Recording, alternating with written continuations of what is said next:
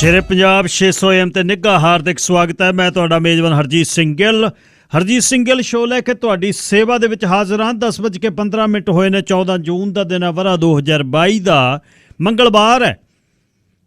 ਅੱਜ ਦੇ ਹੁਕਮਨਾਮੇ ਦੇ ਉੱਪਰ 32 ਜੇਠ ਲਿਖਿਆ ਹੋਇਆ। ਰੱਬ ਜਾਣੇ ਅੱਜ ਜਿਹੜੀ ਸੰਗਰਾਂਦ ਹੈ ਜਾਂ 32 ਜੇਠ ਹੋ ਗਿਆ, ਪਰ ਮੈਂ ਜਿਹੜਾ ਲਿਖਿਆ ਉਹੀ ਪੜ੍ਹ ਕੇ ਸੁਣਾਉਣਾ। 32 ਜੇਠ ਨਾਨਕ ਸੰਮਤ 554 ਨਿੱਘਾ ਹਾਰਦਿਕ ਸਵਾਗਤ ਹੈ। ਚੱਲਾਂਗੇ ਪੰਜਾਬ ਨੂੰ, ਦੇਸ਼ ਪੰਜਾਬ ਦੇ ਝਰੋਖੇ ਚ ਸਰ ਨਵਕਿਨ ਸਿੰਘ ਪੱਤੀ ਗੱਲਬਾਤ ਕਰਨਗੇ। ਉਸ ਤੋਂ ਬਾਅਦ ਕੁਝ ਖਬਰਾਂ ਤੋਂ ਬਾਅਦ ਉੱਗੇ ਵਕੀਲ ਬ੍ਰਿਜ ਮੋੜ ਹੋਣੀ ਆਉਣਗੇ। ਜਿਹੜੇ ਨੌਜਵਾਨ ਸਾਡੇ ਜਵਾਕਾਂ ਦੇ ਕੋਲੋਂ ਕੋਈ ਕੇਸ, ਕੋਈ ਹਿੰਸਾ ਹੋ ਜਾਂਦੀ ਹੈ, ਉਹਦੇ ਬਾਰੇ ਕਾਨੂੰਨ ਕੀ ਕਹਿੰਦੇ ਨੇ, ਜ਼ਿੰਦਗੀ ਕਿੱਧਰ ਨੂੰ ਜਾਂਦੀ ਹੈ। ਪਿਛਲੇ ਦਿਨੀ ਐਡਮਿੰਟਨ ਦੇ ਵਿੱਚ ਜਿਹੜਾ ਵੱਡੀ ਇੱਕ ਝਗੜੇ ਤੋਂ ਬਾਅਦ ਕਰਨਵੀਰ ਸਹੋਤੇ ਨਾਂ ਦਾ ਮੁੰਡਾ ਜਿਹੜਾ ਕਤਲ ਕਰ ਦਿੱਤਾ ਗਿਆ, ਉਹਦੇ ਬਾਰੇ ਜਾਣਕਾਰੀ ਅਤੇ ਕਾਨੂੰਨ ਕੀ ਕਹਿੰਦਾ ਹੈ, ਇਸ 'ਤੇ ਗੱਲਬਾਤ ਹੋਈ। ਆਖਰੀ ਘੰਟੇ ਦੇ ਵਿੱਚ ਜਿਹਦੇ 'ਤੇ ਪਿਛਲੇ ਦਿਨੀ ਆਪਾਂ ਕਈ ਸ਼ੋਅ ਕੀਤੇ, ਰੇਨੋ ਕੈਮਿਊ ਦੀ ਦਾ ਰਿਪਲੇਸਮੈਂਟ ਥਿਊਰੀ, ਬਦਲਾਅ ਦੀ ਨੀਤੀ ਦੇ ਥੱਲੇ ਇੱਕ ਸਰਵੇਖਣ ਕਰਾਇਆ ਗਿਆ ਪਿਛਲੇ ਦਿਨੀ। ਉਸ ਸਰਵੇਖਣ ਦੇ ਵਿੱਚ ਐਬਾਕਸ ਜਿਹੜਾ ਡਾਟੇ ਵਾਲਿਆਂ ਨੇ ਇਸ ਨੂੰ ਕੀਤਾ, ਇਸ ਦੇ ਵਿੱਚ ਕੀ ਹੋਇਆ, 1500 ਕੈਨੇਡੀਅਨ ਦੇ ਸੰਪਲ ਦੇ ਵਿੱਚ ਕੀ ਲੋਕ ਕਿਸ ਤਰ੍ਹਾਂ ਸੋਚਦੇ ਨੇ। ਇਹ ਡਾਟਾ ਸੇਮ ਹੈ, ਜਿੰਨੇ ਪਰਸੈਂਟ ਇੱਥੇ ਸੋਚਦੇ ਆ, ਇੰਨੇ ਹੀ ਪਰਸੈਂਟ 1/3 ਕੈਨੇਡੀਅਨ ਅਮਰੀਕਾ, 1/3 ਕੈਨੇਡੀਅਨ ਅਤੇ 1/3 ਅਮੈਰੀਕਨ ਸੋਚਦੇ ਕਿ ਸਾਨੂੰ ਬਦਲਾਇਆ ਜਾ ਰਿਹਾ, ਸਾਡੀ ਜਗ੍ਹਾ ਇਮੀਗਰੈਂਟਸ ਆ ਰਹੇ ਨੇ।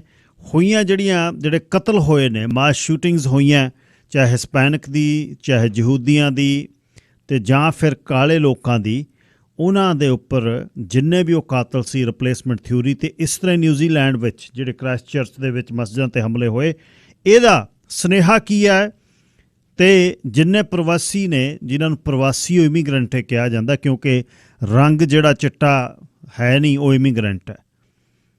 ਲੋੜਾ ਸਾਈਂ ਦਾ ਆਖਰੀ ਘੰਟੇ 'ਚ ਇਹ ਗੱਲ ਹੋਏਗੀ।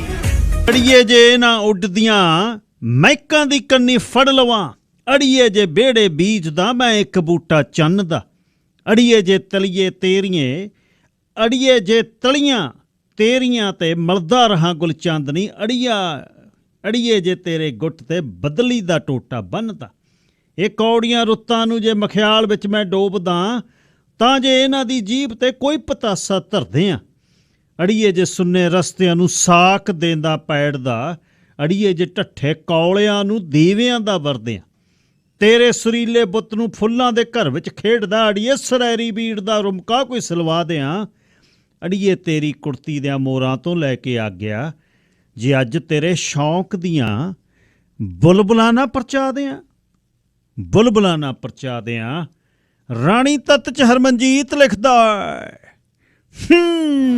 ਬਹੁਤ ਹੀ ਵਧੀਆ ਫਿਲਮ ਹੈ। ਗਿੱਪੀ ਗਰੇਵਾਲ ਫਿਲਮਾਂ ਬਹੁਤ ਵਧੀਆ ਬਣਾਉਂਦਾ। ਇੰਨਾ ਵਧੀਆ ਉਸਨੇ ਗਿਰਧਾਰੀ ਲਾਲ ਨੂੰ ਚਿਤਵਿਆ, ਅਤੇ ਬੱਲੇ ਬੱਲੇ। ਅਤੇ ਗਿਰਧਾਰੀ ਲਾਲ ਦੇ ਪੱਲੇ ਦੇ ਵਿੱਚ ਇੰਨੀ ਮਿਸਰੀ ਆ, ਕੜਕ ਕੜਕ ਕੜਕ ਕਰਕੇ ਖਾਂਦਾ ਮਿਸਰੀ, ਕੜਕ ਬੋਲਦੀ। ਲੱਡੂ ਲਿਆ ਕੇ ਭੋਰ ਕੇ ਖਾਈਏ। ਲਓ ਜੀ, ਚੱਲੀਏ ਪੰਜਾਬ ਨੂੰ। ਸਰ ਨਵਕਿਨ ਸਿੰਘ ਪੱਤੀ, ਸਵਾਗਤ, ਸਤਿ ਸ੍ਰੀ ਅਕਾਲ। ਸ਼ੁਕਰੀਆ ਗਿੱਲ ਸਾਹਿਬ ਜੀ। ਸਭ ਤੋਂ ਪਹਿਲਾਂ ਤੁਹਾਨੂੰ ਅਤੇ ਸ਼ੇਰੇ ਪੰਜਾਬ ਰੇਡੀਓ ਸੁਣ ਰਹੇ ਸਾਰੇ ਹੀ ਸਰੋਤਿਆਂ ਨੂੰ ਮੇਰੇ ਵੱਲੋਂ ਵੀ ਪਿਆਰ ਭਰੀ ਸਤਿ ਸ੍ਰੀ ਅਕਾਲ ਜੀ। ਜੀ ਗਿੱਲ ਸਾਹਿਬ। ਲਾਰੈਂਸ ਬਿਸ਼ਨੋਈ ਮਾਨਸਾ ਦੇ ਟਿੱਬਿਆਂ 'ਚ ਪਹੁੰਚਿਆ ਕਿ ਹਲੇ ਰਾਹ 'ਚ ਹੀ ਹੈ? ਗਿੱਲ ਸਾਹਿਬ ਅਜੇ ਰਾਹ 'ਚ ਹੈ, ਪਾਣੀਪਤ ਦੇ ਆਸ-ਪਾਸ ਪਹੁੰਚਿਆ। ਲੱਗਦਾ ਗਾ ਕਿ 2-2.5 ਘੰਟਿਆਂ ਦੇ ਵਿੱਚ CIA ਸਟਾਫ ਮਾਨਸਾ ਹੋਵੇਗਾ ਉਹ, ਔਰ ਸਵੇਰੇ ਉਹਨੂੰ ਮਾਨਸਾ ਦੀ ਅਦਾਲਤ ਦੇ ਵਿੱਚ ਪੇਸ਼ ਕੀਤਾ ਜਾਊਗਾ। ਦਰਅਸਲ ਲਾਰੈਂਸ ਬਿਸ਼ਨੋਈ ਨੂੰ ਪੰਜਾਬ ਲਿਆਉਣ ਦੇ ਲਈ ਪੰਜਾਬ ਸਰਕਾਰ ਨੂੰ, ਪੰਜਾਬ ਦੀ ਪੁਲਿਸ ਨੂੰ ਬਹੁਤ ਜ਼ਿਆਦਾ ਮਿਹਨਤ ਕਰਨੀ ਪਈ ਹੈ। ਗਿੱਲ ਸਾਹਿਬ, ਸਥਿਤੀ ਇੱਥੋਂ ਤੱਕ ਹੈ ਕਿ ਜਿਹੜਾ ਪੰਜਾਬ ਦਾ ਐਡਵੋਕੇਟ ਜਨਰਲ ਹੈ, ਉਹ ਦਿੱਲੀ ਦੀ ਡਿਸਟ੍ਰਿਕਟ ਲੈਵਲ ਦੀ ਕੋਰਟ 'ਚ ਅੱਜ ਪੇਸ਼ ਹੋਇਆ। ਆਮ ਤੌਰ ਦੇ ਉੱਤੇ ਐਡਵੋਕੇਟ ਜਨਰਲ ਵੱਡੇ ਕੇਸਾਂ ਦੇ ਵਿੱਚ ਵੱਡੀਆਂ ਅਦਾਲਤਾਂ ਦੇ ਵਿੱਚ ਹੀ ਜਾਂਦਾ ਹੁੰਦਾ, ਛੋਟੀਆਂ ਅਦਾਲਤਾਂ ਦੇ ਵਿੱਚ ਉਹਦੀ ਟੀਮ ਦੇ ਮੈਂਬਰ ਜਾਂਦੇ ਹੁੰਦੇ ਨੇ। ਲੇਕਿਨ ਅਨਮੋਲ ਰਤਨ ਸਿੱਧੂ ਜਿਹੜਾ ਪੰਜਾਬ ਦਾ ਐਡਵੋਕੇਟ ਜਨਰਲ ਆ, ਉਹ ਅੱਜ ਖੁਦ ਪਟਿਆਲਾ ਹਾਊਸ ਕੋਰਟ ਹੈ ਜਿਹੜੀ ਦਿੱਲੀ ਦੀ, ਉੱਥੇ ਪੇਸ਼ ਹੋਇਆ। ਉੱਥੇ ਉਹਨੇ ਮੰਗ ਕੀਤੀ, ਪੂਰਾ ਕੇਸ ਦੱਸਿਆ ਔਰ ਕਿਹਾ ਕਿ ਲਾਰੈਂਸ ਬਿਸ਼ਨੋਈ ਪੰਜਾਬ ਪੁਲਿਸ ਕੋਲੇ ਭੇਜੋ, ਜਿਸ ਦੇ ਉੱਤੇ ਅਦਾਲਤ ਨੇ ਕੁਝ ਸ਼ਰਤਾਂ ਦੇ ਤਹਿਤ 24 ਘੰਟਿਆਂ ਦਾ ਉਹਦਾ ਟ੍ਰਾਂਜ਼ਿਟ ਰਿਮਾਂਡ ਆ ਜਿਹੜਾ ਦਿੱਤਾ, ਜਾਣੀ ਕਿ 24 ਘੰਟਿਆਂ ਦੇ ਵਿੱਚ ਉਹਨੂੰ ਲਿਆ ਕੇ ਪੰਜਾਬ ਦੀ ਕਿਸੇ ਅਦਾਲਤ ਦੇ ਵਿੱਚ ਪੇਸ਼ ਕਰਨਾ ਹੋਵੇਗਾ।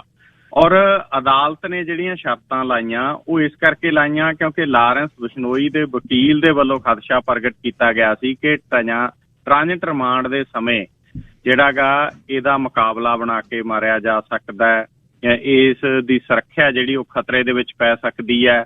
ਔਰ ਵਕੀਲ ਨੇ ਮੰਗ ਰੱਖੀ ਸੀ ਕਿ ਜਿੱਥੇ ਵੀ ਇਹਨੂੰ ਲੈ ਕੇ ਜਾਣਾ ਹੱਥ ਕੜੀਆਂ ਲਾਈਆਂ ਜਾਣ, ਬੇੜੀਆਂ ਪਾ ਕੇ ਲਿਜਾਇਆ ਜਾਵੇ ਔਰ ਹਰੇਕ 12 ਘੰਟੇ 'ਚ ਇਹਦਾ ਮੈਡੀਕਲ ਹੋਵੇ, ਬੁਲਟ ਪ੍ਰੂਫ ਗੱਡੀ 'ਚ ਲੈ ਕੇ ਜਾਇਆ ਜਾਵੇ, ਇਹਦੀ ਪੂਰੇ ਜਾਨ ਮਾਲ ਦੀ ਸੁਰੱਖਿਆ ਕੀਤੀ ਜਾਵੇ। ਸੀਨੀਅਰ ਪੁਲਿਸ ਅਫਸਰ ਇਹ ਪੂਰੇ ਆਪਰੇਸ਼ਨ ਦੀ ਨਿਗਰਾਨੀ ਕਰਨ, 50 ਤੋਂ ਵੱਧ ਸੀਨੀਅਰ ਪੁਲਿਸ ਅਫਸਰ ਆਪਰੇਸ਼ਨ ਦੌਰਾਨ ਹੋਣ, ਘੱਟੋ ਘੱਟ 20 ਗੱਡੀਆਂ ਦੀ ਸੁਰੱਖਿਆ 'ਚ ਤੈਨਾਤ ਹੋਣ।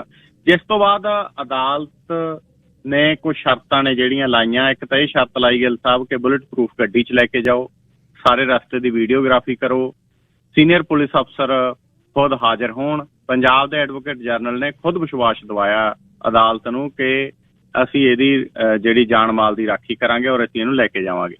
ਜਿਸ ਤੋਂ ਬਾਅਦ ਅਦਾਲਤ ਨੇ ਸ਼ਰਤਾਂ ਤਹਿਤ ਲਾਰੈਂਸ ਬਿਸ਼ਨੋਈ ਆ ਜਿਹੜਾ ਪੰਜਾਬ ਪੁਲਿਸ ਦੇ ਹਵਾਲੇ ਕੀਤਾ ਗਾ। ਪੰਜਾਬ ਪੁਲਿਸ ਨੇ ਉਹਦਾ ਉੱਥੋਂ ਮੈਡੀਕਲ ਕਰਵਾਇਆ ਦਿੱਲੀ ਤੋਂ ਔਰ ਉੱਥੋਂ ਹੁਣ ਉਹਨੂੰ ਸਿੱਧਾ ਗਾ ਜਿਹੜਾ ਪੰਜਾਬ ਲਿਆਂਦਾ ਜਾ ਰਿਹਾ ਗਾ। ਪੰਜਾਬ ਦੇ ਚੈਨਲਾਂ ਵਾਲੇ ਗਿੱਲ ਸਾਹਿਬ ਐਂ ਲਾਈਵ ਦਿਖਾ ਰਹੇ ਨੇ ਰਸਤੇ ਦੇ ਵਿੱਚੋਂ ਜਿਵੇਂ ਕੋਈ ਬਹੁਤ ਵੱਡਾ ਬੰਦਾ ਲਿਆਂਦਾ ਜਾ ਰਿਹਾ ਹੋਵੇ। ਬਹੁਤ ਸਾਰੇ ਵਿਊਜ਼ ਦੇ TRP ਦੇ ਚੱਕਰਾਂ ਦੇ ਵਿੱਚ ਚੈਨਲ ਵਾਲੇ ਉਹਨੂੰ ਐਂ ਹੀਰੋ ਬਣਾ ਕੇ ਪੇਸ਼ ਕਰ ਰਹੇ ਨੇ, ਦੇਖੋ ਜੀ ਬਹੁਤ ਵੱਡਾ ਗੈਂਗਸਟਰ ਹੈ, ਬਹੁਤ ਨਾਮੀ ਗੈਂਗਸਟਰ ਹੈ। ਅਸਲ ਦੇ ਵਿੱਚ 36 ਦੇ ਲਗਭਗ ਉਹਦੇ ਤੇ ਕੇਸ ਨੇ ਜੀ ਔਰ ਉਹ ਪੰਜਾਬ ਦੇ ਵਿੱਚ ਹੀ 17 ਮਾਮਲੇ ਨੇ ਉਹਦੇ ਤੇ, 5 ਸੂਬਿਆਂ ਦੇ ਵਿੱਚ ਉਹਦੇ ਤੇ ਕੇਸ ਚੱਲਦੇ ਨੇ। ਪੰਜਾਬ ਨੂੰ ਬਿਲੋਂਗ ਕਰਦਾ, ਇਹ ਹੋਰ ਫਾਜ਼ਿਲਕਾ ਏਰੀਏ ਦਾ, ਪੰਜਾਬ ਯੂਨੀਵਰਸਿਟੀ ਚੰਡੀਗੜ੍ਹ LLB ਕਰਦਾ ਸੀ, ਉਦੋਂ ਦਾ ਇਹ ਬਦਮਾਸ਼ੀ ਦੇ ਵਿੱਚ ਪਿਆ ਹੋਇਆ ਗਾ। ਔਰ ਉਦੋਂ ਬਾਅਦ ਦਿੱਲੀ ਪੁਲਿਸ ਵਾਲੇ ਇਹਨੂੰ ਜਿਹੜਾ ਤਿਹਾੜ ਜੇਲ੍ਹ ਦੇ ਵਿੱਚ ਰੱਖਿਆ ਹੋਇਆ। ਦਿੱਲੀ 'ਚ ਇਹਦੇ ਤੇ ਕੋਈ ਬਹੁਤੇ ਵੱਡੇ ਮਾਮਲੇ ਨਹੀਂ ਹੈਗੇ, ਜਿਹਦੇ ਕਰਕੇ ਸਭ ਤੋਂ ਵੱਧ ਕੇਸ ਇਹਦੇ ਟੋਟਲ 36 ਕੇਸ ਨੇ, 17 ਤਾਂ ਇਕੱਲੇ ਪੰਜਾਬ ਦੇ ਵਿੱਚ ਨੇ ਔਰ ਪੰਜਾਬ ਦੇ ਵਿੱਚ ਇਹਦੇ ਤੇ ਬੜੇ ਮਤਲਬ ਲੁੱਟ ਖੋਹ ਡਕੈਤੀ ਇੱਦਾਂ ਦੇ ਕੇਸ ਨੇ। ਜ਼ਿਆਦਾਤਰ ਕੇਸ ਨੇ ਜਿਹੜੇ ਪੰਜਾਬ ਦੇ ਵਿੱਚ ਵੀ ਉਹ ਚੰਡੀਗੜ੍ਹ, ਫਰੀਦਕੋਟ, ਮੋਹਾਲੀ, ਅੰਮ੍ਰਿਤਸਰ ਸਾਹਿਬ, ਮੁਕਤਸਰ, ਫਾਜ਼ਿਲਕਾ ਇਹਦੇ ਆਪਦੇ ਹੋਰ ਏਰੀਏ ਦੇ ਵਿੱਚ ਨੇ। ਔਰ ਇਹਨੂੰ ਤਿਹਾੜ ਜੇਲ੍ਹ ਦੇ ਵਿੱਚ ਫੋਨ ਕਿਵੇਂ ਪ੍ਰੋਵਾਈਡ ਹੁੰਦਾ ਹੈ ਗਿੱਲ ਸਾਹਿਬ, ਏਜੰਸੀਆਂ ਤੋਂ ਬਿਨਾਂ ਇਹ ਕੰਮ ਨਹੀਂ ਹੁੰਦੇ। ਉੱਥੇ ਬੈਠੇ ਨੂੰ ਇਹਦੇ ਕਿਵੇਂ ਮਤਲਬ ਇਹ ਸਾਰਾ ਸਿਸਟਮ ਚੱਲਦਾ ਹੈ ਔਰ ਬੁਲਟ ਪ੍ਰੂਫ ਗੱਡੀਆਂ, ਐਡਾ ਵੱਡਾ ਸਟਰਕਚਰ, ਐਡਾ ਢਿੱਮ ਢਾਣਾ ਇਹਨੂੰ ਲਿਆਉਣ ਦੇ ਲਈ ਇਹ ਐਡੀ ਵਕੀਲਾਂ ਦੀ ਟੀਮ ਇਹਦੇ ਕੋਲ ਕਿੱਥੋਂ ਹਾਇਰ ਹੁੰਦੀ ਹੈ। ਆਮ ਬੰਦਿਆਂ ਦਾ ਇਹ ਹੁੰਦਾ ਵੀ ਜੇ ਜੇਲ੍ਹ 'ਚ ਬੈਠਾ ਹੋਵੇ ਚੁੱਲ੍ਹੇ 'ਚ ਗਿੱਲ ਸਾਹਿਬ ਖੱਬਲ ਉੱਗਿਆ ਹੁੰਦਾ ਤੇ ਇਹਦੇ ਕੋਲ ਐਡੇ ਵਕੀਲਾਂ ਦੀ ਟੀਮ ਜਿਹੜੀ ਐ ਤੁਰੀ ਫਿਰਦੀ ਆ, ਉੱਥੋਂ ਵਕੀਲ ਵੀ ਤੁਰ ਪਏ ਕੱਲ੍ਹ ਨੂੰ ਮਾਨਸਾ ਦੀ ਅਦਾਲਤ 'ਚ ਪੇਸ਼ ਹੋਣਗੇ ਔਰ ਇਹਦੇ ਪੁਲਿਸ ਰਿਮਾਂਡ ਦਾ ਵਿਰੋਧ ਕਰਨਗੇ। ਸੋ ਇਹ ਸਾਰੀ ਕਹਾਣੀ ਹੈ ਜਿਹੜੀ ਇੱਕ ਲੰਬੀ ਕਹਾਣੀ ਹੈ ਜਿਹਦੀ ਤਵਾਰੀਖ ਹੈ ਜਿਹੜੀ ਉਹ ਪੰਜਾਬ ਦੇ ਇਤਿਹਾਸ ਤੇ ਲਿਖੀ ਜਾ ਰਹੀ ਹੈ ਜੀ। ਇਹ ਬਾਗੜ ਬਿੱਲੇ ਨੂੰ ਦੁੱਧ ਕੌਣ ਪਿਲਾਉਂਦਾ ਜੇਲ੍ਹ 'ਚ, ਗੱਲ ਇਹ ਪਤਾ ਕਰਨ ਵਾਲੀ ਹੈ। ਅੱਛਾ ਅੱਗੇ ਚੱਲੀਏ, ਇਲਾਹਾਬਾਦ 'ਚ ਜਿਹੜਾ ਘਰ ਢਾਇਆ ਸੀ ਕੁੜੀ ਫਾਤਮਾ ਦਾ, ਉਹਦੇ ਬਾਰੇ ਕੀ ਪਤਾ ਜੀ? ਗਿੱਲ ਸਾਹਿਬ ਦੇਖੋ, ਇਹ ਕਈ ਥਾਵਾਂ ਦੇ ਉੱਤੇ ਇਹਨਾਂ ਨੇ ਘਰ ਢਾਤੇ। ਇਹ ਵਕੀਲ ਹੁਣ ਹਾਈ ਕੋਰਟ ਪਹੁੰਚੇ ਨੇ ਔਰ ਹਾਈ ਕੋਰਟ ਦੇ ਵਿੱਚ ਉਹਨਾਂ ਨੇ ਜਾ ਕੇ ਕਿਹਾ ਕਿ ਜਾਵੇਦ ਅਹਿਮਦ ਦਾ ਜਿਹੜਾ ਮਕਾਨ ਢਾਹਿਆ ਉਹ ਮਕਾਨ ਉਹਦੇ ਨਾਂ ਦੇ ਉੱਤੇ ਨਹੀਂ ਹੈਗਾ, ਉਹ ਮਕਾਨ ਤਾਂ ਉਹਦੀ ਬੇਗਮ ਫਾਤਮਾ ਪ੍ਰਵੀਨ ਦੇ ਨਾਂ ਦੇ ਉੱਤੇ ਆ। ਔਰ ਤੁਸੀਂ ਚੱਕ ਕੇ ਮਤਲਬ ਜਿਹੜਾ PDA ਦੇ ਵੱਲੋਂ ਪ੍ਰਯਾਗਰਾਜ ਜਿਹੜੀ ਵਿਕਾਸ ਅਥਾਰਟੀ ਆ ਉਹਦੇ ਵੱਲੋਂ ਬੁਲਡੋਜ਼ਰ ਚਲਾਤੇ। ਉਧਰ ਮੁਸਲਿਮ ਜਥੇਬੰਦੀ ਜਮਾਤ ਨੇ ਸੁਪਰੀਮ ਕੋਰਟ ਦਾ ਰੁਖ ਕਰਦਿਆਂ ਸੱਜਰੀਆਂ ਪਟੀਸ਼ਨਾਂ ਦਾਖਲ ਕਰਕੇ ਮੰਗ ਕੀਤੀ ਹੈ ਕਿ ਉੱਤਰ ਪ੍ਰਦੇਸ਼ ਸਰਕਾਰ ਨੂੰ ਹਦਾਇਤ ਕੀਤੀ ਜਾਵੇ ਕਿ ਸੂਬੇ 'ਚ ਕੋਈ ਵੀ ਸਾਰੀ ਢਾਹੁਣ ਤੋਂ ਪਹਿਲਾਂ ਲੋੜੀਂਦੀ ਕਾਨੂੰਨੀ ਕਾਰਵਾਈ ਘੱਟੋ ਘੱਟ ਮੁਕੰਮਲ ਕੀਤੀ ਜਾਵੇ। ਔਰ ਜ਼ਿਲ੍ਹਾ ਅਧਿਆਪਕਤਾ ਮੰਚ ਨਾਂ ਦੀ ਐਸੋਸੀਏਸ਼ਨ ਦੇ 5 ਵਕੀਲਾਂ ਨੇ ਹਾਈ ਕੋਰਟ 'ਚ ਪਟੀਸ਼ਨ ਦਾਖਲ ਕਰਕੇ ਦਾਅਵਾ ਕੀਤਾ ਹੈ ਕਿ ਐਤਵਾਰ ਨੂੰ ਜਿਸ ਮਕਾਨ ਤੇ ਬਲਡੋਜ਼ਰ ਚਲਾਇਆ ਗਿਆ ਉਹਦਾ ਮਾਲਕ ਜਾਵੇਦ ਅਹਿਮਦ ਨਹੀਂ ਬਲਕਿ ਉਹਦੀ ਪਤਨੀ ਆ। ਵਕੀਲਾਂ ਨੇ ਕਿਹਾ ਕਿ ਘਰ ਫਾਤਮਾ ਨੂੰ ਉਹਦੇ ਮਾਤਾ ਪਿਤਾ ਨੇ ਉਹਦੇ ਨਿਕਾਹ ਤੋਂ ਪਹਿਲਾਂ ਦਿੱਤਾ ਸੀਗਾ, ਲਿਹਾਜ਼ਾ ਮੁਸਲਿਮ ਪਰਸਨਲ ਲਾਅ ਬੋਰਡ ਮੁਤਾਬਕ ਜਾਵੇਦ ਅਹਿਮਦ ਦਾ ਇਸ ਮਕਾਨ ਦੇ ਉੱਤੇ ਹੱਕ ਹੀ ਨਹੀਂ ਹੈਗਾ। ਔਰ ਗਿੱਲ ਸਾਹਿਬ ਜਿਸ ਤਰੀਕੇ ਦਾ ਪੈਗੰਬਰ ਮੁਹੰਮਦ ਦੇ ਉੱਤੇ ਟਿੱਪਣੀਆਂ ਕਰਨ ਤੋਂ ਬਾਅਦ ਵਿਰੋਧ ਖੜਾ ਹੋਇਆ, ਉਸ ਵਿਰੋਧ ਦੇ ਨਾਲ ਨਜਿੱਠਣ ਦਾ ਜਿਹੜਾ ਮੋਦੀ ਸਰਕਾਰ ਦਾ ਰਵੱਈਆ ਹੈਗਾ, ਉਹ ਰਵੱਈਏ ਨੂੰ ਲੈ ਕੇ ਸਵਾਲ ਖੜੇ ਹੋ ਰਹੇ ਨੇ। ਕਿਉਂਕਿ ਅਦਾਲਤਾਂ ਦੇ ਵਿੱਚ ਵੀ ਮਸਲੇ ਗਏ ਨੇ ਕਿ ਇੱਦਾਂ ਤਾਂ ਅੰਗਰੇਜ਼ਾਂ ਦੇ ਸਮੇਂ ਦੇ ਵਿੱਚ ਨਹੀਂ ਢਾਹੇ ਗਏ, ਬਲਡੋਜ਼ਰ ਫੇਰੇ ਗਏ ਵਿਰੋਧ ਕਰਨ ਵਾਲਿਆਂ ਤੇ, ਜਿਸ ਤਰੀਕੇ ਦੇ ਨਾਲ ਅੱਜ ਚੱਲ ਰਿਹਾ। ਔਰ ਜੁਮੇ ਦੀ ਨਮਾਜ਼ ਤੋਂ ਬਾਅਦ ਇਹ ਸਾਰਾ ਕੁਝ ਸ਼ੁਰੂ ਹੋਇਆ ਹੈਗਾ। ਔਰ ਇਹਦੇ ਤੇ ਯੋਗੀ ਆਦਿੱਤਿਆਨਾਥ ਦਾ ਮੀਡੀਆ ਐਡਵਾਈਜ਼ਰ ਹੈ ਮਿਰਤਿਆ ਕੁਮਾਰ, ਉਹਨੇ ਗਿੱਲ ਸਾਹਿਬ ਟਵੀਟ ਕੀਤਾ ਕਿ ਦੰਗਈ ਯਾਦ ਰੱਖਣ, ਹਰ ਸ਼ੁੱਕਰਵਾਰ ਦੇ ਬਾਅਦ ਸ਼ਨਿਚਰਵਾਰ ਜ਼ਰੂਰ ਆਉਂਦਾ।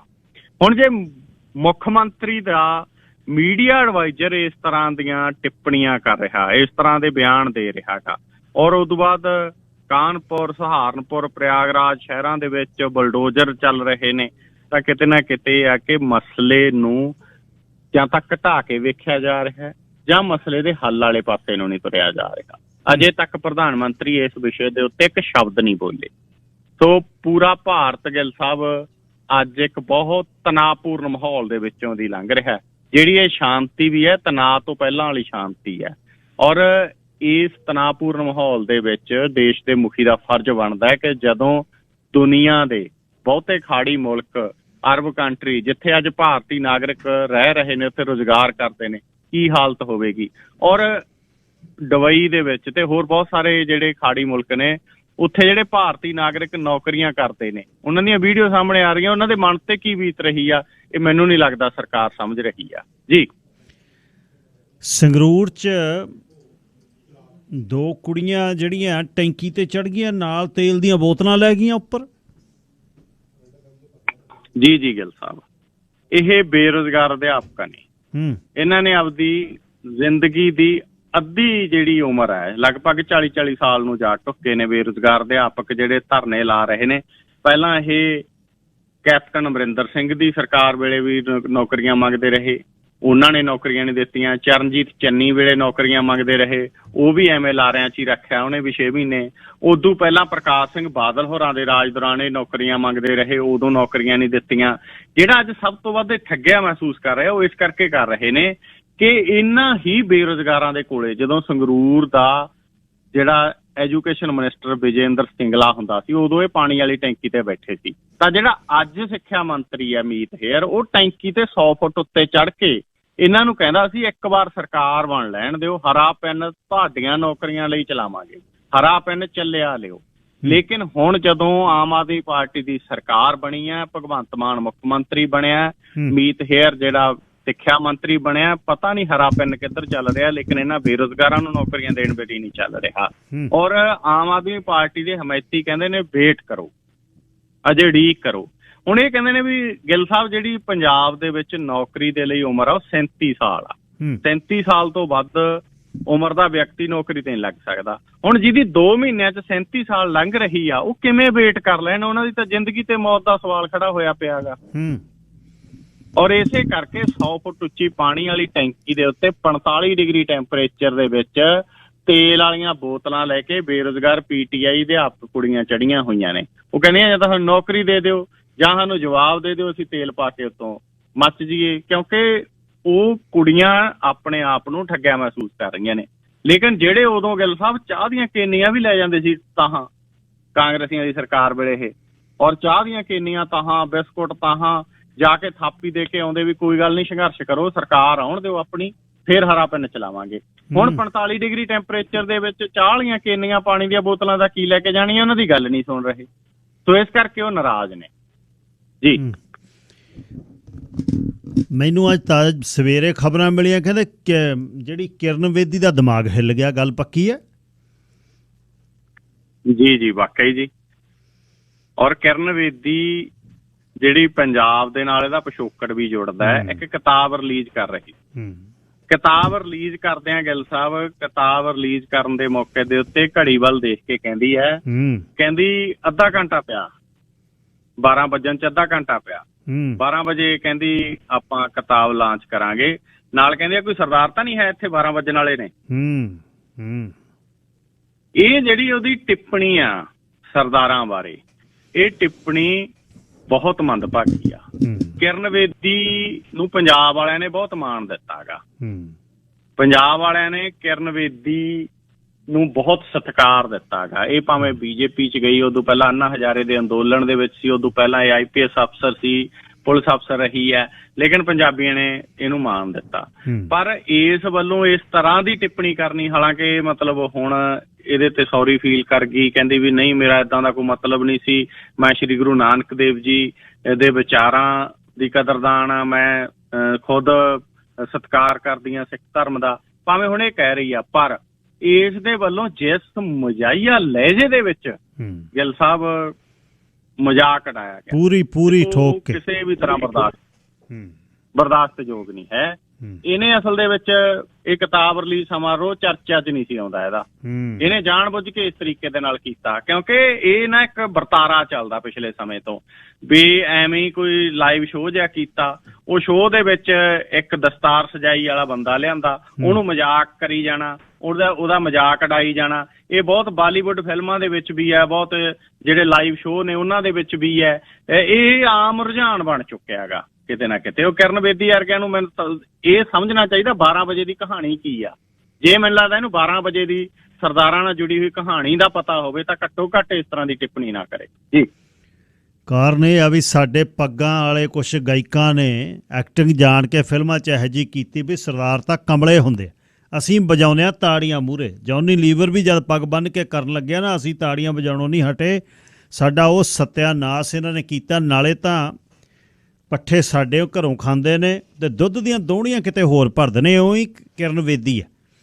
ਇਹਨਾਂ ਦਾ ਜਿਹੜਾ ਦਿਮਾਗ ਜਦ ਹਿੱਲਦਾ, ਜਿਹਦਾ ਦਿਮਾਗ ਹਿੱਲਦਾ ਉਹ ਸਿੱਖਾਂ ਨੂੰ ਮਖੌਲ ਕਰਦਾ। ਇਹ ਤਾਂ ਨਿਹੰਗ ਸਿੰਘਾਂ ਦੇ ਹਵਾਲੇ ਕਰਕੇ ਨਾ ਫਲਾਹ ਦੇ ਕਿਸੇ ਦਰਖਤ ਨਾਲ ਬੰਨੇ ਹੋਣ ਉੱਪਰ ਦੀ ਰੱਸਾ ਘੁਮਾ ਕੇ ਕੀੜਿਆਂ ਦੇ ਭੌਣ 'ਤੇ, ਫਿਰ ਇਹਨਾਂ ਨੂੰ ਪਤਾ ਲੱਗੇ ਵੀ ਕਿਸੇ ਕੌਮ ਨੂੰ ਮਜ਼ਾਕ ਕਿਵੇਂ ਕਰੀਦਾ। ਕੀਤਾ ਸੀ ਇੱਕ ਵਾਰ ਦਾਰਾ ਸਿਉਂ ਨੇ ਬੰਨ੍ਹ ਕੇ ਸਿਰ 'ਤੇ ਦਮਾਲਾ ਅਤੇ ਦਾੜੀ ਰੱਖ ਕੇ 1.25 ਲੱਖ ਸੇ ਏਕ ਲੜਾਊਂ। ਗੁਰੂ ਦੀਆਂ ਲਾਡਲੀਆਂ ਫੌਜਾਂ ਨੇ ਜਦ ਘੇਰੇ ਜਾ ਕੇ ਸਿਨੇਮੇ ਫੇਰ ਹਟੇ। ਹੁਣ ਆਪ 4 ਸਾਹਿਬਜ਼ਾਦੇ ਬਣਾ ਲਓ ਜੀ ਕਾਰਟੂਨ ਸਾਡੇ, ਜਿਨ੍ਹਾਂ ਨੇ ਰੱਤ ਡੋਲ ਕੇ ਉਹ ਦੇਸ਼ ਨੂੰ ਤਕੜਾ ਕੀਤਾ, ਉਹਨਾਂ ਨੂੰ ਕਾਰਟੂਨ ਬਣਾ ਕੇ ਅਸੀਂ ਵੇਖਦੇ ਹਾਂ। ਬੇੜਾ ਗਰਕ ਹੋ ਗਿਆ ਬਣਾਉਣ ਵਾਲੇ ਫਿਲਮਾਂ ਦਾ, ਬੇੜਾ ਗਰਕ ਹੋ ਗਿਆ ਵੇਖਣ ਵਾਲਿਆਂ ਦਾ। ਅੱਛਾ, ਭਾਰਤੀ ਫੌਜ ਦੇ ਵਿੱਚ ਅਗਨੀਪਥ ਸਕੀਮ ਕਿਹੜੀ ਹੈ ਜਿਹਦੇ ਵਿੱਚ ਭਰਤੀ ਕਰ ਰਹੇ ਨੇ ਹੁਣ ਦੁਬਾਰਾ? ਗਿੱਲ ਸਾਹਿਬ ਇਹ ਨਾ ਇੱਕ ਨਵੀਂ ਸਕੀਮ ਲਿਆਏ ਭਾਰਤੀ ਫੌਜ ਦੇ ਲਈ। ਨਵੀਂ ਸਕੀਮ ਇਹ ਲਿਆਏ, ਜਿਵੇਂ ਪਹਿਲਾਂ ਘੱਟੋ ਘੱਟ ਜਿਹੜਾ ਵਿਅਕਤੀ ਭਰਤੀ ਹੁੰਦਾ ਫੌਜ ਦੇ ਵਿੱਚ, ਉਹਨੂੰ 15 ਤੋਂ 16 ਸਾਲ ਜੌਬ ਕਰਕੇ ਉਸ ਤੋਂ ਬਾਅਦ ਰਿਟਾਇਰਮੈਂਟ ਦੇ ਪੈਨਸ਼ਨ ਦੇ ਯੋਗ ਹੁੰਦਾ। ਹੁਣ ਇਹਨਾਂ ਨੇ ਇੱਕ ਅਗਨੀਪਥ ਜਿਹੜੀ ਹੈਗੀ ਉਹ ਸਕੀਮ ਲਿਆਂਦੀ। ਉਹਦੇ ਤਹਿਤ ਮਹਿਜ 4 ਸਾਲ ਦੇ ਲਈ ਭਰਤੀ ਕਰਨਗੇ, ਔਰ ਭਰਤੀ ਹੋਣ ਦੀ ਉਮਰ 17 ਸਾਲ ਤੋਂ 21 ਸਾਲ ਦੇ ਵਿਚਾਲੇ ਹੋਣੀ ਚਾਹੀਦੀ ਹੈ। ਕਹਿੰਦੇ 10ਵੀਂ ਜਾਂ 12ਵੀਂ ਪਾਸ ਹੋਣਾ ਚਾਹੀਦਾ। 4 ਸਾਲਾਂ ਲਈ ਭਰਤੀ ਹੋਊਗਾ, ਪੈਨਸ਼ਨ ਕੋਈ ਨਹੀਂ ਦੇਣੀ। 4 ਸਾਲ ਬਾਅਦ ਉਹਦੇ 25% ਉਹਨਾਂ ਦੇ ਵਿੱਚੋਂ ਨੇ ਜਿਹੜੇ ਉਹ ਰੱਖ ਲਿਆ ਕਰਨਗੇ, 75% ਨੇ ਜਿਹੜੇ ਉਹ ਘਰ ਨੂੰ ਤੋਰ ਦਿਆ ਕਰਨਗੇ। ਪਹਿਲੇ ਸਾਲ ਦੀ ਸੈਲਰੀ ਕਹਿੰਦੇ ਪ੍ਰਤੀ ਮਹੀਨਾ 30,000 ਰੁਪਏ ਹੋਊ, ਚੌਥੇ ਸਾਲ ਦੀ 40,000 ਰੁਪਇਆ ਪ੍ਰਤੀ ਮਹੀਨਾ ਜਿਹੜੀ ਹੋਊਗੀ, ਔਰ ਨੌਕਰੀ ਦੌਰਾਨ ਭੱਤੇ ਦਿੱਤੇ ਜਾਣਗੇ। ਡਿਊਟੀ ਦੌਰਾਨ ਜਾਨ ਗਵਾਉਣ ਵਾਲੇ ਨੌਜਵਾਨ ਨੂੰ ਸਰਕਾਰ ਵੱਲੋਂ 44 ਲੱਖ ਰੁਪਏ ਦੀ ਸਹਾਇਤਾ ਦਿੱਤੀ ਜਾਊਗੀ, ਔਰ ਅਪਾਹਜ ਹੋਣ ਦੇ ਉੱਤੇ ਰਾਸ਼ੀ ਦਿੱਤੀ ਜਾਊਗੀ, ਪੈਨਸ਼ਨ ਨਹੀਂ ਦਿੱਤੀ ਜਾਊਗੀ। ਇਹਨਾਂ ਨੇ ਬਾਕੀ ਤਾਂ ਸਾਰੇ ਵਿਭਾਗਾਂ ਦੇ ਵਿੱਚ 2004 ਦੇ ਵਿੱਚ ਜਦੋਂ ਅਟਲ ਬਿਹਾਰੀ ਵਾਜਪਾਈ ਦੇਸ਼ ਦਾ ਪ੍ਰਧਾਨ ਮੰਤਰੀ ਸੀ, ਉਦੋਂ ਪੈਨਸ਼ਨ ਬੰਦ ਕਰਤੀ ਸੀ। ਹੁਣ ਗਿੱਲ ਸਾਹਿਬ ਜਿਹੜੇ ਮਾਸਟਰ ਭਰਤੀ ਹੁੰਦੇ ਨੇ, ਡਾਕਟਰ ਭਰਤੀ ਹੁੰਦੇ ਨੇ, ਜਿੰਨੇ ਵੀ ਵੱਖ-ਵੱਖ ਹੋਰ ਮੁਲਾਜ਼ਮ ਭਰਤੀ ਹੁੰਦੇ ਨੇ, ਉਹਨੂੰ ਪੈਨਸ਼ਨ ਨਹੀਂ ਹੈ। ਜਿਹੜੀ ਪੁਰਾਣੀ ਪੈਨਸ਼ਨ ਸਕੀਮ ਆ 4 ਤੱਕ ਜਿਹੜੇ ਮੁਲਾਜ਼ਮ ਭਰਤੀ ਹੋ ਗਏ ਉਹਨਾਂ ਲਈ ਆ, ਲੇਕਿਨ ਜਿਹੜੀ ਫੌਜ ਦੇ ਵਿੱਚ ਸੀ ਉਹ ਪੈਨਸ਼ਨ ਯੋਜਨਾ ਅੱਜ ਤੱਕ ਚੱਲਦੀ ਆ। ਪਰ ਹੁਣ ਇਹਨਾਂ ਨੇ ਵਿੰਗੇ ਟੇਢੇ ਢੰਗ ਨਾਲ ਵੀ 4 ਸਾਲ ਲਈ ਭਰਤੀ ਕਰ ਲਓ, ਔਰ ਕਿਉਂਕਿ ਇਹੀ ਜਵਾਨੀ ਪਹਿਰਾ ਹੁੰਦਾ 17 ਸਾਲ ਤੋਂ 21 ਸਾਲ ਦੀ ਉਮਰ, ਔਰ ਉਦੋਂ ਬਾਅਦ ਪੈਨਸ਼ਨ ਅਸਲ ਦੇ ਵਿੱਚ ਤੋਂ ਭੱਜ ਰਹੀ ਆ ਸਰਕਾਰ ਜੀ। ਠੁਮਕਾ ਮੰਤਰੀ ਦੀ ਕੀ ਖਬਰ ਹੈ ਜੀ ਧਰਮਸੋਤ ਦੀ?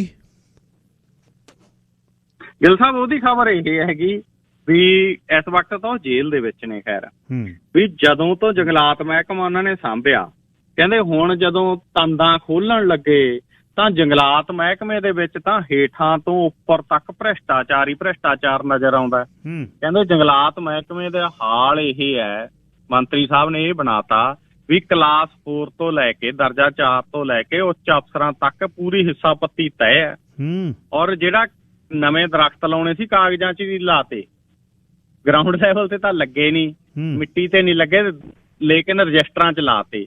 ਔਰ ਹੇਠਾਂ ਤੋਂ ਤਾਂ ਤੱਕ ਜਿਹੜੀ ਪੂਰੀ ਦੀ ਪੂਰੀ ਭਾਗੀਦਾਰੀ ਨਾਲ ਪੈਸੇ ਵੰਡੇ ਗਏ। ਕੇਂਦਰ ਸਰਕਾਰ ਨੇ ਕਹਿੰਦੇ ਇੱਕ ਯੋਜਨਾ ਚਲਾਈ ਸੀ, ਉਹਦਾ ਨਾਂ ਸੀ ਕੈਂਪਾ ਯੋਜਨਾ ਤਹਿਤ ਭਾਰਤ ਸਰਕਾਰ ਤੋਂ ਪੈਸੇ ਆਉਂਦੇ ਸੀ ਔਰ ਉਸ ਗ੍ਰਾਂਟ ਦੇ ਜਿਹੜੇ ਬੂਟੇ ਵੰਡੇ ਜਾਣੇ ਸੀ, ਦਰਖਤ ਲੱਗਦੇ ਸੀ। ਲੇਕਿਨ ਜੰਗਲਾਤ ਵਿਭਾਗ ਦੇ ਅਧਿਕਾਰੀਆਂ ਵੱਲੋਂ ਨਵੇਂ ਪੌਦੇ ਲਾਉਣ ਦੇ ਮਾਮਲੇ ਤੇ ਖਾਨਾ ਪੂਰਤੀ ਹੀ ਨਹੀਂ ਕੀਤੀ ਗਈ, ਸਗੋਂ ਪੌਦਿਆਂ ਦੀ ਦੇਖ ਰੇਖ ਤੇ ਹੋਣ ਦਾ ਮੋਟਾ ਖਰਚਾ ਵੀ ਲੈ ਲਿਆ ਗਿਆ ਔਰ ਉਹ ਸਾਰਾ ਕੁਝ ਡਕਾਰ ਗਏ। ਸੁੱਧੇ ਜੰਗਲਾਤ ਮੰਤਰੀ ਸਾਧੂ ਸਿੰਘ ਧਰਮਸੋਤ ਤੇ ਕਲਾਸ 4 ਤੱਕ।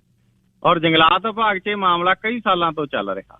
ਪੜਤਾਲ ਦੌਰਾਨ ਇਹ ਤੱਥ ਵੀ ਸਾਹਮਣੇ ਆਏ ਨੇ ਵੀ ਜੰਗਲਾਤ ਵਿਭਾਗ ਦੇ ਵਿੱਚ ਵਰਤੀਆਂ ਜਾਂਦੀਆਂ ਗ੍ਰਾਂਟਾਂ ਦੀ ਪੈਰਵਾਈ ਕਰਨ ਦੇ ਲਈ ਆਮ ਤੌਰ ਦੇ ਉੱਤੇ ਆਡਿਟਿੰਗ ਆ ਜਿਹੜੀ ਉਹ ਘੱਟ ਹੀ ਹੁੰਦੀ ਸੀ ਤੇ ਅਫਸਰਾਂ ਵੱਲੋਂ ਮਾਮੂਲੀ ਜਿਹੜੀ ਇੰਸਪੈਕਸ਼ਨ ਕਰਕੇ ਡੰਗ ਟਪਾਈ ਆ ਜਿਹੜੀ ਉਹ ਕਰ ਦਿੱਤੀ ਜਾਂਦੀ ਸੀ। ਔਰ ਜਦੋਂ ਮੰਤਰੀ ਸਾਹਿਬ ਕੋਲੇ ਪੈਸੇ ਆ ਜਾਂਦੇ ਸੀ ਤਾਂ ਸਾਰਾ ਕੁਝ ਠੀਕ।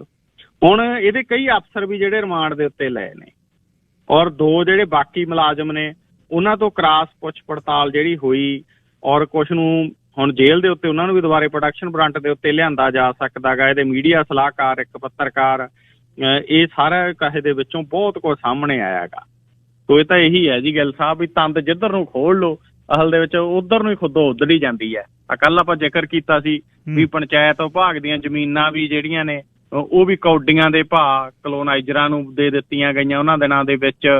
ਉਧਰੋਂ ਭਾਰਤ ਭੂਸ਼ਣ ਆਸ਼ੂ ਹਾਈ ਕੋਰਟ ਦੇ ਗੇੜੇ ਮਾਰੀ ਜਾਂਦਾ, ਉਹ ਕਹਿੰਦਾ ਮੈਨੂੰ ਨਾ ਚੱਕ ਲੈਣ, ਵਿਜੀਲੈਂਸ ਦੀ ਜਾਂਚ ਹੋ ਰਹੀ ਹੈ। ਹਜ਼ਾਰਾਂ ਕਰੋੜ ਰੁਪਏ ਦਾ ਟੈਂਡਰ ਘਟਾਲਾ ਉਧਰ ਤੁਰਿਆ ਫਿਰਦਾ ਗਾ। ਅਜੇ ਤਾਂ ਇਹ ਹੈਲਥ ਤੇ ਐਜੂਕੇਸ਼ਨ ਕਣੀ ਨੂੰ ਨਹੀਂ ਆਏ ਜੀ। ਹੈਲਥ ਤੇ ਐਜੂਕੇਸ਼ਨ ਡਿਪਾਰਟਮੈਂਟ ਦੇ ਵਿੱਚ ਵੀ ਬਹੁਤ ਕੁਝ ਹੁੰਦਾ ਹੈ। ਹੈਲਥ ਵਾਲਾ ਸ਼ਾਇਦ ਨਾ ਹੀ ਹੋਵੇ ਕਿਉਂਕਿ ਬੰਦਾ ਭਾਜਪਾ ਚਲੇ ਗਿਆ। ਅੱਛਾ, ਰਾਮਾ ਮੰਡੀ 'ਚ ਗੋਲੀ ਚੱਲ ਗਈ ਜੀ, ਕੀ ਹੋਇਆ? ਗਿੱਲ ਸਾਹਿਬ, ਇੱਕ ਦੁਕਾਨਦਾਰ ਨੇ ਦੂਜਾ ਦੁਕਾਨਦਾਰ ਦੀ ਗੋਲੀ ਮਾਰ ਕੇ ਹੱਤਿਆ ਕਰਤੀ। ਆਮ ਤੌਰ ਦੇ ਉੱਤੇ ਹੁੰਦਾ ਵੀ ਦੁਕਾਨਦਾਰ ਘੱਟ ਹੀ ਲੜਦੇ ਨੇ, ਪਰ ਬਠਿੰਡਾ ਦੀ ਰਾਮਾ ਮੰਡੀ ਦੀ ਸੁਪਰ ਮਾਰਕੀਟ ਦੇ ਵਿੱਚ ਅੱਜ ਦਿਨ ਦਿਹਾੜੇ ਗੋਲੀਆਂ ਮਾਰ ਕੇ ਇੱਕ ਦੁਕਾਨਦਾਰ ਨੇ ਦੂਜੇ ਦੁਕਾਨਦਾਰ ਦਾ ਕਤਲ ਕਰਤਾ। ਜਿਹੜੇ ਦੁਕਾਨਦਾਰ ਦੀ ਮੌਤ ਹੋਈ ਆ ਉਹ ਦਰਜੀ ਦੱਸਿਆ ਜਾ ਰਿਹਾ ਔਰ ਇਹਨਾਂ ਦੀ ਲੜਾਈ ਦਾ ਕਾਰਨ ਵੀ ਪਾਣੀ ਦਾ ਕੈਂਪਰ ਦੱਸਦੇ ਨੇ ਜੀ।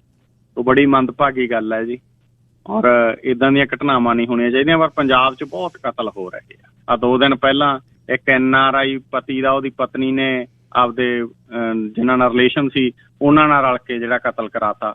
ਹੋਰ ਬਹੁਤ ਸਾਰੀਆਂ ਇੱਦਾਂ ਦੀਆਂ ਖਬਰਾਂ ਆ ਰਹੀਆਂ। ਆਏ ਦਿਨ ਜਿਹੜੀ ਕਾਨੂੰਨ ਵਿਵਸਥਾ ਨਾ ਉਹ ਲੜਖੜਾਈ ਪਈ ਆ ਔਰ ਸਾਡਾ ਸਮਾਜ ਆ ਜਿਹੜਾ ਇਹਦੇ 'ਚ ਬਹੁਤ ਵੱਡਾ ਕ੍ਰਾਈਸਿਸ ਆਇਆ ਪਿਆ। ਰਿਸ਼ਤਿਆਂ ਨਾਤਿਆਂ ਦੇ ਵਿੱਚ ਬਹੁਤ ਵੱਡਾ ਵਿਗਾੜ ਜਿਹੜਾ ਉਹ ਸਾਹਮਣੇ ਆ ਰਿਹਾ ਹੈ ਜੀ। ਸ਼੍ਰੀਲੰਕਾ ਦੇ ਵਿੱਚ ਲਿਟੇ ਨੂੰ ਖਤਮ ਕਰਕੇ ਤਾਮਿਲ ਲੋਕਾਂ ਦੇ ਉਸ ਵਿਰੋਧ ਨੂੰ ਰਾਜਪਕਸੇ ਉਹਨਾਂ ਨੇ ਰਾਜ ਸਾਂਭਿਆ ਸੀ। ਇਹ ਸਭ ਤੋਂ ਵੱਡਾ ਆਰਕੀਟੈਕਟ ਸੀ ਉਸ ਦੇ ਵਿੱਚ ਤੇ ਹੁਣ ਸਾਰਾ ਦੇਸ਼ ਵਿਕਣ ਦੀ ਕਗਾਰ ਤੇ ਆ। ਉੱਥੇ ਅਡਾਨੀ ਉਹਨਾਂ ਦਾ ਨਾਂ ਤੇ ਮੋਦੀ ਉਹਨਾਂ ਦਾ ਨਾਂ ਕਾਹਦੇ ਲਈ ਚੱਲ ਪਿਆ? ਗਿੱਲ ਸਾਹਿਬ, ਨਰਿੰਦਰ ਮੋਦੀ ਬਾਰੇ ਗੱਲ ਚੱਲਦੀ ਸੀ ਨਾ, ਜੋ ਕਿਸਾਨ ਅੰਦੋਲਨ ਚੱਲਦਾ ਸੀ ਕਿ ਨਰਿੰਦਰ ਮੋਦੀ ਦੇ 2 ਯਾਰ, ਇੱਕ ਅੰਬਾਨੀ ਇੱਕ ਅਡਾਨੀ। ਔਰ ਅੱਜ ਖਾੜੀ ਮੁਲਕਾਂ ਦਾ ਵੀ ਜਿਹੜਾ ਵਿਰੋਧ ਹੈ ਉੱਥੇ ਵੀ ਅੰਬਾਨੀ ਤੇ ਅਡਾਨੀ ਨੇ ਜਿਹੜੇ ਉਹਨਾਂ ਦਾ ਬਹੁਤ ਜਿਹੜਾ ਦਾਰਮਦਾਰ ਆ ਉਹ ਇਹਨਾਂ ਮੁਲਕਾਂ ਦੇ ਉੱਤੇ ਟਿਕਿਆ ਹੋਇਆ ਜੀ। ਹੁਣ ਨਾ ਸ਼੍ਰੀਲੰਕਾ ਦੇ ਵਿੱਚ ਬਹੁਤ ਚਰਚਾ ਹੋ ਰਹੀ ਆ ਦੋਨਾਂ ਦੀ, ਅਡਾਨੀ ਦੀ ਵੀ ਔਰ ਪ੍ਰਧਾਨ ਮੰਤਰੀ ਨਰਿੰਦਰ ਮੋਦੀ ਦੀ ਜੀ। ਦਰਅਸਲ ਗਿੱਲ ਸਾਹਿਬ ਹੋਇਆ ਇਹ ਕਿ ਸ਼੍ਰੀਲੰਕਾ ਦੀ ਇੱਕ ਸਿਲੋਨ ਇਲੈਕਟ੍ਰਿਸਿਟੀ ਬੋਰਡ ਆ, ਉਹਦੇ ਚੇਅਰਮੈਨ ਨੇ ਇੱਕ ਬਿਆਨ ਦਿੱਤਾ। ਬਿਆਨ ਵੀ ਪੂਰਾ ਪੁਖਤਾ ਸੰਸਦੀ ਕਮੇਟੀ ਦੇ ਸਾਹਮਣੇ ਦਿੱਤਾ। ਉਹ ਕਹਿੰਦਾ ਭਾਰਤੀ ਪ੍ਰਧਾਨ ਮੰਤਰੀ ਨਰਿੰਦਰ ਮੋਦੀ ਨੇ ਅਡਾਨੀ ਸਮੂਹ ਨੂੰ ਜਿਹੜਾ ਉਹ ਪਾਵਰ ਪ੍ਰੋਜੈਕਟ ਦਿਵਾਉਣ ਦੇ ਲਈ ਇੱਥੋਂ ਦਾ ਜਿਹੜਾ ਰਾਸ਼ਟਰਪਤੀ ਹੈ ਸ਼੍ਰੀਲੰਕਾ ਦਾ ਰਾਜਪਕਸੇ, ਉਹਦੀ ਬਾਂਹ ਮਰੋੜੀ ਆ, ਉਹਦੇ ਤੇ ਦਬਾਅ ਬਣਾਇਆ ਔਰ ਦਬਾਅ ਬਣਾ ਕੇ ਉਹਨੂੰ ਕਿਹਾ ਕਿ ਆਹ ਪਾਵਰ ਪ੍ਰੋਜੈਕਟ ਆ ਜਿਹੜਾ ਅਡਾਨੀ ਗਰੁੱਪ ਨੂੰ ਦਿਓ। ਔਰ ਉਦੋਂ ਬਾਅਦ ਹਾਹਾਕਾਰ ਮੱਚ ਗਈ ਸ਼੍ਰੀਲੰਕਾ ਦੇ ਵਿੱਚ ਔਰ ਸ਼੍ਰੀਲੰਕਾ ਦੇ ਰਾਸ਼ਟਰਪਤੀ ਨੂੰ ਬੋਲਣਾ ਪਿਆ। ਉੱਥੋਂ ਦਾ ਰਾਸ਼ਟਰਪਤੀ ਰਾਜਪਕਸੇ ਕਹਿੰਦਾ ਵੀ ਨਹੀਂ, ਇੱਦਾਂ ਦੀ ਗੱਲ ਨਹੀਂ ਹੈ, ਇਸ ਵਿਸ਼ੇ ਦੇ ਉੱਤੇ ਕੋਈ ਇੱਦਾਂ ਦੀ ਗੱਲ ਨਹੀਂ। ਪਰ ਜਿਹੜੇ ਬੰਦੇ ਨੇ ਕਿਹਾ ਗਾ ਉਹ ਕੋਈ ਆਮ ਬੰਦਾ ਨਹੀਂ ਹੈਗਾ, ਉੱਥੋਂ ਦਾ ਸਿਲੋਨ ਇਲੈਕਟ੍ਰਿਸਿਟੀ ਬੋਰਡ ਦਾ ਚੇਅਰਮੈਨ ਹੈ ਔਰ ਉਹਨੇ ਸੰਸਦੀ ਕਮੇਟੀ ਦੇ ਸਾਹਮਣੇ ਬਿਆਨ ਦਿੱਤਾ ਗਾ। ਔਰ ਸ਼੍ਰੀਲੰਕਾ ਦੇ ਵਿੱਚ ਅਡਾਨੀ ਗਰੁੱਪ ਨੂੰ ਪਾਵਰ ਪ੍ਰੋਜੈਕਟ ਮਿਲਿਆ ਵੀ ਆ ਔਰ ਉਹਨੇ ਕਿਹਾ ਕਿ ਨਰਿੰਦਰ ਮੋਦੀ ਨੇ ਦਬਾਅ ਨਾ ਦਬਾਇਆ ਗਾ। ਸ਼੍ਰੀਲੰਕਾ ਸਰਕਾਰ ਤੇ ਰਾਸ਼ਟਰਪਤੀ ਹੈ ਜਿਹੜਾ ਰਾਜਪਕਸੇ, ਉਹਨੇ ਆਪਦੇ ਅਧਿਕਾਰੀ ਦੇ ਦਾਅਵੇ ਨੂੰ ਖਾਰਜ ਕੀਤਾ ਗਾ। ਪਰ ਇੱਧਰੋਂ ਭਾਰਤ ਦੇ ਵਿੱਚ ਵੀ ਵਿਰੋਧੀ ਧਿਰ ਨੇ ਇਹ ਗੱਲ ਚੱਕ ਲਈ ਔਰ ਪ੍ਰਸ਼ਾਂਤ ਭੂਸ਼ਣ ਵਰਗੇ ਵਕੀਲ ਸੁਪਰੀਮ ਕੋਰਟ ਦੇ ਬੋਲ ਰਹੇ ਨੇ ਔਰ ਹੋਰ ਬਹੁਤ ਇੰਟੈਲੈਕਚੁਅਲ ਬੋਲ ਰਹੇ ਨੇ ਤੇ ਭਾਰਤੀ ਮੀਡੀਆ ਦਾ ਇੱਕ ਵੱਡਾ ਹਿੱਸਾ ਗਾ, ਇੱਕ ਹਿੱਸਾ ਤਾਂ ਗਿੱਲ ਸਾਹਿਬ ਜਿਹੜਾ ਗਾ ਉਹ ਤਾਂ ਬੋਲਦਾ ਹੀ ਨਹੀਂ ਸਰਕਾਰ ਦੇ ਖਿਲਾਫ, ਲੇਕਿਨ ਇੱਕ ਹਿੱਸਾ ਗਾ ਜਿਹੜਾ ਉਹ ਬੋਲ ਰਿਹਾ ਗਾ ਔਰ ਦੱਸ ਰਿਹਾ ਕਿ ਕਿਵੇਂ ਅਡਾਨੀ ਗਰੁੱਪ ਨੂੰ ਪ੍ਰੋਜੈਕਟ ਆ ਜਿਹੜੇ ਸ਼੍ਰੀਲੰਕਾ ਦੇ ਵਿੱਚ ਮਿਲੇ ਨੇ, ਔਰ ਸ਼੍ਰੀਲੰਕਾ ਦੇ ਲੋਕ ਵੀ ਇਸ ਗੱਲ ਨੂੰ ਲੈ ਕੇ ਨਾਰਾਜ਼ ਨੇ ਜੀ। ਧੰਨਵਾਦ ਜੀ। ਕੱਲ ਨੂੰ ਸਵੇਰੇ 10:15 ਵਜੇ ਫੇਰ ਗੱਲਬਾਤ ਕਰਦੇ ਹਾਂ। ਆਪਣਾ ਖਿਆਲ ਰੱਖਿਓ। ਚੜ੍ਹਦੀ ਕਲਾ। ਸ਼ੁਕਰੀਆ। ਸ਼ੁਕਰੀਆ ਗਿੱਲ ਸਾਹਿਬ ਤੁਹਾਡਾ ਤੇ ਸਾਰੇ ਸਰੋਤਿਆਂ ਦਾ। 25% ਕੈਨੇਡੀਅਨ, 4 ਚੋਂ 1 ਉਹਦੇ ਤੇ ਘਰ ਦੀਆਂ ਕਿਸ਼ਤਾਂ ਨਹੀਂ ਦੇ ਹੋਣੀਆਂ। ਇਹ ਸਰਵੇਖਣ, ਇਹ ਮੀਡੀਆ, ਇਹ ਮਾਰਕੀਟ ਹੌਟ ਹੋ ਗਈ। ਹੁਣ ਮਾਰਕੀਟ ਜਿਹੜੀ ਸਲੋ ਹੋ ਗਈ, ਹੁਣ ਲੈ ਲਓ, ਹੁਣ ਰਹਿ ਜਾਣਾ ਹੈ, ਤੇ ਜੇ ਤੇ ਬੋ ਇਹ ਚੀਜ਼ਾਂ ਮੈਂ ਮੰਨਦਾ ਕਿ ਅਫੋਰਡੇਬਿਲਟੀ ਹੈ ਜਿਹੜੀ ਉਹ ਜਾਂ ਇੰਟਰਸਟ ਰੇਟ ਵਧਣੇ ਨੇ ਉਹ ਔਖੀ ਹੋਏਗੀ। ਪਰ ਜੇ ਤੁਸੀਂ ਐਨ ਸੈੱਟ ਹੋ ਕੇ ਲਿਖਤ ਪੜ੍ਹਤ ਕਰਕੇ ਖਿਆਲ ਦੇ ਨਾਲ ਕਿ ਹੁਣ ਇਹਦਾ ਜਿਹੜਾ ਦੂਜਾ ਪਾਸਾ ਨਹੀਂ ਉਹ ਦੇ ਰਹੇ, ਪਹਿਲਾਂ ਹੀ 2-2.5% ਵਧਾ ਕੇ ਤੁਸੀਂ ਸਟ੍ਰੈਸ ਟੈਸਟ ਕਰਾ ਰਹੇ ਹੋ। ਵੱਧ ਲੈਣ ਦੇ 2% ਜੇ ਵਧੂਗਾ, ਪਹਿਲਾਂ ਹੀ ਤੁਸੀਂ 2 ਦੀ ਜਗ੍ਹਾ ਤਾਂ 5% ਤਾਂ ਤੁਸੀਂ ਪਹਿਲਾਂ ਕਰਾ ਰਹੇ ਹੋ। 5 'ਚ ਪਾਸ ਹੋ ਰਿਹਾ ਬੰਦਾ, ਤੇ ਹੁਣ 5 ਜਾਣਾ ਹੈ। ਹਾਂ, ਜੇ ਉਸ ਤਰ੍ਹਾਂ ਕੀਤਾ ਹੋਇਆ ਵੀ ਪੰਜਾਬੀ ਸਟਾਈਲ, ਇਹਦੇ ਤੋਂ ਚੱਕ ਕੇ ਦੂਜਾ ਲੈ ਲਿਆ, ਦੂਜੇ ਤੋਂ ਚੱਕ ਕੇ ਤੀਜਾ ਲੈ ਲਿਆ, ਫੇਰ ਔਖਾ। ਪਰ ਫਿਰ ਵੀ ਇਹ ਪੈਨਕਿੰਗ ਜਿਹੜਾ ਅਰਾਜਕਤਾ, ਜਿਹੜੀ ਭੱਜ ਨੱਠ ਜਾਂ ਦਿਲ ਤੋੜਨ ਵਾਲੀਆਂ ਜਿਹੜੀਆਂ ਗੱਲਾਂ, ਇਹ ਖਰਾਬ ਕਰ ਦਿੰਦੀਆਂ ਮਾਰਕੀਟ ਨੂੰ। ਜਿਹੜਾ ਬੰਦਾ ਇੱਕ ਸਿਰ 'ਤੇ ਛੱਤ ਆ ਜਿਹੜੀ ਹਰ ਹਾਲਤ ਆਪਾਂ ਰੱਖਣੀ ਹੈ, ਉਹਦੀਆਂ ਕਿਸ਼ਤਾਂ ਵੱਧ ਜਾਣ ਘੱਟ ਜਾਣ, ਮੈਂ ਤਾਂ ਉਸ ਚੀਜ਼ ਦੇ ਵੀ ਹੱਕ 'ਚ ਹੈ। ਕਦੇ ਗੱਲ ਚੱਲੇ ਵੀ ਹਰ ਸਾਲ ਜਿਹੜੀ ਅਸੈਸਮੈਂਟ ਵਧਾ ਕੇ ਸਾਡੇ ਤੋਂ ਪ੍ਰੋਪਰਟੀ ਟੈਕਸ ਜਿਹੜਾ ਫੁੰਡਿਆ ਜਾਂਦਾ, ਉਹਦਾ ਕਾਰਨ ਕੀ ਹੈ? ਅਮਰੀਕਾ ਦੇ ਵਿੱਚ ਲੋਟ ਦੀ ਕੀਮਤ, ਕੰਸਟਰਕਸ਼ਨ ਕੀਮਤ, ਉਹਦੀ ਸੈੱਟ ਕਰਕੇ ਕੀਮਤ ਜਦੋਂ ਬਣਾਇਆ, ਉਸ ਤਰੀਕੇ ਨਾਲ ਪ੍ਰੋਪਰਟੀ ਟੈਕਸ ਹੁੰਦਾ, ਥੋੜ੍ਹਾ ਬਹੁਤਾ ਵਧਾ ਦਿੰਦੇ ਨੇ। ਹੁਣ ਜਿਹਨੇ 2 ਲੱਖ 'ਚ ਬਣਾਇਆ ਉਹਨੂੰ ਅੱਜ 18 ਲੱਖ ਦਾ ਪਾਈ ਚੱਲੋ ਉਹਦੀ ਪ੍ਰਾਈਸ, ਪੰਜਾਬੀਆਂ ਦੇ ਕਹਿਣ ਨੂੰ ਪ੍ਰਾਈਜ਼, ਤਾਂ ਅਸੀਂ ਉਹਦਾ ਕੀ ਕਰਨਾ ਹੈ? ਜਿੱਦਣ ਵੇਚਾਂਗੇ ਤਾਂ ਉਹਦੇ ਟੈਕਸ ਲੈ ਲਿਓ। ਅੱਜ ਕਾਹਦੇ ਲਈ ਉਹਦਾ ਖਰਚਾ ਪਾਉਂਦੇ ਹੋ? ਇਹ ਕੋਈ ਲਹਿਰ ਤੁਰਨੀ ਚਾਹੀਦੀ ਹੈ, ਕਿਉਂਕਿ ਬਹੁਤ ਵੱਡਾ ਚੰਕ ਹੈ ਜਿਹੜਾ ਪ੍ਰੋਪਰਟੀ ਟੈਕਸ ਦਾ ਸਰਕਾਰਾਂ ਅਤੇ ਪ੍ਰੋਪਰਟੀ ਟਰਾਂਸਫਰ ਟੈਕਸ ਬੱਲੇ ਬੱਲੇ ਹੋਈ ਹੈ। ਜਿੰਨੇ ਘਰ ਵਿਕਣਗੇ ਉਹਨਾਂ ਹੀ ਪ੍ਰੋਪਰਟੀ ਟਰਾਂਸਫਰ ਟੈਕਸ ਬੈਠਿਆਂ ਨੂੰ ਆਉਣਾ, ਤੁਸੀਂ ਦੇਣਾ। ਕਿਹੜੀ ਸਰਕਾਰ ਦਾ ਜ਼ੋਰ ਲੱਗਦਾ ਵੀ ਉਸੇ ਸੂਬੇ ਦੇ ਵਿੱਚ ਇੱਕ ਲਾਟ ਹੈ ਜਿਹੜੀ 4 ਜਗ੍ਹਾ ਵਿਕ ਗਈ, ਉਹ ਕਹਿੰਦੇ ਵੇਚੀ ਚੱਲੋ, ਲਿਆਓ ਪ੍ਰੋਪਰਟੀ ਟਰਾਂਸਫਰ ਟੈਕਸ, PTT। ਸੋ ਇਹ ਗੱਲ ਦੇਖੋ, ਡੇਟਾ ਜਿਹੜਾ ਦੱਸ ਰਿਹਾ ਵੀ 4 ਚੋਂ 1, 100 ਚੋਂ 25%, ਇਹ ਗੱਲ ਬਹੁਤ ਵੱਡੀ ਹੈ, ਛੋਟੀ ਨਹੀਂ। ਪਰ ਜਦ ਸਾਨੂੰ ਪਤਾ ਵੀ ਸਿਰ ਦੀ ਛੱਤ ਤਾਂ ਅਸੀਂ ਰੱਖਣੀ ਹੈ, ਇਹ ਉਹਨਾਂ ਦੀ 25% ਦੀ ਕਹਿ ਰਹੇ ਹੋ, ਗਿਣਤੀ ਬਹੁਤ ਹੈ। 1 ਲੱਖ ਚੋਂ 25,000 ਘਰ ਦਾ ਵਿਕ ਜਾਣਾ ਕਿ ਸਾਤੋਂ ਕਿਸ਼ਤਾਂ ਨਹੀਂ ਦੇ ਹੋਣੀਆਂ, ਬਹੁਤ ਵੱਡੀ ਗੱਲ ਹੈ। ਪਰ ਜੇ ਜਿਨ੍ਹਾਂ ਨੇ ਹੁਣ ਲਏ ਨੇ, ਜਿਨ੍ਹਾਂ ਨੇ ਪੁਰਾਣੇ ਲਏ ਨੇ, ਉਹ ਤਾਂ ਸਸਤੇ ਲਏ ਨੇ। ਜਿਨ੍ਹਾਂ ਨੇ ਹੁਣ ਲਿਆ, ਸਟ੍ਰੈਸ ਟੈਸਟ ਪਹਿਲਾਂ ਹੀ 2-2, 3-3% ਵਧਾ ਕੇ ਕੀਤਾ ਹੋਇਆ। ਬਹੁਤ ਸਿਕਿਉਰ ਜਿਹੜੀ ਬੈਂਕਿੰਗ ਆ ਸਾਡੀ, ਇਹ ਇਸ ਤਰ੍ਹਾਂ ਨਹੀਂ ਹੈ ਇੱਥੇ ਬਈ ਅਸੈਸਮੈਂਟ ਵੈਲਿਊ ਵੱਧ ਪਾ ਦਿਓ, ਪੈਸੇ ਵੱਧ ਚੱਕ ਲਓ। ਠੀਕ ਹੈ, ਇੱਥੇ ਧਾਂਦਲੀਆਂ ਹੋਈਆਂ ਨੇ, ਕਾਗਜ਼ ਪੱਤਰ ਬਣਾ ਕੇ ਜਿਹੜੀਆਂ ਲਈਆਂ ਨੇ ਮੌਰਗੇਜਾਂ, ਉਹਨਾਂ ਨੇ ਪੰਗਾ ਪਾਉਣਾ। ਉਹ ਜਿਹੜਾ ਝੂਠ ਬੋਲ ਕੇ, ਕਿਉਂਕਿ ਮੌਰਗੇਜ ਦੀ ਕਿਸ਼ਤ ਤਾਂ ਫਿਰ ਅਸਲ ਜਾਣੀ ਆ ਨਾ। ਅੱਛਾ, ਕਦੇ ਜਿਹੜਾ ਸੋਚੀ ਦਾ ਸੁਣੀ ਦਾ ਵੀ ਅੱਡੀਆਂ ਚੱਕ ਕੇ ਫਾਹਾ, ਚੰਗੇ ਭਲੇ 10-11 ਲੱਖ ਦੇ ਘਰ 'ਚ ਰਹਿੰਦੇ ਆ, ਅਤੇ ਵੀ ਗੁਆਂਢੀ ਨੇ ਚਾਹੇ ਰਿਸ਼ਤੇਦਾਰ ਨੇ 2 ਮਿਲੀਅਨ ਦਾ ਲੈ ਲਿਆ, ਮੈਂ ਵੀ ਲੈਣਾ, ਅਤੇ ਉਹ 8-9 ਲੱਖ ਦੀ ਜਾਂ ਕਿਸ਼ਤ ਤੁਸੀਂ ਜਮ੍ਹਾਂ ਕਰ ਲੈਣੀ, ਫਿਰ ਔਖਾ। ਫਿਰ ਤਾਂ ਇਹ ਤਾਂ ਕੋਈ ਵੀ ਅਰਥ ਸ਼ਾਸਤਰੀ ਤਾਂ ਸਿੱਧੀ ਗੱਲ ਹੈ।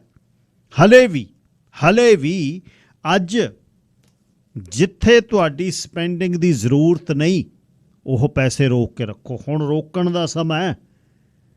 ਆਉਣ ਵਾਲੇ 2-3 ਸਾਲ ਸਾਰੀ ਦੁਨੀਆ 'ਤੇ ਔਖਾ ਸਮਾਂ ਆਉਣੇ ਵਾਲਾ, ਇਕੱਲੇ ਸੂਬੇ 'ਚ ਆਪਣੇ ਜਾਂ ਕੈਨੇਡਾ 'ਚ ਨਹੀਂ। ਜਿਹੜੀ ਚੀਜ਼ ਠੀਕ ਚੱਲ ਰਹੀ ਹੈ ਉਹਦੇ 'ਤੇ ਚਾਹੇ ਉਹ 10,000 ਲੱਗਦਾ, 20 ਲੱਗਦਾ, ਜਿੰਨਾ ਵੀ ਲੱਗਦਾ ਉਹ ਲਾਓ ਨਾ। ਜਾਂ ਚੀਜ਼ ਚੱਲ ਰਹੀ ਹੈ, ਕੋਈ ਘਰ 'ਚ ਰਹਿ ਰਹੇ ਹੋ, ਕੋਈ ਕਾਰ ਗੱਡੀ ਸਭ ਕੁਝ ਚੱਲ ਰਿਹਾ, ਬਸ ਚੱਲਣ ਦਿਓ। ਹੁਣ ਨਹੀਂ ਹੈ ਕੁਛ ਇਹੋ ਜਿਹਾ ਕੁਛ ਕਰਨ ਦੀ ਲੋੜ, ਤੰਗ ਨਾ ਹੋ ਜਾਓ ਕਿਤੇ। ਕਿਉਂਕਿ ਜਦ ਮਾਈਨਸ ਹੋਣ ਲੱਗ ਗਏ, ਮਾਈਨਸ ਜਿੱਦਣ ਹੋਣਾ ਫਿਰ ਕ੍ਰੈਡਿਟ ਕਾਰਡ ਦਾ 20-22% ਵਿਆਜ ਵਿੱਚੇ 5-6% ਮੌਰਗੇਜ ਦਾ ਵਿੱਚੇ ਹੀ ਬਹੁਤ ਕੁਝ ਫਿਰ ਇਕੱਠਾ ਹੋਣਾ। ਘੱਟੋ ਘੱਟ ਉਹ ਚੀਜ਼ਾਂ ਬਚਾਈਏ ਜਿਨ੍ਹਾਂ ਬਿਨਾਂ ਸਰ ਸਕਦਾ। ਕੋਈ ਫਰੀ ਕਾਰ 5-7 ਸਾਲ ਦੀ ਹੈ, ਹੁਣ ਕੋਈ $1000 ਦੀ ਲੀਜ਼ ਨਾ ਖੜੀ ਕਰ ਲਿਓ। ਇਹ ਜੀ ਗੱਲ ਮੈਂ ਉਹਨਾਂ ਦੀ ਕਰਦਾ ਜਿਹੜੇ ਕੰਮ ਕਰਕੇ ਵਰਕਿੰਗ ਕਲਾਸ, ਜਿਹੜੇ ਗਬਲੇ, ਜਿਹੜੇ ਅਮੀਰ ਨੇ, ਉਹਨਾਂ ਦੀ ਮੈਂ ਗੱਲ ਨਹੀਂ ਕਰਦਾ ਹੁੰਦਾ ਇਹਦੇ 'ਚ। ਉਹ ਕੁਛ ਲਈ ਚਲੋ ਤੁਸੀਂ, ਉਹ ਤਾਂ ਕੁਛ ਲੈ ਕੇ ਖੜਾਈ ਚਲੋ, ਟੋਆਏ ਦਾ ਫੋਟੋ ਪਾਈ ਚੱਲੋ, ਉਹਦੀ ਗੱਲ ਨਹੀਂ ਹੈ। ਮੈਂ ਆਮ ਲੋਕਾਂ ਦੀ ਗੱਲ ਕਰਦਾ। ਉਹ ਗਏ ਤਾਂ ਉਹ ਵੀ ਇੱਥੋਂ ਹੀ ਨੇ, ਪਰ ਹੁਣ ਭੁੱਲ ਜਾਂਦੇ ਨੇ, ਫਿਰ ਸਮਾਂ ਲੰਘ ਜਾਂਦਾ ਹੈ ਨਾ। ਅਤੇ ਇਹ ਜ਼ਰੂਰ ਖਿਆਲ ਦਿਆ ਵੀ ਹੁਣ ਜਿਹੜਾ ਖਰਚ ਹੈ, ਖਰਚ ਕਿੰਨਾ ਕਰਨਾ, ਇਹਦੀ ਨਿਗਾਹ ਰੱਖਣ ਦੀ ਬਹੁਤ ਜ਼ਰੂਰਤ ਹੈ। ਇਹਦੇ 'ਤੇ ਇੰਟਰਸਟ ਰੇਟ ਜੇ 1.5-2% ਵੱਧ ਵੀ ਜਾਊ, ਪਹਿਲਾਂ ਹੀ ਤੁਸੀਂ 2% ਹੁਣ ਉਹਦੇ ਦੇ ਵਿੱਚ ਸਟ੍ਰੈਸ ਟੈਸਟ ਦੇ ਥਰੂ ਜਾਂਦੇ ਸੀ, ਪਰ ਖਰਚੇ ਕੰਟਰੋਲ, ਜਿਹੜੇ ਖਰਚੇ ਹੋਣੇ ਨੇ, ਜਵਾਕ ਨੇ ਪੜ੍ਹਨ ਜਾਣਾ ਬਾਹਰ ਅੰਦਰ, ਇੱਥੇ ਪੜ੍ਹਨਾ, ਉਹ ਤਾਂ ਸਾਡੇ ਬਸ ਦੀ ਗੱਲ ਨਹੀਂ, ਉਹ ਤਾਂ ਅਸੀਂ ਕਰਨਾ ਹੀ ਕਰਨਾ। ਬਾਕੀ ਕੋਈ ਵੀ ਚੀਜ਼ ਲਗਜ਼ਰੀ ਜਿਹੜੀ ਐਡ ਆਨ ਹੋਣੀ ਆ, ਅਪਗ੍ਰੇਡ ਕਰਨੀ ਹੈ, ਉਹ ਅਪਗ੍ਰੇਡ ਤੋਂ ਬਚਿਓ। ਇਹਦਾ ਬਹੁਤ ਖਿਆਲ ਰੱਖਣ ਦੀ ਲੋੜ ਹੈ, ਕਿਉਂਕਿ ਜਦ ਜੇ ਵੱਧ ਗਈ ਗੱਲ, ਫਿਰ ਉਹ ਸੂਤ ਨਹੀਂ ਆਉਣੀ। Sir Jagjit Singh Brar ji, line number 1। ਹਾਂਜੀ ਗਿੱਲ ਸਾਹਿਬ, ਸਤਿ ਸ੍ਰੀ ਅਕਾਲ। ਸਤਿ ਸ਼੍ਰੀ ਅਕਾਲ ਬਰਾੜ ਸਾਹਿਬ। ਆ ਜਿਹੜਾ ਤੁਸੀਂ ਪ੍ਰਾਪਰਟੀ ਟੈਕਸ ਦੀ ਗੱਲ ਕਰੀ ਜਾਂਦੇ ਸੀ ਨਾ ਜੀ, ਮੈਨੂੰ ਐ ਲੱਗਦਾ ਵੀ ਇਹ ਤਾਂ ਕਰਜ਼ਾਈ ਬੰਦੇ ਤੇ ਟੈਕਸ ਲੱਗੀ ਜਾਂਦਾ। ਜਦੋਂ ਅਸੀਂ ਮਾਰਗੇਜ ਲੈਂਦੇ ਹਾਂ, ਬੈਂਕ ਤੋਂ ਕਰਜ਼ਾ ਲੈਣਾ, ਪ੍ਰਾਪਰਟੀ ਤਾਂ ਉਹ ਬੈਂਕ ਦੀ ਹੈ, ਤੇ ਪ੍ਰਾਪਰਟੀ ਦਾ ਮਾਲਕ ਸਾਨੂੰ ਬਣਾ ਰੱਖਿਆ, ਤੇ ਟੈਕਸ ਉਹਨਾਂ ਤੋਂ ਲੈਣਾ ਚਾਹੀਦਾ ਜਿਨ੍ਹਾਂ ਦੇ ਪੈਸੇ ਆ। ਗੱਲ ਕਾਇਮ ਆ ਪੂਰੀ। ਇਹਦਾ ਕੋਈ ਇਲਾਜ ਕਰੋ ਜੀ, ਕੋਈ ਅਸੀਂ ਵੀ ਆਵਾਜ਼ ਨੂੰ ਨਾਲ ਲਾ ਕੇ ਉਠਾਵਾਂਗੇ ਤੁਹਾਡੇ। ਠੀਕ ਹੈ ਬਰਾੜ ਸਾਹਿਬ, ਠੀਕ ਹੈ। ਬਈ ਕਿਵੇਂ ਨਾ ਕਿਵੇਂ ਸੂਤ ਕਰੋ। ਧੰਨਵਾਦ ਜੀ, ਬਹੁਤ ਬਹੁਤ ਥੈਂਕ ਯੂ। ਹਾਂਜੀ, ਇਹ ਤਾਂ ਉਹ ਅਮੀਰ ਆਦਮੀਆਂ ਦੇ ਪੈਸੇ ਆ ਤੇ ਉਹਨਾਂ ਨੂੰ ਟੈਕਸ ਲੱਗਣਾ ਚਾਹੀਦਾ, ਸਾਨੂੰ ਨਹੀਂ ਲੱਗਣਾ ਚਾਹੀਦਾ। ਜਿਹੜੇ ਅਸੀਂ ਕਰਜ਼ਾ ਲੈ ਕੇ ਚੱਕਦੇ, ਕਰਜ਼ਾਈ ਪਹਿਲਾਂ, ਫਿਰ ਤੁਸੀਂ ਮਾਲਕ ਹੋ, ਇਹ ਤਾਂ ਝੂਠ ਹੈ ਮੇਰਾ। ਬਿਲਕੁਲ ਗੂਠੇ ਲੱਗੇ ਹੋਏ ਨੇ, ਤੇ ਰਜਿਸਟਰੀ ਦੇ ਦਫ਼ਤਰ ਦੇ ਵਿੱਚ, ਤਹਿਸੀਲਦਾਰ ਦੇ ਦਫ਼ਤਰ 'ਚ ਉਹਦੇ 'ਤੇ ਲਿਖਿਆ ਹੋਇਆ ਵੀ ਮਾਲਕ ਹਰਜੀਤ ਸਿੰਘ ਆ, ਪਰ ਇਹਦੇ 'ਤੇ ਇੰਨੇ 10 ਲੱਖ ਦੇ ਘਰ 'ਤੇ 8 ਲੱਖ ਸਾਡਾ। ਹੁਣ ਅੱਗੇ ਵਕੀਲ ਬ੍ਰਿਜਮੋਹਨ ਜੀ ਮੇਰੇ ਨਾਲ ਨੇ, ਉਹਨਾਂ ਨਾਲ ਗੱਲਬਾਤ ਕਰਦੇ ਹਾਂ। ਮੋਹਨ ਜੀ ਸਵਾਗਤ ਜੀ, ਸਤਿ ਸ਼੍ਰੀ ਅਕਾਲ। ਸਤਿ ਸ਼੍ਰੀ ਅਕਾਲ ਬਾਈ ਜੀ। ਅੱਛਾ ਜੀ, ਜਿਸ ਦਿਨ ਕਰਨਵੀਰ ਦਾ ਮੁੰਡੇ ਦਾ ਸਹੋਤੇ ਦਾ ਕਤਲ ਹੁੰਦਾ ਹੈ, ਉਸ ਦਿਨ ਵੀ ਆਪਾਂ ਗੱਲਬਾਤ ਕੀਤੀ ਸੀ ਜੀ ਵੀ ਇਹ ਬੜੀ ਮਾੜੀ ਗੱਲ ਹੋ ਗਈ ਇਹਦੇ ਬਾਰੇ, ਕਿਉਂਕਿ ਤੁਸੀਂ ਵਕਾਲਤ, ਤੁਹਾਡੇ ਸ਼ਹਿਰ ਐਡਮਿੰਟਨ ਅਤੇ ਸਾਰੇ ਹੁਣ ਤਾਂ ਕੋਸਟ ਟੂ ਕੋਸਟ ਦਫ਼ਤਰ ਨੇ, ਅਤੇ ਜਿਹੜੀ ਸਾਡੀ ਨੈਸ਼ਨਲ ਇਹ ਵਕੀਲਾਂ ਦੀ ਸੰਸਥਾ ਤੁਹਾਡੀ ਕੰਪਨੀ ਬਣ ਚੁੱਕੀ ਹੈ। ਕਰਨਵੀਰ ਸਹੋਤੇ ਦਾ ਐਡਮਿੰਟਨ ਦੇ ਵਿੱਚ ਕਤਲ ਹੋਇਆ ਜੀ, ਅਤੇ ਇਹਨਾਂ 'ਚ ਹਮਲਾ ਕਰਨ ਵਾਲੇ ਵਿਦਿਆਰਥੀ 'ਚ ਇੱਕ ਕੁੜੀ ਵੀ ਸੀ ਜਿਹੜੀ ਸ਼ਾਮਲ ਸੀ, ਅਤੇ ਇਸ ਕਤਲ ਦੇ ਬਾਰੇ ਦੱਸਣਾ ਜੀ। ਹਾਂਜੀ ਅਜੀਤ ਜੀ, ਇਹ ਮੇਰਾ ਆਪਣਾ ਹੀ ਕੇਸ ਹੈ ਜੀ ਐਡਮਿੰਟਨ ਦਾ। ਅੱਛਾ ਜੀ। ਕਰਨਵੀਰ ਸਹੋਤਾ ਨੇ ਮਰਨ ਸਮੇਂ ਕਿੰਨਾ ਦੁੱਖ ਅਤੇ ਦਰਦ ਹੰਢਾਇਆ ਹੋਵੇਗਾ, ਇਸ ਦਾ ਅੰਦਾਜ਼ਾ ਤਾਂ ਕੋਈ ਵੀ ਨਹੀਂ ਲਾ ਸਕਦਾ। ਜਦੋਂ ਉਸ ਦੀ ਛਾਤੀ 'ਚ ਚਾਕੂ ਮਾਰ ਕੇ ਉਸ ਦਾ ਬੇਰਹਿਮੀ ਨਾਲ ਕਤਲ ਕੀਤਾ ਗਿਆ, ਤਾਂ ਇਸ ਦਾ ਦੁੱਖ ਉਸਦੇ ਪਰਿਵਾਰ ਨੇ ਨਹੀਂ, ਸਗੋਂ ਸਮੁੱਚੇ ਭਾਈਚਾਰੇ ਨੇ ਹੀ ਹੰਢਾਇਆ ਸੀਗਾ ਜੀ। ਜੇ ਕੋਈ ਬੱਚਾ ਦਿਨ ਦਿਹਾੜੇ ਸਕੂਲ ਸਾਹਮਣੇ ਖੜਾ ਸੁਰੱਖਿਅਤ ਨਹੀਂ, ਤਾਂ ਉਹ ਹੋਰ ਕਿੱਥੇ ਸੁਰੱਖਿਅਤ ਹੋਵੇਗਾ ਜੀ। ਕਰਨਵੀਰ ਦੇ ਕਤਲ 'ਚ 7 ਟੀਨਏਜਰਸ ਤੇ ਦੋਸ਼ ਲਾਏ ਗਏ ਹਨ, ਪਰ ਕਿਉਂਕਿ ਉਹਨਾਂ ਦੀ ਹਲਕੀ ਉਮਰ ਹੋਣ ਕਰਕੇ ਅਤੇ specially youth criminal justice act ਦੇ ਅਧੀਨ ਉਹਨਾਂ ਦੇ ਨਾਂ ਸ਼ਰੇਆਮ ਜ਼ਾਹਰ ਨਹੀਂ ਕੀਤੇ ਜਾ ਸਕਦੇ ਜੀ। ਅੱਛਾ ਵਕੀਲ ਸਾਹਿਬ, ਹੋਇਆ ਕੀ ਸੀ ਇਹ? ਕਰਨਵੀਰ ਸਹੋਤਾ ਦੇ ਦਰਦਨਾਕ ਕੇਸ ਬਾਰੇ ਪਾਰਟੀਕੂਲਰਲੀ ਆਪਾਂ ਕੋਈ ਵੀ ਗੱਲਬਾਤ ਤਾਂ ਨਹੀਂ ਕਰ ਸਕਦੇ, ਕਿਉਂਕਿ ਯੂਥ ਕ੍ਰਿਮੀਨਲ ਜਸਟਿਸ ਐਕਟ ਦੇ ਅਧੀਨ ਕਿਸੇ ਵੀ ਨਾਬਾਲਗ ਬੱਚੇ ਦਾ ਨਾਂ ਜਾਂ ਉਸਦੀ ਜਿਹੜੀ ਆਈਡੈਂਟਿਟੀ ਨਹੀਂ ਜ਼ਾਹਰ ਕੀਤੀ ਜਾ ਸਕਦੀ, ਅਤੇ ਕੋਰਟ ਕਚਹਿਰੀ ਵੱਲੋਂ ਵੀ ਜਿਹੜੇ ਪਬਲੀਕੇਸ਼ਨ ਬੈਨ ਆ ਉਹਨਾਂ ਦੀ ਵੀ ਪਾਲਣਾ ਕਰਨੀ ਲਾਜ਼ਮੀ ਹੈ। ਪਰ ਜੋ ਕੁਛ ਹੁਣ ਤਾਈਂ ਮੀਡੀਆ ਨੇ ਜ਼ਾਹਰ ਕੀਤਾ, ਮੀਡੀਆ 'ਚ ਆ ਚੁੱਕਿਆ ਹੈ ਜੀ ਕਿ 8 ਅਪ੍ਰੈਲ 2022 ਦਾ ਇਹ ਵਾਰਦਾਤ ਵਾਪਰੀ। ਕਰਨਵੀਰ ਸਹੋਤਾ ਐਡਮਿੰਟਨ ਦੇ ਆਪਣੇ ਸਕੂਲ ਦੇ ਨੇੜੇ ਘਰ ਜਾਣ ਲਈ ਬੱਸ ਸਟੈਂਡ ਤੇ ਬੱਸ ਦੀ ਉਡੀਕ ਕਰ ਰਿਹਾ ਸੀ। ਇਸ ਥਾਂ ਤੇ ਹੋਰ ਵੀ ਕਾਫੀ ਲੋਕ ਸੀਗੇ ਜੀ। ਕੁਝ ਅਲੜ ਉਮਰ ਦੇ ਬੱਚਿਆਂ ਨੇ ਅਤੇ ਇੱਕ ਲੜਕੀ ਆਈ ਤੇ ਅਚਨਚੇਤ ਦੱਸਿਆ ਜਾਂਦਾ ਵੀ ਉਸ ਦੇ ਉੱਪਰ ਹਮਲਾ ਕਰ ਦਿੱਤਾ ਗਿਆ। ਉਸ ਦੀ ਮਾਰ ਕਟਾਈ ਤੋਂ ਬਿਨਾਂ ਉਸ ਦੀ ਛਾਤੀ 'ਚ ਕਹਿੰਦੇ ਛੁਰਾ ਵੀ ਮਾਰਿਆ ਗਿਆ ਜੀ। ਉਹ ਹਮਲਾਵਰ ਤਾਂ ਉੱਥੋਂ ਭੱਜ ਗਏ, ਪਰ ਬਹੁਤ ਸਾਰੇ ਲੋਕਾਂ ਦਾ ਜੀਵਨ ਉਸ ਦਿਨ ਤਬਾਹ ਹੋ ਗਿਆ ਜੀ। ਪਰਿਵਾਰ ਹੀ ਨਹੀਂ ਸਗੋਂ ਸਾਰੀ ਕਮਿਊਨਿਟੀ ਇਨਸਾਫ ਦੀ ਮੰਗ ਕਰ ਰਹੀ ਹੈ। ਪਰ ਗੱਲ ਤਾਂ ਇਹ ਹੈ ਕਿ ਇੱਕ ਮਾਸੂਮ ਬੱਚੇ ਦੀ ਜਾਨ ਤਾਂ ਜਾਂਦੀ ਲੱਗੀ ਜੀ।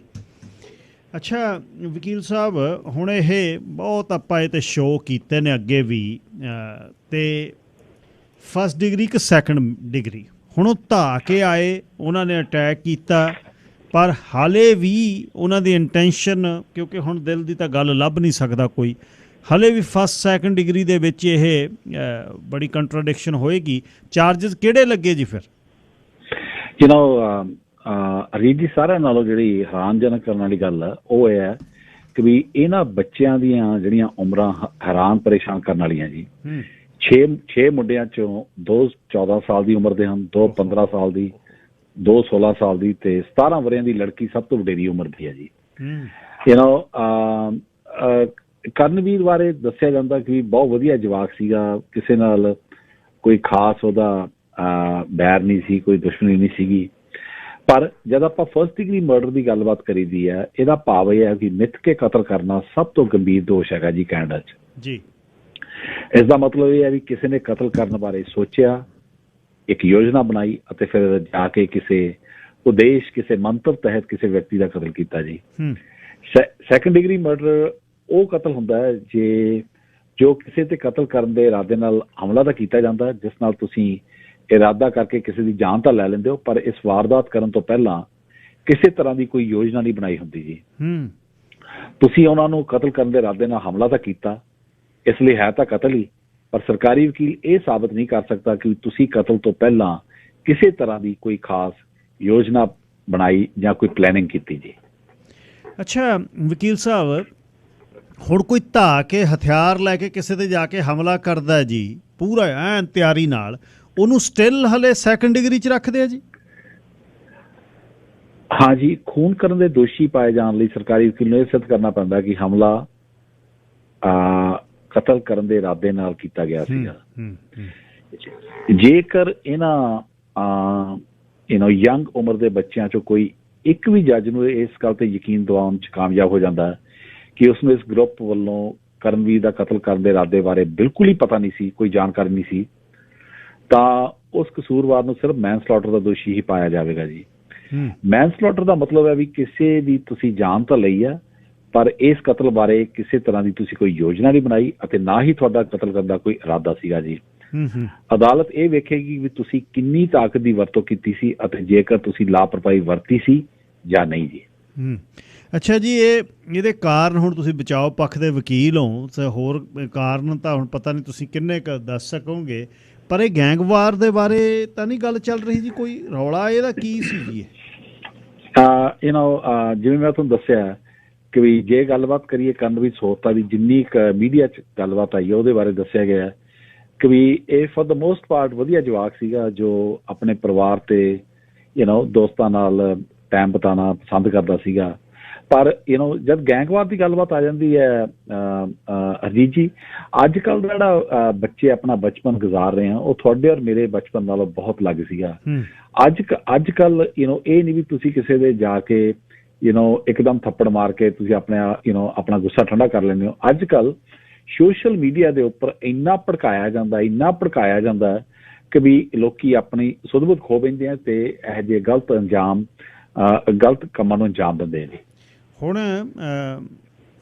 ਇਸ ਨੂੰ ਫਿਰ ਬੱਸ ਸਟਾਪ 'ਤੇ ਖੜਾ ਆਲੇ ਦੁਆਲੇ ਮੇਰੇ ਖਿਆਲ ਵਿਟਨੈਸ ਵੀ ਹੋਣਗੇ, ਸਟਿਲ ਇਹ ਸੈਕੰਡ ਡਿਗਰੀ ਹੈ ਜੀ? ਹਾਂ ਜੀ, ਕਿਉਂਕਿ ਸਰਕਾਰੀ ਪ੍ਰੋਸੀਕਿਊਟਰ ਲਈ ਇਹ ਸਾਬਤ ਕਰਨਾ ਬਹੁਤ ਹੀ ਔਖਾ ਹੁੰਦਾ ਕਿ ਜੀ ਇਹਨਾਂ ਨੂੰ ਪਤਾ ਸੀ ਵੀ ਕਰਨਵੀਰ ਬੱਸ ਸਟੈਂਡ ਤੇ ਖੜਾ ਹੋਊਗਾ, ਇਹਨਾਂ ਨੂੰ ਪਤਾ ਸੀ ਕਿ ਵੀ ਇਹਨਾਂ ਨੇ ਆਹ ਚੀਜ਼ ਲੈ ਕੇ ਜਾਣੀ ਹੈ। ਸੋ ਜਿਹੜੀ ਪਲੈਨਿੰਗ ਹੈ ਉਹ ਆਮ ਤੌਰ ਤੇ ਜਿਹੜੀ ਪ੍ਰੂਵ ਕਰਨੀ ਸਰਕਾਰੀ ਵਕੀਲ ਲਈ ਬਹੁਤ ਔਖੀ ਹੁੰਦੀ। ਸੋ ਉਹ ਉਹੀ ਚਾਰਜ ਲਾਉਂਦੇ ਆ ਜਿਹੜਾ ਉਹਨਾਂ ਨੂੰ ਲੱਗਦਾ ਕਿ ਅਸੀਂ ਆਸਾਨੀ ਨਾਲ ਕੋਰਟ ਵਿੱਚ ਸਾਬਤ ਕਰ ਸਕਦੇ ਹਾਂ ਜੀ। ਪਰ ਜਿਵੇਂ ਤੁਹਾਨੂੰ ਪਤਾ ਹੀ ਹੈ ਕਿ ਫਸਟ ਡਿਗਰੀ ਔਰ ਸੈਕੰਡ ਡਿਗਰੀ ਜ਼ਮੀਨ ਅਸਮਾਨ ਦਾ ਫਰਕ ਹੈ। ਫਸਟ ਡਿਗਰੀ ਜੇ ਤੁਸੀਂ ਕਨਵਿਕਟ ਹੋ ਜਾਂਦੇ ਹੋ ਤਾਂ ਤੁਹਾਨੂੰ ਉਮਰ ਕੈਦ ਦੀ ਸਜ਼ਾ ਹੁੰਦੀ ਹੈ, ਪਰ ਤੁਸੀਂ 25 ਸਾਲ ਤੱਕ ਪੈਰੋਲ ਲਈ ਤੁਸੀਂ ਐਲੀਜੀਬਲ ਨਹੀਂ ਹੁੰਦੇ। ਅੱਜ ਜਿਵੇਂ ਹੁਣ ਕੱਲ ਆਪਣਾ ਟੋਰਾਂਟੋ ਦੇ ਕੇਸ 'ਚ ਰੌਲਾ ਪੈ ਰਿਹਾ ਵੀ ਵੈਨ ਅਟੈਕ 'ਚ ਉਹਨੇ ਇੰਨੇ ਬੰਦੇ ਮਾਰਤੇ ਜੀ। ਸੈਕੰਡ ਡਿਗਰੀ ਮਰਡਰ 'ਚ ਹੁੰਦੀ ਫਿਰ ਵੀ ਉਮਰ ਕੈਦ ਹੀ ਹੈ। ਤੁਸੀਂ ਸਾਰੀ ਉਮਰ ਤੁਹਾਡੀ ਜਿਹੜੀ ਜ਼ਿੰਦਗੀ ਹੈ ਤੁਸੀਂ ਸਰਕਾਰ ਦੇ ਕਰਜ਼ਾਈ ਹੋ, ਪਰ ਤੁਸੀਂ 10 ਸਾਲਾਂ ਬਾਅਦ ਜੇ ਤੁਹਾਡਾ ਬਿਹੇਵੀਅਰ ਵਧੀਆ ਹੈ, ਤੁਸੀਂ ਜੇਲ੍ਹ ਵਿੱਚ ਆਪਣੇ ਆਪ ਨੂੰ ਸੁਧਾਰਨ ਦੀ ਕੋਸ਼ਿਸ਼ ਕੀਤੀ ਹੈ ਤਾਂ ਤੁਸੀਂ 10 ਸਾਲਾਂ ਬਾਅਦ ਪੈਰੋਲ ਲਈ ਅਪਲਾਈ ਕਰ ਸਕਦੇ ਹੋ ਜੀ। ਅੱਛਾ ਜੀ, ਇਹਦੇ 'ਚ ਖੂਨ ਦੇ ਹੁਣ ਦੋਸ਼ ਆਇਦ ਕਰ ਦਿੱਤੇ ਇਹਨਾਂ ਜਵਾਕਾਂ 'ਚ, ਜੇ ਉਹ ਜਵਾਕ ਵੈਸੇ ਹੀ ਇੱਕ ਸਟਰੀਟ ਫਾਈਟ ਵਾਂਗੂ ਲੜਨੇ ਆਏ ਹੋਣ ਅਤੇ ਉਸ ਲੜਾਈ ਦੇ ਦੌਰਾਨ ਕਤਲ ਹੋ ਜਾਵੇ ਜੀ, ਜਿਵੇਂ ਕਰਨਵੀਰ ਦਾ ਇਹ 'ਚ ਹੋਇਆ, ਬਹੁਤ ਮੰਦਭਾਗਾ ਹੈ। ਅਤੇ ਪਰ ਇਹਨੂੰ ਫਿਰ ਕਿਹੜੇ ਪਾਸੇ ਰੱਖਦੇ ਹੋ ਜੀ ਕਿ ਇੱਕ ਸਿਰਫ ਕੁੱਟਮਾਰ ਦਾ ਦੋਸ਼ ਲੱਗ ਸਕਦਾ ਜਾਂ ਕਤਲ ਦਾ ਦੋਸ਼, ਖੂਨ ਦਾ ਦੋਸ਼ ਲੱਗੇਗਾ? ਨਹੀਂ ਜੀ, ਇਹਦੇ ਜੇ ਸਪੋਜ਼ ਕਰੋ ਉਹਨਾਂ ਦਾ ਕੋਈ ਉਹਨੂੰ ਮਾਰਨ ਦਾ ਇਰਾਦਾ ਨਹੀਂ ਸੀਗਾ, ਕੋਈ ਯੋਜਨਾ ਨਹੀਂ ਸੀਗੀ, ਫਿਰ ਵੀ ਕੋਈ ਜੇ ਬੰਦੇ ਤੋਂ ਕਤਲ ਹੋ ਜਾਵੇ, ਅਨਲੈਸ ਐਂਡ ਅੰਟਿਲ ਉਹਨੇ ਆਪਣਾ ਸੈਲਫ ਡਿਫੈਂਸ ਕੀਤਾ ਹੋਵੇ ਵੀ ਉਹਦੇ ਕੋਲ ਕੋਈ ਚਾਰਾ ਨਹੀਂ ਸੀਗਾ। ਜੇ ਸੈਲਫ ਡਿਫੈਂਸ ਤੁਸੀਂ ਕਿਸੇ ਦਾ ਕਤਲ ਕਰ ਦਿੰਦੇ ਹੋ ਅਤੇ ਤੁਹਾਡੇ 'ਤੇ ਜੱਜ ਜਾਂ ਜੂਰੀ ਵਿਸ਼ਵਾਸ ਕਰਦੀ ਹੈ ਵੀ ਤੁਸੀਂ ਜੋ ਕੁਛ ਕੀਤਾ ਉਸ ਹਾਲਾਤ 'ਚ ਤੁਹਾਡੇ ਕੋਲ ਕੋਈ ਹੋਰ ਚਾਰਾ ਹੀ ਨਹੀਂ ਸੀਗਾ, ਤਾਂ ਤੁਸੀਂ ਬਾਇਜ਼ਤ ਬਰੀ ਵੀ ਹੋ ਸਕਦੇ ਹੋ। ਪਰ ਜੇ ਕੋਈ ਪਲੈਨਿੰਗ ਨਾ ਹੋਵੇ, ਇਰਾਦਾ ਨਾ ਹੋਵੇ, ਤਾਂ ਫਿਰ ਤੁਹਾਨੂੰ ਮੈਨ ਸਲੌਟਰ ਵਿੱਚ ਕਨਵਿਕਟ ਕੀਤਾ ਜਾਂਦਾ। ਮੈਨ ਸਲੌਟਰ ਦਾ ਪਾਵਰ ਇਹ ਹੈ ਵੀ ਤੁਹਾਡੀ ਉਮਰ ਕੈਦ ਨਹੀਂ ਹੁੰਦੀ, ਡਿਪੈਂਡ ਕਰਦਾ ਵੀ ਤੁਹਾਨੂੰ ਜੱਜ ਕਿੰਨੀ ਸਜ਼ਾ ਦੇਊਗਾ ਜੀ। ਅੱਛਾ, ਬਾਅਦ 'ਚ ਫੜਨ ਤੋਂ ਬਾਅਦ ਜਾਂ ਜ਼ਮਾਨਤ 'ਤੇ ਹੁਣ ਇਹ ਚੜ੍ਹਦੀ ਵਰੇਸ ਆ, ਇਹ ਜਵਾਕਾਂ ਨੇ ਬਾਹਰ ਤੁਰਨਾ ਫਿਰਨਾ ਹੈ, ਹੁਣ ਇਹਨਾਂ ਦੀ ਜ਼ਿੰਦਗੀ ਕਿੱਧਰ ਨੂੰ ਜਾਏਗੀ? ਇਹਨਾਂ ਦੀਆਂ ਜ਼ਮਾਨਤਾਂ ਹੋ ਗਈਆਂ ਜੀ, ਕਿਸੇ ਕਾਰਨਾਂ ਦੇ ਵਿੱਚ ਜ਼ਮਾਨਤ ਹੁੰਦੀ ਹੋ ਨਹੀਂ, ਜਿਵੇਂ ਆਪਣੀ ਜਿਹੜੀ ਕੌਨਵਾਈ ਗਈ ਸੀ, ਟਰੱਕ ਗਏ ਸੀ ਮੁਜ਼ਾਹਰਾ ਕਰਨ ਓਟਵਾ 'ਚ, ਉਹਨਾਂ ਦੇ ਮੁਖੀ ਨੂੰ ਜ਼ਮਾਨਤ ਲਈ ਬਹੁਤ ਕੁਛ ਕਰਨਾ ਪਿਆ ਜੀ। ਹਾਂਜੀ, ਭਾਵੇਂ ਬਾਲਗ ਹੋਣ ਜਾਂ ਟੀਨੇਜਰਸ ਜੀ, ਅਸੀਂ ਪਿਛਲੇ ਮੇਰੇ ਹੱਥੋਂ 30 ਸਾਲਾਂ 'ਚ ਦੋਨਾਂ ਦੇ ਕੇਸਿਸ ਮੇਰੇ ਹੱਥੋਂ ਕਾਫੀ ਵੱਡੀ ਮਾਤਰਾ 'ਚ ਲੰਘ ਚੁੱਕੇ ਹਾਂ ਜੀ। ਅਸੀਂ ਕਤਲ ਦੇ ਕੇਸਿਸ 'ਚ ਵੀ ਲੋਕਾਂ ਨੂੰ ਜ਼ਮਾਨਤ ਦਿਵਾਉਣ 'ਚ ਕਾਮਯਾਬ ਰਹੇ ਹਾਂ। ਪਰ ਇਹਨਾਂ ਸਭ 'ਚ ਇੱਕ ਗੱਲ ਜੋ ਸਾਹਮਣੇ ਆਉਂਦੀ ਹੈ ਉਹ ਇਹ ਹੈ ਕਿ ਯੂਥ ਕ੍ਰਿਮੀਨਲ ਜਸਟਿਸ ਐਕਟ 'ਚ ਜੋ ਦੱਸਿਆ ਗਿਆ ਹੈ ਕਿ ਜਿਨ੍ਹਾਂ ਟੀਨੇਜਰਸ 'ਤੇ ਅਪਰਾਧਿਕ ਦੋਸ਼ ਲੱਗਦੇ ਹਨ ਉਹਨਾਂ ਨੂੰ ਬਾਲਗਾਂ 'ਤੇ ਲੱਗੇ ਦੋਸ਼ਾਂ ਨਾਲੋਂ ਬਿਲਕੁਲ ਵੱਖਰਾ ਨਜਿੱਠਿਆ ਜਾਂਦਾ ਜੀ। ਇਸ 'ਚ ਕਤਲ ਦੇ ਕੇਸ 'ਚ ਜ਼ਮਾਨਤ ਮਿਲਣੀ ਵੀ ਸ਼ਾਮਲ ਹੈ ਜੀ। ਜੇ ਇਹਨਾਂ 7 ਟੀਨੇਜਰਸ ਦੇ ਬਾਲਗਾਂ ਵਰਗੇ ਦੋਸ਼ ਆਇਦ ਹੁੰਦੇ ਐਡਲਟਸ ਮੱਕਨ, ਤਾਂ ਜ਼ਮਾਨਤ ਤਾਂ ਸ਼ਾਇਦ ਵੀ ਇਹਨਾਂ ਨੂੰ ਫਿਰ ਵੀ ਸ਼ਾਇਦ ਇਹਨਾਂ ਨੂੰ ਮਿਲ ਜਾਂਦੀ, ਪਰ ਮਿਲਣੀ ਬਹੁਤ ਹੀ ਔਖੀ ਸੀਗੀ ਜੀ, ਕਿਉਂਕਿ ਇਹ ਸਾਰੇ ਟੀਨੇਜਰਸ ਹਨ। ਇਸ ਕਰਕੇ ਇਹਨਾਂ ਲਈ ਜ਼ਮਾਨਤ ਦਾ ਕਾਨੂੰਨ ਵੀ ਵੱਖਰਾ ਹੈ। ਪਰ ਮੈਨੂੰ ਪਤਾ ਕਿ ਬਹੁਤ ਸਾਰੇ ਕਮਿਊਨਿਟੀ ਦੇ ਲੋਕ ਇਸ ਕਾਰਵਾਈ ਤੋਂ, ਸਪੈਸ਼ਲੀ ਐਡਮਿੰਟਨ ਤੋਂ, ਕਾਫੀ ਨਾਰਾਜ਼ ਹੈ ਵੀ ਇਹਨਾਂ ਜਵਾਕਾਂ ਨੂੰ ਜ਼ਮਾਨਤ ਕਿਉਂ ਮਿਲੀ ਜੀ। ਉਹਨਾਂ ਸਾਰਿਆਂ ਲਈ ਇਹ ਜਾਣਨਾ ਬਹੁਤ ਜ਼ਰੂਰੀ ਹੈ ਕਿ ਵੀ ਚਾਹੇ ਕਤਲ ਦਾ ਕੇਸ ਹੋਵੇ, ਚਾਹੇ ਵੱਡੇ ਤੋਂ ਵੱਡਾ ਜ਼ੁਰਮ ਹੋਵੇ, ਹਰ ਇੱਕ ਇਨਸਾਨ ਜਿਹਦੇ ਤੇ ਚਾਰਜ ਲੱਗੇ ਆ ਉਹ ਜ਼ਮਾਨਤ ਲਈ ਅਪਲਾਈ ਕਰ ਸਕਦਾ, ਉਹਨੂੰ ਜ਼ਮਾਨਤ ਮਿਲ ਵੀ ਸਕਦੀ ਹੈ ਜਦ ਤਾਈਂ ਉਹਦਾ ਕੋਰਟ ਕਚਹਿਰੀ 'ਚ ਟ੍ਰਾਇਲ ਦਾ ਨਿਪਟਾਰਾ ਨਹੀਂ ਹੁੰਦਾ ਜੀ। ਅੱਛਾ, ਇਹਨਾਂ ਜਵਾਕਾਂ ਦਾ ਹੁਣ ਭਵਿੱਖ ਜੀ, ਇਹਨਾਂ ਦੀ ਪੜ੍ਹਾਈ ਤੇ ਇਹਨਾਂ ਤੇ ਹੋਰ ਪਾਬੰਦੀਆਂ ਕੀ ਨੇ ਜੀ? ਜਦ ਕਦੇ ਵੀ ਕਿਸੇ ਨੂੰ ਜ਼ਮਾਨਤ ਤੇ ਛੱਡਿਆ ਜਾਂਦਾ ਜੀ, ਉਹਨਾਂ ਦੇ ਉੱਪਰ ਕਾਫੀ ਕੰਡੀਸ਼ਨਾਂ ਲਾਈਆਂ ਜਾਂਦੀਆਂ, ਸ਼ਰਤਾਂ ਲਾਈਆਂ ਜਾਂਦੀਆਂ ਤਾਂ ਕਿ ਉਹ ਬਾਹਰ ਜਦ ਜ਼ਮਾਨਤ ਤੇ ਹੋਣ ਤਾਂ ਉਹਨਾਂ ਦਾ ਜਿਹੜਾ ਵਰਤਾਅ ਵਧੀਆ ਰਹੇ, ਕਿਸੇ ਵੀ ਵਿਟਨੈਸ ਨਾਲ ਇੰਟਰਫੇਅਰ ਨਾ ਕਰਨ। ਜੇ ਕੋਈ ਜਵਾਕ ਹੈ ਤਾਂ ਉਹਨਾਂ ਨੂੰ ਦੱਸਿਆ ਜਾਂਦਾ ਕਿ ਵੀ ਤੁਸੀਂ ਆਪਣੇ ਜਿਹੜਾ ਸਕੂਲ 'ਚ ਜੇ ਨਹੀਂ ਜਾ ਸਕਦੇ ਜਾਂ ਨਹੀਂ ਜਾਣਾ ਤਾਂ ਤੁਸੀਂ ਘਰੇ ਆਨਲਾਈਨ ਆਪਣੇ ਕਲਾਸਿਸ ਵਗੈਰਾ ਲੈਣੀ ਹੈ। ਅਤੇ ਉਹਨਾਂ 'ਤੇ ਕਰਫਿਊ ਵੀ ਲਾਇਆ ਜਾਂਦਾ ਕਿ ਵੀ ਤੁਸੀਂ ਇੰਨੇ ਵਜੇ ਤੋਂ ਲੈ ਕੇ ਇੰਨੇ ਵਜੇ ਤਾਈਂ ਤੁਸੀਂ ਬਾਹਰ ਨਹੀਂ ਜਾ ਸਕਦੇ। ਜਦ ਕਰਫਿਊ ਲਾਇਆ ਜਾਂਦਾ, ਮੰਨੋ ਚਾਹੇ ਨਾ ਮੰਨੋ ਜੀ, ਪੁਲਿਸ ਵਾਲੇ ਅੱਧੀ ਰਾਤ ਨੂੰ, ਕਈ ਵਾਰ ਤਾਂ ਤੜਕੇ 3 ਵਜੇ ਆ ਕੇ ਵੀ ਚੈੱਕ ਕਰਦੇ ਆ ਵੀ ਜਵਾਕ ਘਰੇ ਹੈਗਾ ਜਾਂ ਨਹੀਂ ਹੈਗਾ। ਸੋ ਇੱਕ ਕਿਸਮ ਦਾ ਹਾਊਸ ਅਰੈਸਟ ਵਰਗਾ ਕੰਮ ਸ਼ੁਰੂ ਹੋ ਜਾਂਦਾ। ਅਤੇ ਜਵਾਨਤ ਦਾ ਮਤਲਬ ਇਹ ਨਹੀਂ ਵੀ ਉਹ ਜੋ ਮਰਜ਼ੀ ਕਰਦੇ ਫਿਰਨ, ਉਹਨਾਂ ਨੂੰ ਜਿੰਨੀਆਂ ਵੀ ਕੰਡੀਸ਼ਨਾਂ ਉਹਨਾਂ ਦੀ ਪਾਲਣਾ ਕਰਨੀ ਪਊਗੀ। ਹੁਣ 7 ਤੇ ਇਕੱਠਾ ਮੁਕੱਦਮਾ ਚੱਲੂ ਜੀ ਜਾਂ 7 ਦੇ ਇਕੱਲੇ ਦਾ ਮੁਕੱਦਮਾ ਤੁਸੀਂ ਲੜ ਰਹੇ ਹੋ? ਬਹੁਤ ਵਧੀਆ ਸਵਾਲ ਹੈ ਜੀ। ਇਹ ਭਾਵੇਂ ਬਹੁਤ ਹੀ ਵੱਡਾ ਅਤੇ ਮੁਸ਼ਕਲ ਮੁਕੱਦਮਾ, ਪਰ ਸਰਕਾਰੀ ਵਕੀਲ ਇਸ ਨੂੰ ਇੱਕ ਮੁਕੱਦਮੇ ਵਜੋਂ ਹੀ ਚਲਾਉਣ ਦੀ ਕੋਸ਼ਿਸ਼ ਕਰੇਗਾ ਜੀ। ਉਹ ਇਸ ਕਰਕੇ ਕਿ ਵੀ ਜੇ ਅਲੱਗ-ਅਲੱਗ ਕੇਸ ਚੱਲਣਗੇ ਤਾਂ ਖਰਚ ਬਹੁਤ ਆਊਗਾ, ਉਹੀ ਸੇਮ ਗਵਾਹ ਉਹਨਾਂ ਨੂੰ ਬਾਰ-ਬਾਰ ਕੋਰਟ ਵਿੱਚ ਆਉਣ ਲਈ ਮਜਬੂਰ ਕੀਤਾ ਜਾਊਗਾ ਜੀ। ਸੋ ਜਿਵੇਂ ਆਪਾਂ ਤੁਸੀਂ ਤੁਹਾਡੇ ਨਾਲ ਮੈਂ ਗੱਲਬਾਤ ਕੀਤੀ ਸੀਗੀ ਅੱਜ ਤੋਂ ਕੁਝ ਸਾਲ ਪਹਿਲਾਂ ਵਿਸਲਰ ਵਿੱਚ ਵੀ ਅਸੀਂ ਰਿਪਰੈਜ਼ੈਂਟ ਕੀਤਾ ਸੀਗਾ ਜੀ। ਉਸ ਕੇਸ ਦੀ ਬੜੀ ਸਿਮਿਲੈਰਿਟੀ ਸੀਗੀ ਜੀ। ਉਸ ਕੇਸ ਵਿੱਚ ਵੀ ਆਪਣੇ ਸਕੂਲ ਦੇ ਬੱਚਿਆਂ ਨੇ ਆਪਣੇ ਇੱਕ ਜਵਾਕ ਦੇ ਛਾਤੀ ਚਾਕੂ ਮਾਰ ਕੇ ਉਸਦਾ ਕਤਲ ਕਰ ਦਿੱਤਾ ਸੀਗਾ। ਸੋ ਪ੍ਰੋਸੀਕਿਊਟਰ ਦੀ ਪੂਰਾ ਜ਼ੋਰ ਹੋਊਗਾ ਕਿ ਵੀ ਇੱਕੋ ਹੀ ਮੁਕੱਦਮਾ ਚੱਲੇ, ਚਾਹੇ 7 ਟੀਨੇਜਰਸ ਇਸ ਦੇ ਉਹਨਾਂ ਦੇ ਦੋਸ਼ ਲੱਗੇ ਆ। ਸੋ ਇਟ ਡਿਪੈਂਡਸ, ਪਰ ਮੋਸਟ ਆਫ ਦਾ ਟਾਈਮ ਇੱਕੋ ਹੀ ਚੱਲੂਗਾ ਜੀ। ਅੱਛਾ ਜੀ, ਜੇ ਦੋਸ਼ੀ ਸਾਬਤ ਹੋ ਜਾਂਦੇ ਨੇ ਕਿੰਨੀ ਸਜ਼ਾ ਹੋਏਗੀ ਜੀ ਭਵਿੱਖ ਤੇ ਉਹਨਾਂ ਦੇ ਕੀ ਇਹਦਾ ਫਰਕ ਪਏਗਾ ਜ਼ਿੰਦਗੀ ਤੇ? ਇਹ ਤਾਂ ਜੀ ਸਾਰਾ ਇਸ ਗੱਲ ਤੇ ਨਿਰਭਰ ਕਰਦਾ ਕਿ ਹਮਲਾਵਰਾਂ ਨੂੰ ਸਜ਼ਾ ਇੱਕ ਬਾਲਗ ਵਜੋਂ ਦਿੱਤੀ ਜਾ ਰਹੀ ਹੈ ਜਾਂ ਇੱਕ ਟੀਨੇਜਰਸ ਵਜੋਂ ਜੀ। ਯੂਥ ਕ੍ਰਿਮੀਨਲ ਜਿਹੜਾ ਆਪਣਾ ਜਸਟਿਸ ਐਕਟ ਮੁਤਾਬਿਕ ਇੱਕ ਟੀਨੇਜਰਸ ਨੂੰ ਵੱਧ ਤੋਂ ਵੱਧ 10 ਸਾਲ ਜੇਲ੍ਹ ਦੀ ਸਜ਼ਾ ਹੋ ਸਕਦੀ ਹੈ ਜੀ। ਪਰ ਜੇ ਇਹਨਾਂ ਹੀ ਹਮਲਾਵਰਾਂ ਨੂੰ ਬਾਲਗਾਂ ਵਾਂਗ ਸਜ਼ਾ ਮਿਲਦੀ ਹੈ ਤਾਂ ਸਜ਼ਾ ਉਮਰ ਕੈਦ ਦੀ ਵੀ ਹੋ ਸਕਦੀ ਹੈ ਜੀ। ਸਜ਼ਾ ਭਾਵੇਂ ਉਮਰ ਕੈਦ ਦੀ ਹੀ ਕਿਉਂ ਨਾ ਹੋਵੇ, ਪਰ 18 ਸਾਲ ਦੀ ਉਮਰ ਹੋਣ ਤੱਕ ਉਹਨਾਂ ਨੂੰ ਬਾਲਗਾਂ ਵਾਲੀ ਜੇਲ੍ਹ 'ਚ ਨਹੀਂ ਭੇਜਿਆ ਜਾ ਸਕਦਾ ਜੀ। ਹੁਣ ਇਹਨਾਂ ਦੀਆਂ ਉਮਰਾਂ ਨੇ ਜਿਹੜੀਆਂ ਜੀ, ਉਹ ਜਿਹੜੇ ਮੈਂ ਇਹ ਪਤਾ ਲੱਗਿਆ ਜੀ ਕਿ ਇਹ ਸਹੀ ਕਰਿਓ ਵੀ 12 ਸਾਲ ਤੋਂ ਜੇ ਘੱਟ ਆ ਉਹ ਤੇ ਦੋਸ਼ ਹੀ ਨਹੀਂ ਲੱਗ ਸਕਦੇ, ਤੇ ਇਹਨਾਂ ਦੀਆਂ ਉਮਰਾਂ ਦਾ ਫਿਰ ਕਿੰਨਾ ਕੁ ਫਰਕ ਪੈਣਾ ਜੀ? ਜੇ 12 ਸਾਲ ਤੋਂ ਉਮਰ ਵਾਲਾ ਬੱਚਾ ਅਗਰ ਕਿਸੇ ਦਾ ਕਤਲ ਵੀ ਕਰ ਦਿੰਦਾ ਜੀ, ਅਪਰਾਧਿਕ ਦੋਸ਼ ਆਇਦ ਕਰਨ ਦੀ ਤੁਸੀਂ ਗੱਲ ਹੀ ਛੱਡੋ, ਪੁਲਿਸ ਉਸ ਨੂੰ ਗ੍ਰਿਫਤਾਰ ਵੀ ਨਹੀਂ ਕਰ ਸਕਦੀ ਜੀ। ਤੁਹਾਡੇ ਲੱਖਾਂ ਦੀ ਤਾਦਾਦ 'ਚ ਸੁਣਨ ਵਾਲੇ ਵਫਾਦਾਰ ਸਰੋਤਿਆਂ 'ਚੋਂ ਸ਼ਾਇਦ ਕੁਝ ਨੂੰ ਇਹ ਯਾਦ ਹੋਵੇਗਾ ਕਿ ਸਸਕੈਚੁਅਨ 'ਚ 2013 ਦੀ ਗੱਲ ਹੈ, ਇੱਕ 10 ਸਾਲ ਦੇ ਬੱਚੇ ਨੇ 6 ਸਾਲ ਦੇ ਬੱਚੇ ਨੂੰ ਕੁੱਟ-ਕੁੱਟ ਕੇ ਮਾਰ ਦਿੱਤਾ ਸੀਗਾ ਜੀ। ਇਸ ਤਰ੍ਹਾਂ ਉਸਨੇ ਕੈਨੇਡਾ ਦਾ ਸਭ ਤੋਂ ਛੋਟੀ ਉਮਰ ਦਾ ਕਾਤਲ ਹੋਣ ਦਾ ਖਿਤਾਬ ਵੀ ਪਾਇਆ ਸੀਗਾ। ਉਸ ਨੂੰ ਪੁਲਿਸ ਕਿਸੇ ਵੀ ਦੋਸ਼ 'ਚ ਚਾਰਜ ਨਹੀਂ ਸੀ ਕਰ ਸਕੀ। ਸਰਕਾਰ ਸਿਰਫ ਇਹੀ ਕਰ ਸਕਦੀ ਹੈ ਕਿ ਉਹ ਉਸ ਬੱਚੇ ਨੂੰ ਉਸਦੇ ਮਾਪਿਆਂ ਤੋਂ ਵੱਖ ਰੱਖਣ ਦੇ ਹੁਕਮ ਪ੍ਰਾਪਤ ਕਰ ਸਕਦੀ ਹੈ ਜੀ। ਵਕੀਲ ਸਾਹਿਬ, ਜਿਹੜਾ ਕ੍ਰਿਮੀਨਲ ਲਾਅ ਉਹਦੇ 'ਚ ਹੁਣੇ ਜਵਾਕਾਂ ਦਾ ਕਿਉਂ ਛੋਟੇ ਨੇ, ਕੋਈ ਪਰਵਰਿਸ਼ ਜਾਂ ਮਾਪਿਆਂ ਦੇ ਉੱਪਰ ਵੀ ਕੁਛ ਇਹ ਦੋਸ਼ ਲੱਗ ਸਕਦੇ ਆ ਵੀ ਯਾਰ ਤੁਸੀਂ ਬਾਹਲੀ ਪਰਵਰਿਸ਼ ਨਹੀਂ ਕੀਤੀ, ਜਾਂ ਕੋਈ ਪਰਿਵਾਰ ਟੁੱਟਿਆ ਹੋਵੇ, ਸਿੰਗਲ ਪੇਰੈਂਟਸ ਹੋਣ, ਇਹੋ ਜਿਹਾ ਕੁਛ ਇਹਦੇ ਤੇ ਹੋ ਸਕਦਾ ਜੀ? ਨਹੀਂ ਜੀ, ਜੇ ਬੱਚਾ ਆਪਣੇ ਘਰ 'ਚ ਵੀ ਕਿਸੇ ਦਾ ਕਤਲ ਕਰ ਦਿੰਦਾ ਤਾਂ ਮਾਪੇ ਇਸ ਲਈ ਜ਼ਿੰਮੇਵਾਰ ਨਹੀਂ ਠਹਿਰਾਏ ਜਾ ਸਕਦੇ ਜੀ। ਪਰ ਜੇਕਰ ਮਾਪੇ ਅਤੇ ਬੱਚੇ ਰਲ ਕੇ ਕਿਸੇ ਜੁਰਮ ਨੂੰ ਅੰਜਾਮ ਦਿੰਦੇ ਹਨ ਤਾਂ ਮਾਪਿਆਂ ਦੇ ਦੋਸ਼ ਆਇਦ ਕੀਤੇ ਜਾ ਸਕਦੇ ਹਨ, ਅਤੇ ਜੇ ਬੱਚਾ ਆਪਣੇ ਮਾਪਿਆਂ ਦੇ ਕਹਿਣ ਤੇ ਵੀ ਇਹੋ ਜਿਹਾ ਕਰਦਾ ਤਾਂ ਵੀ ਮਾਪੇ ਦੋਸ਼ੀ ਠਹਿਰਾਏ ਜਾ ਸਕਦੇ ਜੀ। ਪਰ ਜੇ ਗੱਲ ਆਪਾਂ ਅਮਰੀਕਾ ਦੀ ਕਰੀਏ, ਅਮਰੀਕਾ 'ਚ ਪੇਰੈਂਟਸ ਨੂੰ ਰਿਸਪੌਂਸਿਬਲ ਠਹਿਰਾਇਆ ਜਾਂਦਾ ਜੀ। ਵਕੀਲ ਸਾਹਿਬ, ਇੱਕ ਅੱਗੇ ਪੁਲਿਸ ਦੀ ਗੱਡੀ ਖੜੀ ਦੇਖ ਕੇ ਨਾ ਬਹੁਤ ਵਧੀਆ ਲੱਗਣਾ ਵੀ ਸਕੂਲ ਦੀ ਚਾਰ ਦੀਵਾਰੀ ਦੇ ਅੰਦਰ ਪ੍ਰੈਮਿਸਿਸ ਦੇ ਵਿੱਚ ਜਿਹੜੀ RCMP ਦੀ ਜਾਂ ਜਿੱਥੇ ਦੀ ਵੀ ਪੁਲਿਸ ਆ ਉੱਥੇ ਗੱਡੀ ਖੜੀ ਆ, ਮਨ 'ਚ ਇਹ ਵਧੀਆ ਲੱਗਣਾ। ਇਹ ਹਟਾਉਣ ਦੇ ਨਾਲ ਸਾਰੇ ਕੈਨੇਡਾ ਦੇ ਵਿੱਚ ਜ਼ਿਆਦਾਤਰ ਹਾਈ ਸਕੂਲਾਂ 'ਚ ਪੁਲਿਸ ਵਾਲੇ ਨੇ ਜਿਹੜੇ ਉਹ ਸਕੂਲ 'ਚ ਹੁਣ ਹੈ ਨਹੀਂ। ਕੀ ਜੇ ਪੁਲਿਸ ਵਾਲੇ ਉੱਥੇ ਨੇੜੇ ਹੁੰਦੇ ਤਾਂ ਕਰਨਵੀਰ ਨੂੰ ਬਚਾ ਸਕਦੇ ਸੀ ਜੀ? ਹਰੀ ਜੀ, ਕੈਨੇਡਾ ਭਰ ਦੇ ਹਾਈ ਸਕੂਲਾਂ 'ਚ ਪਹਿਲਾਂ ਇੱਕ ਪੁਲਿਸ ਵਾਲਾ ਮੌਜੂਦ ਹੁੰਦਾ ਸੀ ਜਿਸ ਦਾ ਕੰਮ ਸਿਰਫ ਤੇ ਸਿਰਫ ਉਸ ਸਕੂਲ ਅਤੇ ਬੱਚਿਆਂ ਤੇ ਨਿਗਰਾਨੀ ਰੱਖਣ ਦਾ ਹੀ ਹੁੰਦਾ ਸੀਗਾ ਜੀ।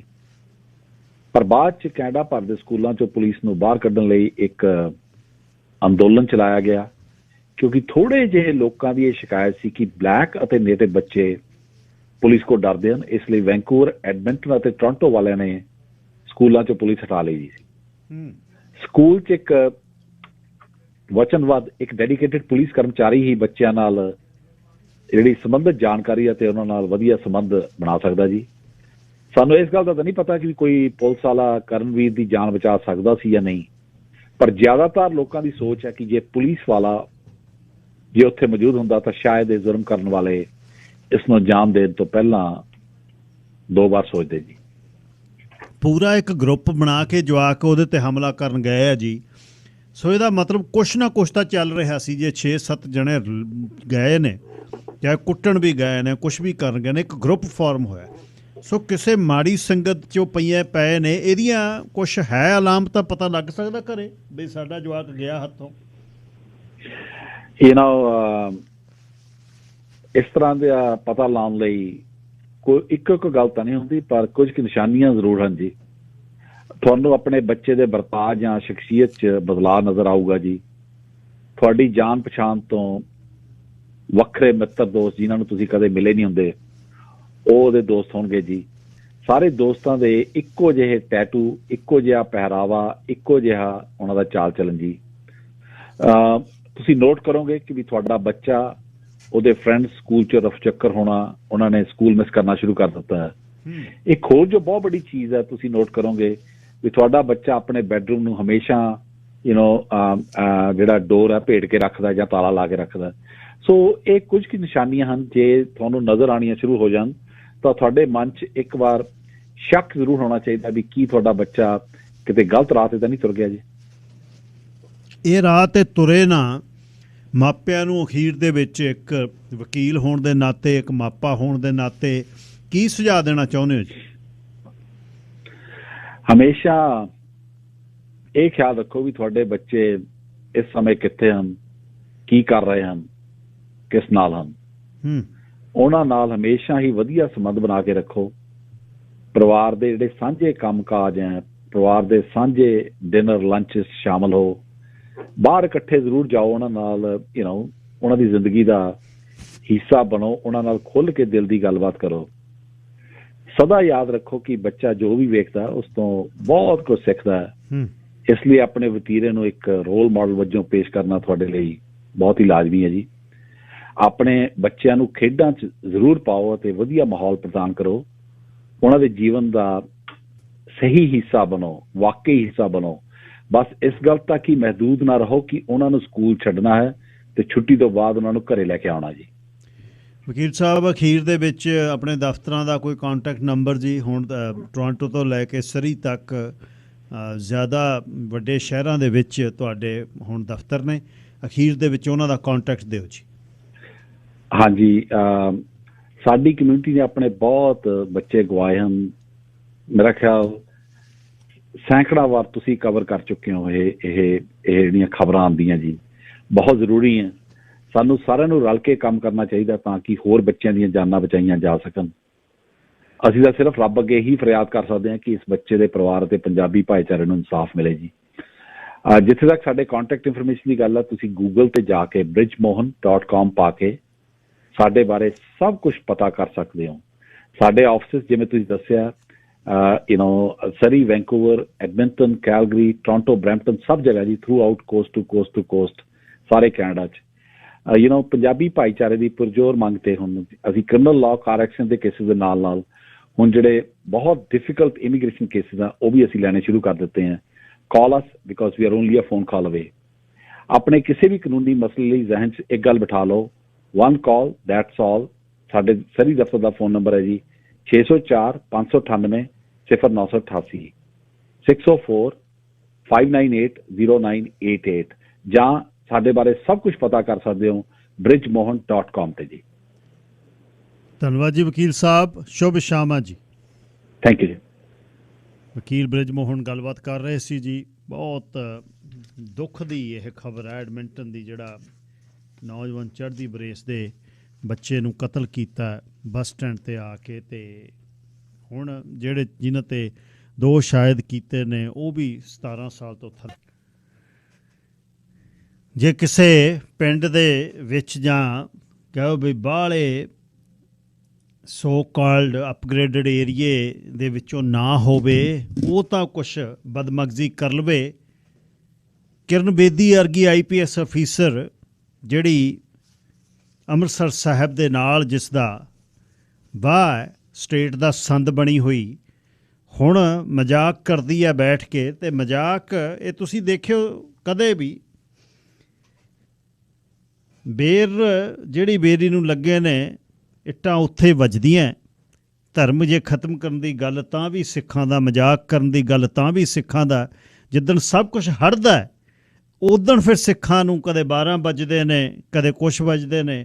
ਹਾਲੇ ਤਾਂ ਹੁਣੇ ਹੀ ਸਾਲ ਲੰਘ ਕੇ ਗਿਆ, ਉਹੀ ਦਿੱਲੀ ਜਿੱਥੇ ਬੈਠ ਕੇ ਇਹ ਬਕਵਾਸ ਕਰਦੀ ਹੈ, ਉਸੇ ਦਿੱਲੀ ਨੂੰ ਬਚਾ ਕੇ ਹਟੇ ਨੇ ਹੁਣੇ ਹੀ। ਗੈਸ ਦੀ ਜਿਹੜੀ ਆਕਸੀਜਨ ਦੇ ਸਿਲੰਡਰ, ਉਹਦੇ ਲੰਗਰ, ਪ੍ਰਸ਼ਾਦੇ ਦੇ ਲੰਗਰ, 24 ਘੰਟੇ ਲੰਗਰ ਚੱਲੇ। ਹਲੇ ਸਾਲ ਲੰਘਿਆ। ਇਹ ਜਿਹੀਆਂ ਨੂੰ ਨਾ ਸਟੇਟ ਦੇ ਟੂਲ ਬਣੇ, ਸੰਦ ਬਣਿਆ ਨੂੰ 84 ਨਵੰਬਰ 'ਚ ਵੀ ਇਸ ਤਰ੍ਹਾਂ ਹੀ ਲੱਗਿਆ ਸੀ ਅਸੀਂ ਕੋਈ ਏਅਰ ਮਾਰਸ਼ਲਾਂ ਜੀ, ਸਾਡਾ ਦਿੱਲੀ ਇੰਦਰਾ ਦੇ ਆਉਣਾ ਜਾਣਾ ਸੀ ਚਪਲੀ ਝਾੜਾਂ ਜੀ, ਜਾਂ ਦਰਾਂ ਮੂਹਰੇ ਮਸ਼ਾਲਾਂ ਜਲੀਆਂ ਆ ਕੇ ਵੀ ਬਾਹਰ ਨਿਕਲੋ ਹਿਸਾਬ ਕਰੀਏ। ਫਿਰ ਸ਼ੰਭੂ ਟੱਪ ਕੇ ਖੜੇ ਆ ਕੇ, ਫਿਰ ਪਤਾ ਲੱਗਿਆ ਵੀ ਅਸੀਂ ਕਿੱਥੇ ਖੜੇ ਹਾਂ। ਫਿਰ ਗੱਜ ਲੰਬੇ ਲੇਖ ਲਿਖਦੇ ਰਹੇ।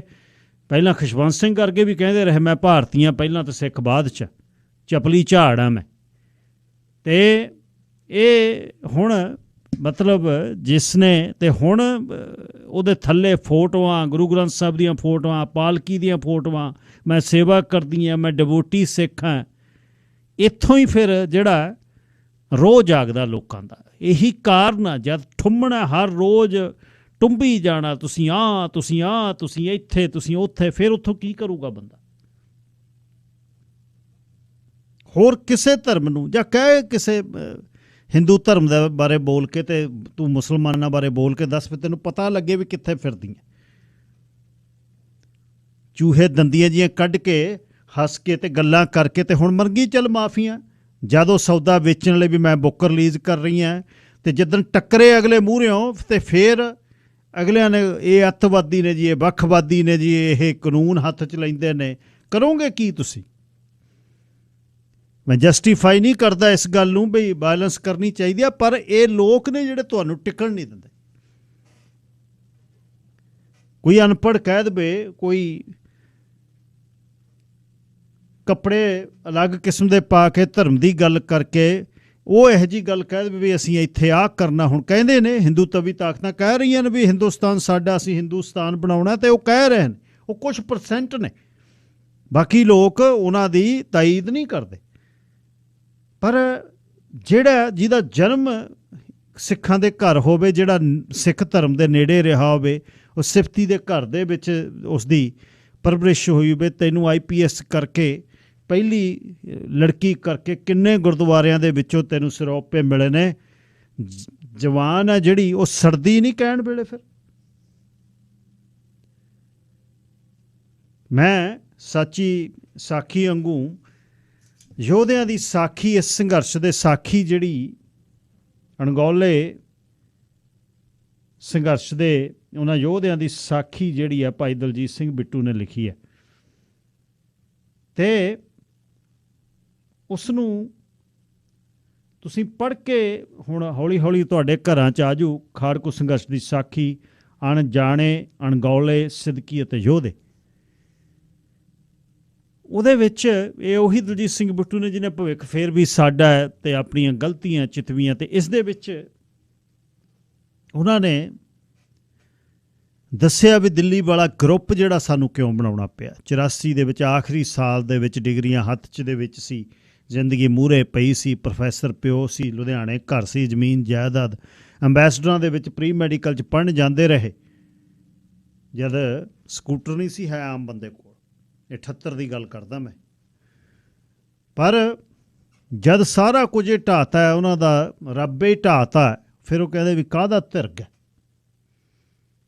ਦਿੱਲੀ ਵਾਲਾ ਗਰੁੱਪ ਫਿਰ ਜਦ ਬਣਿਆ, ਫਿਰ ਦਿੱਲੀ 'ਚ ਸ਼ਲੇਡੇ ਵਾਂਗੂ ਫੋਟੋਆਂ ਲੱਗਦੀਆਂ ਸੀ।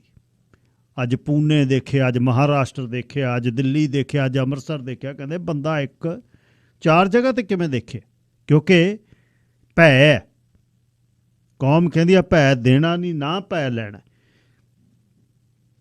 ਪਰ ਜਦ ਤੁਹਾਨੂੰ ਹਟਣਾ ਨਹੀਂ ਬੰਦਾ, ਅਖੀਰਲੇ ਦਿਨ ਤੁਸੀਂ ਪਿੰਡ 'ਚ ਦੇਖ ਲਓ, ਕਿਸੇ ਗਰੀਬ ਗੁਰਬੇ ਦੇ ਦਰਾਂ ਮੂਹਰੇ ਲਲਕਰੇ ਮਾਰਨੋਂ 2-4 ਵਾਰ ਉਹ ਸਰਦਾਰ ਜੀ ਕਹੂ, ਚੌਥੀ ਵਾਰ ਕਹਿੰਦਾ ਆ ਜਾ ਫਿਰ ਤੈਨੂੰ ਦੱਸੀਏ ਕਿਵੇਂ ਗੱਲ ਬਣਦੀ ਹੈ। ਇਹ ਜਿਹੜੀ ਹਰ ਰੋਜ਼ ਕੋਈ ਨਾ ਕੋਈ, ਕੁਛ ਨਾ ਕੁਛ ਇਹ ਚੱਲਦਾ ਰਹਿੰਦਾ। ਕਿਤੇ ਕੋਈ ਕੁੱਟਤਾ, ਕਿਤੇ ਦਸਤਾਰ ਬੰਨ੍ਹ ਕੇ ਬਾਲ ਖੰਡਾਤੇ, ਕਿਤੇ ਕੋਈ ਪਟਿਆਲੇ ਬੈਠੇ ਸ਼ਿਵ ਸੈਨੀ ਨੇ ਕੁਛ ਕਹਿਤਾ। ਮਤਲਬ ਇਹ ਆ ਵੀ ਟਿਕੋ ਨਾ, ਡਾਂਗਾਂ ਚੱਕੋ, ਫਿਰ ਤੁਹਾਡਾ ਸ਼ਿਕਾਰ ਖੇਲੀ। ਹੁਣੇ ਹੀ ਲੰਘ ਕੇ ਗਿਆ, ਹਲੇ ਘਰ ਇਹਨੂੰ ਹਫ਼ਤਾ ਹੀ ਹੋਇਆ ਲੰਘੇ। ਹੁਣ ਗੱਲ ਇਹ ਹੈ, ਜੇ ਪਹਿਰੇਦਾਰੀ ਹੋਵੇ ਕੌਮ ਦੇ ਜਥੇਦਾਰਾਂ ਕੋਲ, ਜੁਰਕਾ ਹੋਵੇ, ਅਕਾਲ ਤਖਤ ਸਾਹਿਬ ਦੇ ਸੇਵਾਦਾਰ ਦੇ ਤੌਰ ਤੇ ਸ਼੍ਰੀ ਅਕਾਲ ਤਖਤ ਸਾਹਿਬ ਦੇ ਜਥੇਦਾਰ ਦੇ ਵੀ ਕੋਲ ਜਾਨ ਹੋਵੇ, ਫਿਰ ਉਹ ਕਰ ਸਕਦਾ ਕੁਛ। ਪਰ ਜਦ ਰਾਜਨੀਤਿਕ ਅਕਾਵਾਂ ਦੇ ਰਾਹੀਂ ਜਿਹੜੇ ਡਿਸੀਜ਼ਨ ਲੈਣੇ ਨੇ, ਜਾਂ ਪੈਸੇ ਧੇਲੇ ਵਾਲੇ ਬੰਦੇ ਆਪਣੇ ਤੌਰ ਤੇ, ਇੱਥੋਂ ਵੀ ਗਿਆ ਹੋਇਆ ਇੱਕ ਪੈਸੇ ਧੇਲੇ ਵਾਲਾ ਸ਼ਾਇਦ ਮੁੜਿਆ ਹੋਇਆ ਹੋਵੇ, ਉਹਨੇ ਇੱਥੇ ਵਾਲਿਆਂ ਨੂੰ ਭੱਠੀ 'ਚ ਇੱਕ ਵਾਰ ਜਿਹੜਾ ਜ਼ਰੂਰ ਝੋਕਣਾ ਯਾਦ ਰੱਖਿਓ। ਇਹ ਵੀ ਪਤਾ ਲੱਗਿਆ ਵੀ ਉੱਥੋਂ ਕੋਈ ਬੜਾ ਜਥੇਦਾਰ ਵੀ ਆਉਣ ਲੱਗਿਆ ਸਰੀ 'ਚ। ਪਹਿਲਾਂ ਵੀ ਬਥੇਰੇ ਵਫਦ ਆਏ ਨੇ, ਹੁਣ ਫੇਰ ਆਓ। ਇਹਨਾਂ ਨੇ ਜਦ ਤੱਕ ਚੁਆਤੀ ਸਿੱਟਣੀ ਨਹੀਂ, ਇੱਥੇ ਕਮਿਊਨਿਟੀ ਦੇ ਵਿੱਚ ਟਿਕਣ ਨਹੀਂ ਦੇਣਾ।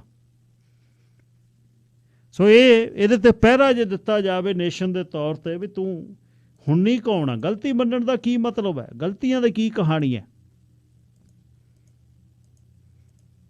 ਹਾਂ, ਉੱਥੇ ਆ ਕੇ 4 ਭਾਂਡੇ ਮਾਂਜ ਕੇ 4 ਦਿਨ ਚਲੋ ਜੀ ਮਾਫੀ। ਉੱਥੇ ਹੀ ਬਾਦਲ ਆਪਣੇ ਬਰਨਾਲੇ ਹੋਣੀ ਮਾਂਜ ਗਏ ਭਾਂਡੇ, ਉੱਥੇ ਜੈਲੂ ਮਾਂਜ ਗਿਆ, ਉੱਥੇ ਬੂਟਾ ਮਾਂਜ ਗਿਆ, ਤੇ ਦੇ ਦਿਓ ਮਾਫੀਆਂ।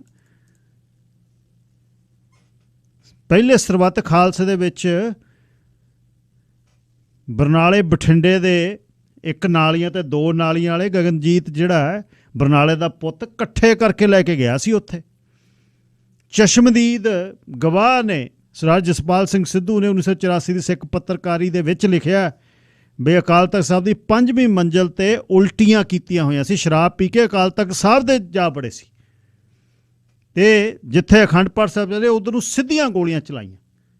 ਜਦ ਮਾਰ ਕੇ ਗਤਲਿਆਂ 'ਚ ਅਗਲੇ ਨੇ ਖੂਹੀਆਂ, ਫਿਰ ਦੂਜੇ ਦਿਨ ਮਿੰਨਤਾਂ ਕਰਦੇ ਫਿਰ ਸਾਡੀਆਂ ਰਫਲਾਂ ਤਾਂ ਮੋੜ ਦੋ, ਪਿੰਡ ਨੂੰ ਜਾਂਦੇ ਹਾਂ ਅਸੀਂ।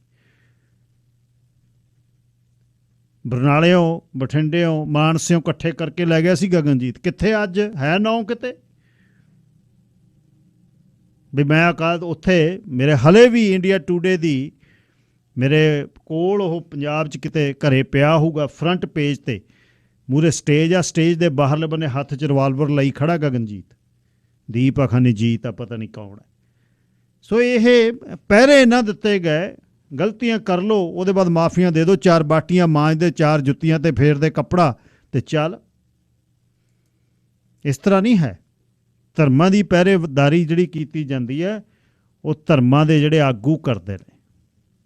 ਅੱਗੇ ਵੀ ਇੱਕ ਦਿਨ ਮੈਂ ਕਿਹਾ, ਇਹ ਤਾਂ ਹੁਣ ਜਿਹੜੇ ਰਾਜਸੀ ਲਾਲਚਾਂ ਕਰਕੇ, ਪੈਸੇ ਧੇਲੇ ਦੇ ਲਾਲਚਾਂ ਕਰਕੇ ਮੁਸਲਮਾਨ ਕੌਮ ਤੇ ਤੱਕ ਤਿੰਗੋਜ਼ਾਰੀ ਹੋ ਰਹੀ ਆ ਅਲੱਗ-ਅਲੱਗ। ਨਹੀਂ, ਜਿੱਡੀ ਵੱਡੀ ਗਿਣਤੀ ਹੈ, ਕੋਈ ਕਿਸੇ ਦੀ ਜ਼ਰੂਰਤ ਕੋਈ ਕਰ ਸਕਦਾ, ਕਿਉਂਕਿ ਪੈਸੇ ਲਈ ਇਕੱਠੇ ਹੋਏ ਨੇ। ਅਮੀਰ ਜਿਹੜਾ ਮੁਸਲਮਾਨ ਅਰਬ ਦੇਸ਼ਾਂ ਦਾ, ਉਹ ਦੂਜਿਆਂ ਨੂੰ ਗਿਣਦਾ ਨਹੀਂ, ਉਹਨਾਂ ਦੇ ਕਾਸੇ ਖਾਨੇ ਦੇ ਵਿੱਚ ਹੀ ਕੰਮ ਕਰਦੇ ਨੇ।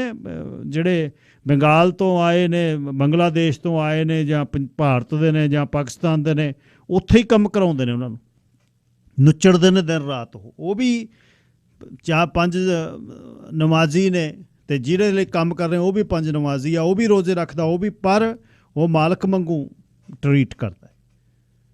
ਆ ਬਾਈਡਨ ਨੇ ਕਿਹਾ ਸੀ ਬਈ ਸਾਊਦੀ ਅਰਬ ਤਾਂ ਪ੍ਰਿਆ ਜਾਂਦਾ ਚੜ੍ਹਿਆ, ਹੁਣ ਤੇਲ ਮੁੱਕ ਗਿਆ। ਇਉਂ ਅਗਲੇ ਫਿਰ ਧੌਣ ਦਾ ਕਿੱਲਾ ਕੱਢਦੇ ਆ। ਹੁਣ ਅਗਲੇ ਹਫਤੇ, ਅਗਲੇ ਮਹੀਨੇ ਜਾਣਾ ਹੈ ਸਾਊਦੀ ਅਰਬ ਨੂੰ। ਹੁਣ ਰਿੰਗਦੇ ਜਾਂਦੇ ਆ, ਕਿਉਂਕਿ ਯੂਕਰੇਨ ਦੀ ਜੰਗ ਲੱਗ ਗਈ। ਹੁਣ ਇਹਨੂੰ ਸਾਂਭਣਾ ਪੈਣਾ ਸਾਊਦੀ ਅਰਬ ਨੂੰ। ਇਹੀ ਕਾਰਨ ਆ ਫਿਰ ਜਿਹੜੇ ਤਾਨਾਸ਼ਾਹ ਨੇ ਉਹ ਨਹੀਂ ਕਦੇ ਰੁਕਦੇ। ਕਾਰਨ ਇਹ ਹੈ, ਦੁਨੀਆ ਪੈਸੇ ਵਾਲੇ ਨੂੰ ਸਲਾਮਾਂ ਕਰਦੀ ਹੈ, ਜ਼ੋਰ ਵਾਲੇ ਨੂੰ ਸਲਾਮਾਂ ਕਰਦੀ ਹੈ। ਕਿਰਨ ਬੇਦੀ ਦੀ ਜਿੰਨੀ ਜਖਣਾ ਪੱਟੀ ਜਾਵੇ ਉਨੀ ਘੱਟ ਹੈ। ਲਿਖੋ ਉਹਨੂੰ, ਉਹਦੇ ਟਵਿੱਟਰ ਤੇ ਜਾ ਕੇ ਲਿਖੋ, ਉਹਨੂੰ ਕੁਛ ਅਕਲ ਆਵੇ। ਸਾਰਿਆਂ ਦਾ ਧੰਨਵਾਦ ਜੀ। ਆਪਾਂ 2 ਸ਼ੋਅ ਕੀਤੇ ਸੀ, the replacement theory, French writer Camus Renaud ਦੀ ਇਸ ਕਿਤਾਬ ਤੇ, ਜਿਹੜੀ ਉਹਨੇ ਫਰਾਂਸ ਦੇ ਵਿੱਚ ਲਿਖੀ। ਉਹ ਕਹਿੰਦਾ 1 ਬੰਦੇ, ਫਿਰ 5 ਬੰਦੇ, ਫਿਰ 10 ਬੰਦੇ, ਫਿਰ 100 ਬੰਦਾ, ਫਿਰ 1000, ਫਿਰ ਲੱਖ ਇਨਵੇਡਰਸ ਕਿਹਾ ਉਹਨੇ। ਉਹ ਕਹਿੰਦੇ ਵੀ ਸਾਡੀ ਨਸਲ ਬਦਲ ਦਿੱਤੀ। ਇਹਦੇ ਤੇ ਹੀ ਜਿਹੜੇ ਅਮਰੀਕਾ ਦੇ ਵਿੱਚ ਮਾਸ ਸ਼ੂਟਿੰਗਸ ਹੋਈਆਂ ਯਹੂਦੀਆਂ ਦੇ ਸਿਨਾਗੋਗ ਤੇ, ਉਸ ਤੋਂ ਬਾਅਦ ਟੈਕਸਸ ਦੇ ਵਿੱਚ ਇੱਕ ਸੁਪਰਮਾਰਕੀਟ ਦੇ ਵਿੱਚ, ਫਿਰ ਬਫਲੋ ਦੇ ਵਿੱਚ ਸਿਆਹ ਰੰਗ ਦੇ ਲੋਕਾਂ 'ਚ, ਉਹਨਾਂ ਨੂੰ ਇਨਵੇਡਰਸ ਕਿਹਾ ਗਿਆ। ਕਾਤਲਾਂ ਨੇ ਮੈਨੀਫੈਸਟੋ ਜਿਹੜਾ ਆਖਰੀ ਇਹ ਜਿਹੜਾ ਬਫਲੋ ਦੇ ਵਿੱਚ ਕਤਲੋਗਾਰਤ ਹੋਈ ਅਫਰੀਕਨ ਅਮਰੀਕਨਸ ਦੀ, ਉਹ ਵੀ ਰਿਪਲੇਸਮੈਂਟ ਥਿਊਰੀ, ਬਦਲਾਅ ਦੀ ਜਿਹੜੀ ਨੀਤੀ ਜਿਹੜੀ ਉਹਦੇ 'ਤੇ ਗੱਲ ਹੋਈ। ਹੁਣ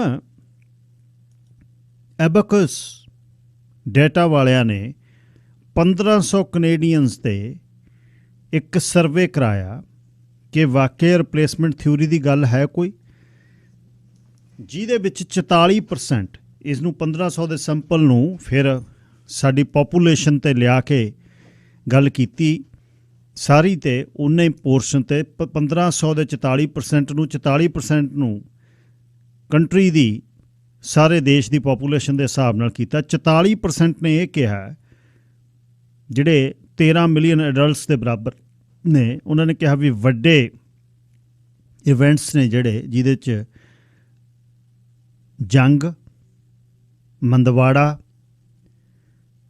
ਤੇ ਇਲੈਕਸ਼ਨਸ ਦਾ ਜਿਹੜਾ ਰਿਜ਼ਲਟਸ ਨੇ, ਉਹਨਾਂ ਨੂੰ ਇੱਕ ਸਮਾਲ ਗਰੁੱਪ ਕੰਟਰੋਲ ਕਰਦਾ ਹੈ ਜਿਹੜਾ ਸਾਡੇ ਅਗੇਂਸਟ ਕੰਮ ਕਰ ਰਿਹਾ। ਸੀਕ੍ਰੇਟ ਜਗ੍ਹਾ 'ਤੇ ਇਹ ਜਿਹੜਾ ਕੰਟਰੋਲਿੰਗ ਹੈਚ ਹੋ ਰਿਹਾ ਸਾਡੇ ਖਿਲਾਫ। 37% 11 ਮਿਲੀਅਨ ਲੋਕਾਂ ਨੇ ਕਿਹਾ ਕਿ ਇੱਕ ਸਮੂਹ ਹੈ ਲੋਕਾਂ ਦਾ ਇਹ ਕੰਟਰੀ 'ਚ ਜਿਹੜੇ ਰਿਪਲੇਸ ਕਰਨਾ ਚਾਹੁੰਦੇ ਨੇ ਨੇਟਿਵ ਬੌਰਨ ਕੈਨੇਡੀਅਨਸ ਨੂੰ ਇਮੀਗ੍ਰੈਂਟਸ ਦੇ ਨਾਲ। ਆਹ ਸ਼ਬਦ ਦੇਖਿਓ, ਪਹਿਲੀ ਵਾਰ ਕੈਨੇਡਾ ਦੇ ਵਿੱਚ ਇਹ ਸੁਣਨ ਨੂੰ ਮਿਲਿਆ ਕਿ there is a group of people in this country who are trying to replace native born Canadians with immigrants who agree with their political views. ਇਸ ਨੂੰ ਉਹ ਰਿਪਲੇਸਮੈਂਟ ਥਿਊਰੀ ਕਹਿੰਦੇ ਨੇ। ਵੀ ਪੋਲੀਟੀਕਲ ਰਾਜਸੀ ਤੰਤਰ ਦੇ ਵਿੱਚ ਉਹਨਾਂ ਇਮੀਗ੍ਰੈਂਟਸ ਨੂੰ ਉਹ ਲਿਆ ਕੇ ਨੇਟਿਵ ਕੈਨੇਡੀਅਨ ਦੀ ਜਗ੍ਹਾ ਲੈ ਰਹੇ ਨੇ, ਜਿਹਦੇ ਕਰਕੇ ਉਹਨਾਂ ਨੂੰ ਰਾਜਨੀਤਿਕ ਫਾਇਦਾ ਹੋਵੇ। 20% ਇਹ ਕਹਿੰਦੇ ਨੇ ਕਿ ਵਰਲਡ ਇਕਨੋਮਿਕ ਫੋਰਮ ਇੱਕ ਗਰੁੱਪ ਹੈ ਜਿਹੜਾ ਅਮੀਰ ਲੋਕਾਂ ਦਾ ਗਰੁੱਪ ਹੈ, ਜਿਹੜੇ ਲੋਕਾਂ 'ਤੇ ਆਪਣੇ ਆਈਡੀਆਜ਼ ਥੋਪਦੇ ਨੇ। ਬਿਲਕੁਲ ਠੀਕ ਹੈ। 13% ਇਹ ਕਹਿ ਰਹੇ ਨੇ ਕਿ ਮਾਈਕਰੋਸਾਫਟ ਦਾ ਜਿਹੜਾ ਫਾਊਂਡਰ ਹੈ ਬਿਲ ਗੇਟਸ, ਉਹ ਮਾਈਕਰੋਚਿਪਸ ਦੇ ਨਾਲ ਲੋਕਾਂ ਨੂੰ ਟਰੈਕ ਕਰ ਰਿਹਾ, ਹਿਊਮਨ ਬਿਹੇਵੀਅਰ ਨੂੰ ਚੈੱਕ ਕਰ ਰਿਹਾ। ਸੋ ਇਹ ਜਿਹੜਾ ਡੇਟਾ ਆਇਆ ਹੈ, ਇਹ ਇੱਕ ਨਵੀਂ ਬਹਿਸ ਛੇੜਦਾ, ਜਿਹਦੇ ਬਾਰੇ ਗੱਲ ਆਲਰੇਡੀ ਚੱਲੀ ਹੋਈ ਹੈ। ਕੈਨੇਡਾ ਦੇ ਵਿੱਚ ਸੈਕੂਲਰ ਲਾਅ ਦੇ ਥੱਲੇ ਗੱਲ ਚੱਲੀ ਹੋਈ ਹੈ। ਸੈਕੂਲਰ ਲਾਅ ਜਿਹੜਾ ਕੁਬੈਕ ਦਾ ਉਹ ਆਹੀ ਹੈ। ਉਹ ਕੰਨ ਘੁਮਾ ਕੇ ਫੜਿਆ ਹੋਇਆ ਵੀ ਜਿਹੜੇ ਖਾਸ ਵਰਗ ਹੈ, ਉਹਨਾਂ 'ਚ ਕ੍ਰਿਸਚੀਅਨ ਵੀ ਕਹਿ ਦਿੱਤਾ, ਕ੍ਰੋਸ, ਇਹ ਜਿਹੜੇ ਇਹ ਗੋਰੇ ਲੋਕ ਨੇ ਬਹੁਤ ਘੱਟ ਨੇ ਜਿਹੜੇ ਗੱਲ ਦੇ ਵਿੱਚ ਜਿਹੜਾ ਕ੍ਰੋਸ ਪਾਉਂਦੇ। ਜੇ ਪਾਉਣਗੇ ਵੀ ਸ਼ਰਟ ਦੇ ਥੱਲੇ ਆ, ਉਹ ਤਾਂ ਵਿਜ਼ੀਬਲ ਹੈ ਨਹੀਂ ਉਹਨਾਂ ਨੂੰ ਕੰਮ ਤੋਂ। ਵਿਜ਼ੀਬਲ ਕੌਣ ਹੈ? ਜੇ ਕਿਸੇ ਨੇ ਤਿਲਕ ਲਾਇਆ, ਕਿਸੇ ਨੇ ਦਸਤਾਰ ਬੰਨੀ ਹੈ, ਕਿਸੇ ਨੇ ਹਿਜਾਬ ਪਾਇਆ, ਉਹ ਸਰਕਾਰੀ ਕੰਮ 'ਤੇ ਜਿਹੜੇ ਨੇ ਉਹ ਲੱਗ ਨਹੀਂ ਸਕਦੇ। ਸੋ ਇਹ ਸ਼ੁਰੂਆਤ ਹੈ। ਇਹ ਰਿਪਲੇਸਮੈਂਟ ਥਿਊਰੀ ਦਾ ਇੱਕ ਅਲੱਗ ਉਹਦਾ ਪਹਿਲੂ ਹੈ।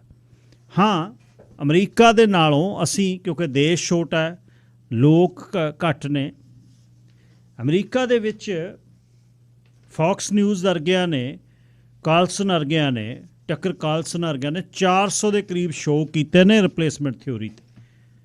ਅਤੇ ਰਿਪਲੇਸਮੈਂਟ ਥਿਊਰੀ ਗੂਗਲ ਦੇ ਉੱਪਰ ਗ੍ਰੇਟ ਰਿਪਲੇਸਮੈਂਟ ਥਿਊਰੀ ਵੱਧ ਤੋਂ ਵੱਧ ਸਰਚ ਕਰਨ ਵਾਲੀ ਹੈ।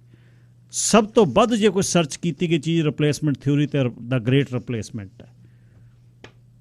ਵੱਡੇ ਪੇਪਰ ਜਿਹੜੇ ਨੇ, ਵੱਡੇ ਉੱਥੇ ਆਊਟਲੈਟਸ ਨੇ ਜਿਹੜੇ ਇਸ ਤਰ੍ਹਾਂ ਨਹੀਂ ਸੋਚਦੇ, ਉਹਨਾਂ ਨੇ ਵੀ ਕੋਸ਼ਿਸ਼ ਕੀਤੀ। ਤੁਸੀਂ ਇਹ ਦੇਖੋ ਵੀ ਕਿਹੜੇ ਲੈਵਲ 'ਤੇ ਜਾ ਕੇ ਸਰਪੰਚ ਉਹਨਾਂ ਨੇ, ਟਰੰਪ ਉਹਨਾਂ ਨੇ ਹਾਰ ਕੇ ਉਹਨੂੰ ਜਿੱਤ 'ਚ ਬਦਲਣ ਦੀ ਕੋਸ਼ਿਸ਼ ਕੀਤੀ। ਹਾਲੇ ਹੀ ਜਿਹੜੀ ਪਾਰਲੀਮੈਂਟ ਹਾਊਸ ਹੈ ਜਿਹੜਾ, ਉਹਦੇ 'ਤੇ ਹੀ ਹਮਲਾ ਬੁਲਾ ਦਿੱਤਾ ਸੀ। ਜਿਹੜਾ ਬਫਲੋ ਵਾਲਾ ਕਾਤਲ ਹੈ, ਉਸਨੇ ਜਦ ਰਿਪਲੇਸਮੈਂਟ ਥਿਊਰੀ ਦੀ ਗੱਲ ਕੀਤੀ, ਫਿਰ ਉਹਨੇ 4chan 8chan ਇਹ ਬਲੌਗਰਸ ਨੇ, ਆਨਲਾਈਨ ਇਹ ਗੱਲਾਂ ਚੱਲਦੀਆਂ ਜਿਹਦੇ ਤੇ ਇਹ ਗੱਲ ਚੱਲਦੀ ਹੈ ਵੀ ਇਹ ਰਿਪਲੇਸਰ ਨੇ, ਲੋਕ ਇਨਵੇਡਰਸ ਨੇ ਜਿਹੜੇ ਸਾਨੂੰ ਨੇਟਿਵ ਅਮਰੀਕਨਸ ਨੂੰ, ਨੇਟਿਵ ਕੈਨੇਡੀਅਨਸ ਨੂੰ ਇਨਵੇਡ ਕਰਕੇ ਸਾਡੀਆਂ ਨਸਲਾਂ ਨੂੰ ਇਹ ਖਤਰੇ 'ਚ ਪਾ ਰਹੇ ਨੇ।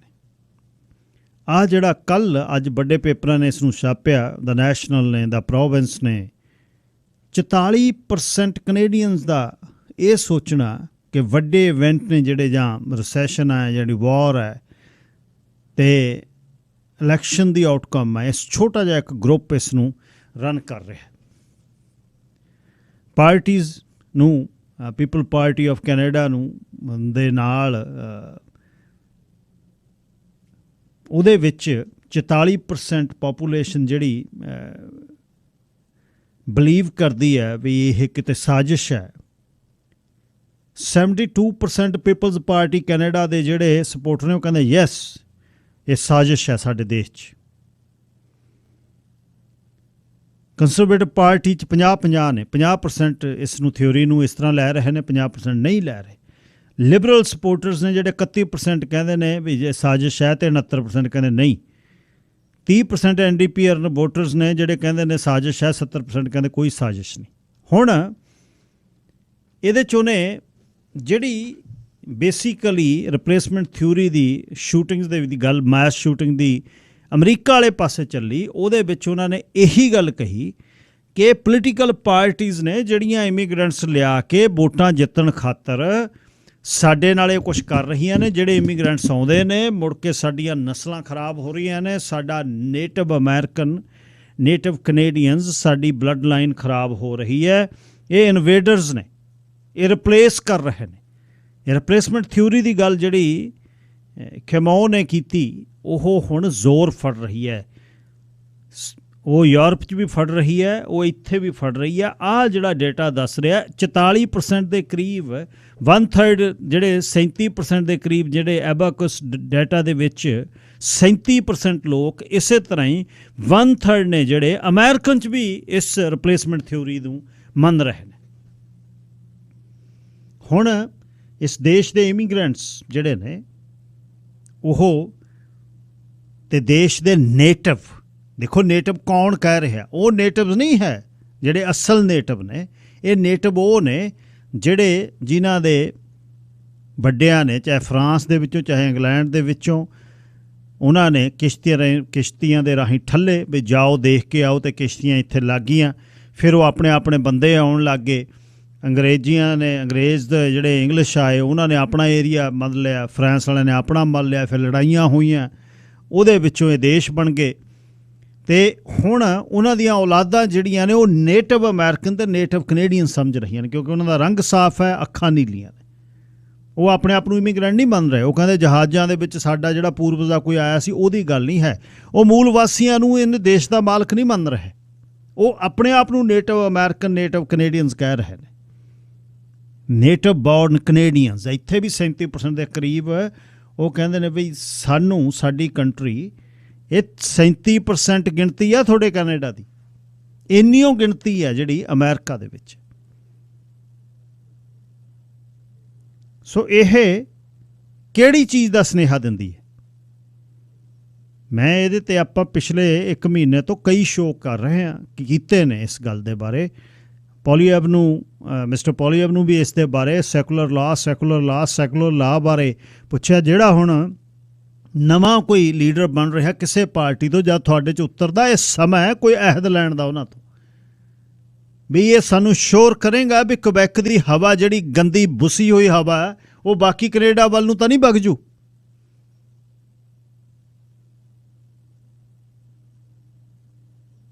ਅਤੇ ਜੇ ਇੱਥੋਂ ਕਦੇ ਡੰਡਾ ਡੋਰੀਆ ਚੱਕਣਾ ਪਿਆ ਫਿਰ ਜਾਣਾ ਕਿੱਥੇ ਨੂੰ ਹੈ? ਇਹਦੇ 'ਤੇ ਸੋਚਣ ਦੀ ਲੋੜ ਹੈ। ਜਿਹੜੇ ਪੋਲੀਟੀਕਲ ਪਾਰਟੀਆਂ ਦਾ ਫਾਇਦਾ ਲੈਣ ਲਈ ਉਹਨਾਂ ਦੇ ਥੰਮ ਬਣ ਕੇ ਪਾਰਟੀ ਦੇ ਵਿੱਚੋਂ ਕਿਸੇ ਪਾਰਟੀ 'ਚ ਨੇ, ਚਾਹੇ NDP ਨੇ, ਚਾਹੇ ਉਹ ਕੰਜ਼ਰਵੇਟਿਵ ਨੇ, ਚਾਹੇ ਉਹ ਲਿਬਰਲਸ ਨੇ, ਇਹ ਸੁਨੇਹਾ ਦੇਣ ਦੀ ਲੋੜ ਹੈ ਆਪਣੇ ਲੀਡਰਾਂ ਨੂੰ। ਸੁਨੇਹਾ ਤਦੇ ਦਓਗੇ ਜੇ ਆਪ ਕੌਲੀ 'ਚ ਗਲੀ ਨਹੀਂ ਹੋਊ ਜਿਹੜਾ ਠੂਠਾ ਫੜਿਆ ਹੋਇਆ। ਜੇ ਆਪਣੇ ਤੋਂ ਉੱਪਰ ਉੱਠ ਕੇ ਕਮਿਊਨਿਟੀ ਦੀ ਗੱਲ, ਲੋਕਾਂ ਦੀ ਗੱਲ ਕਰੋਗੇ ਫਿਰ ਤਾਂ ਜਾਊ ਮੰਨੀ। ਜੇ ਅੰਦਰ 4 ਬੈਠੇ ਆ, 4 ਚੋਂ ਜਿਹੜਾ ਉੱਠੀ ਗਿਆ ਉਹਦੇ ਤੇ ਤਵਾ ਲਾਈ ਜਾਣਾ, ਫਿਰ ਉਹਨਾਂ ਨੇ ਕੁਛ ਨਹੀਂ ਦੇਣਾ। ਉਹ ਕਹਿੰਦੇ ਜਾ ਮੌਜਾਂ ਕਰੋ, ਤੁਹਾਡੇ ਪੱਲੇ ਹੀ ਕੱਖ ਨਹੀਂ। ਨੇ ਖਾਸ ਕਿਸੇ ਬੰਦੇ ਨੇ ਕਹਿੰਦੇ ਸੁਣਾਈ ਕਹਾਣੀ, ਟੋਰਾਂਟੋ ਦੇ 2 ਬੰਦੇ ਆਪਣੇ ਪਾਲ ਮਾਰਟਨ ਨੂੰ ਮਿਲਣ ਚਲੇ ਗਏ। ਪਾਲ ਮਾਰਟਨ ਨੇ ਆਪਣੇ ਘਰ 'ਚ ਮਿਲਾਏ, ਬੈਠੇ, ਹੈਲੋ ਹਾਏ ਹਾਊ ਆਰ ਯੂ, ਅਸੀਂ ਦੋਸਤ ਆ, ਮਿੱਤਰ ਆ, ਵੀ ਆਰ ਨੇਸ਼ਨਹੁੱਡ ਆ। ਉਹਨਾਂ ਦੇ ਵਿੱਚੋਂ ਇੱਕ ਵਾਸ਼ਰੂਮ ਨੂੰ ਚਲੇ ਗਿਆ, ਦੂਜਾ ਕਹਿੰਦਾ ਮੈਂ ਤਾਂ ਇਹਦੇ ਨਾਲ ਉਈਓ ਆ ਗਿਆ, ਇਹ ਨਹੀਂ ਕੱਖ ਹੈ, ਇਹਦੀ ਨਹੀਂ ਕਮਿਊਨਿਟੀ 'ਚ ਕੋਈ ਸੁਣਦਾ। ਉਹ ਕਹਿੰਦਾ ਇਜ਼ ਦੈਟ ਰਾਈਟ? ਕਹਿੰਦਾ ਯੈਸ। ਦੂਜਾ ਆਇਆ, ਪਹਿਲਾ ਚਲ ਗਿਆ ਵਾਸ਼ਰੂਮ, ਦੂਜੇ ਨੇ ਪਹਿਲੇ ਤੇ ਲਾਤਾ ਤਵਾ। ਉਹ ਕਹਿੰਦਾ ਇਹ ਤਾਂ ਮੈਂ ਤਾਂ ਇਕੱਲੇ ਨੂੰ ਵੀ ਮੇਰਾ ਜੀ ਨਹੀਂ ਸੀ ਲੱਗਣਾ ਤਾਂ ਬਿਠਾ ਲਿਆ, ਇਹਨੂੰ ਨਹੀਂ ਪੁੱਛਦਾ, I am the only one. ਕਹਿੰਦੇ ਅੱਧੇ ਘੰਟੇ ਬਾਅਦ ਪਾਲ ਮਾਰਟਨ ਨੇ ਕਿਹਾ ਵੀ ਮੈਨੂੰ ਵੀ ਜਾਣਾ ਪੈਣਾ ਕਿਤੋਂ। ਮੀਟਿੰਗ 2 ਘੰਟੇ ਦੀ 40 ਮਿੰਟ 'ਚ ਕਿਉਂ ਮੁਕਾਈ? ਉਹ ਕਹਿੰਦਾ ਹੁਣ ਮੈਂ ਵੀ ਵਾਸ਼ਰੂਮ ਜਾਣਾ, ਮੇਰਾ ਦੋਨੇ ਦਾ ਹੀ ਤੁਸੀਂ ਕੰਮ ਕਰੋਗੇ, ਹੁਣ ਤੁਸੀਂ ਦੋਨੇ ਹੀ ਮੇਰਾ ਕੰਮ ਕਰੋਗੇ। ਜੇ ਤਾਂ ਨਿੱਜ ਤੋਂ ਉੱਪਰ ਉੱਠ ਕੇ ਜਾਂ ਮਾਈਨੋਰਿਟੀਜ਼ ਨੇ, ਮੈਨੂੰ ਸ਼ਬਦ ਮਾੜਾ ਲੱਗਦਾ, ਮਾਈਨੋਰਿਟੀ ਨਹੀਂ, ਅਸੀਂ ਕੈਨੇਡੀਅਨ ਆ, ਬਰਾਬਰ ਦੇ ਆ, ਪਰ ਪਹਿਲੀ ਤਾਂ ਗੱਲ ਇੰਡੋ ਕੈਨੇਡੀਅਨ ਕਹਾਉਣਾ ਬੰਦ ਕਰੋ, ਇਹ ਸੰਸਥਾਵਾਂ ਦਾ ਕਹਾਣੀ ਬੰਦ ਕਰੋ, ਇਹ ਠੀਕ ਨਹੀਂ ਹੈ ਸ਼ਬਦ ਆਪਣੇ ਲਈ। ਹਾਂ ਸਾਡੀ ਨਿੱਜੀ ਵਜ਼ਨ ਦੇ ਲਈ ਉਹ ਵਧੀਆ ਲੱਗਦਾ ਸਾਨੂੰ, ਹਾਂ ਉਹ ਸਪੈਸੀਫਿਕਲੀ ਕੋਈ ਚੀਜ਼ ਲਈ, ਕਿਸੇ ਵਰਗ ਲਈ ਤੁਸੀਂ ਰਿਪਰੈਜ਼ੈਂਟ ਕਰੋ, ਐਜ਼ ਏ ਅਸੀਂ ਹੋਲ ਕਮਿਊਨਿਟੀ ਇੰਡੋ ਕੈਨੇਡੀਅਨ ਨਹੀਂ, ਵੀ ਆਰ ਆਲ ਕੈਨੇਡੀਅਨ। ਆਹ ਜਿਹੜਾ ਡੇਟਾ ਦੱਸ ਰਿਹਾ ਬਈ ਇਹ ਜਿਹੜੀ ਗੱਲ ਚੱਲ ਗਈ ਨਾ ਰਿਪਲੇਸਮੈਂਟ ਥਿਊਰੀ ਦੀ, ਇਹ ਗੱਲ ਕਿਸੇ ਪਾਸੇ ਨੂੰ ਤੁਰ ਰਹੀ ਹੈ। ਪੀਪਲ ਪਾਰਟੀ ਵਾਲਾ ਤਾਂ ਬਿਲਕੁਲ ਓਪਨਲੀ ਕਹਿ ਰਿਹਾ, ਦੂਜੇ ਕੰਸਰਵੇਟਿਵ 'ਚ 50% ਨੇ, 50 ਕਹਿ ਰਹੇ ਨੇ ਰਿਪਲੇਸਮੈਂਟ ਥਿਊਰੀ ਹੈ, 50% ਕਹਿੰਦੇ ਨਹੀਂ। ਹੁਣ ਉਹ ਕਹਿ ਕੀ ਰਹੇ ਨੇ ਵੀ ਪੋਲੀਟੀਕਲ ਬੰਦੇ ਆਪਣੇ ਫਾਇਦੇ ਦੇ ਲਈ ਇਮੀਗ੍ਰੈਂਟਸ ਨੂੰ ਲਿਆ ਕੇ ਡੰਪ ਕਰ ਰਹੇ ਨੇ ਜਿੱਥੇ ਇਹਨਾਂ ਨੇ ਵੋਟਾਂ ਨਾਲ ਜਿੱਤਣਾ।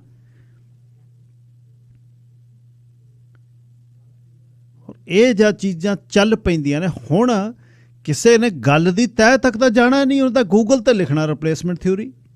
ਆਹ ਜਿਹੜੇ 18, 19 ਸਾਲ ਦੇ ਬੰਦੇ ਮਾਰਦੇ ਫਿਰਦੇ ਆ, ਉਹਨਾਂ ਨੂੰ ਕੀ ਅਕਲ ਹੈ? ਮੂੰਹ ਧੋਣ ਦੀ ਅਕਲ ਨਹੀਂ, ਪਰ ਗਨ ਮਿਲ ਗਈ, ਬੰਦੇ ਮਾਰਤੇ। ਉਹ ਕਹਿੰਦੇ ਇਹ ਅੱਛਾ ਇਹ ਹਿਸਪੈਨਿਕ ਯਹੂਦੀਆਂ ਨੂੰ ਕਹਿ ਰਹੇ ਨੇ ਤੁਸੀਂ ਸਾਨੂੰ ਰਿਪਲੇਸ ਨਹੀਂ ਕਰ ਸਕਦੇ।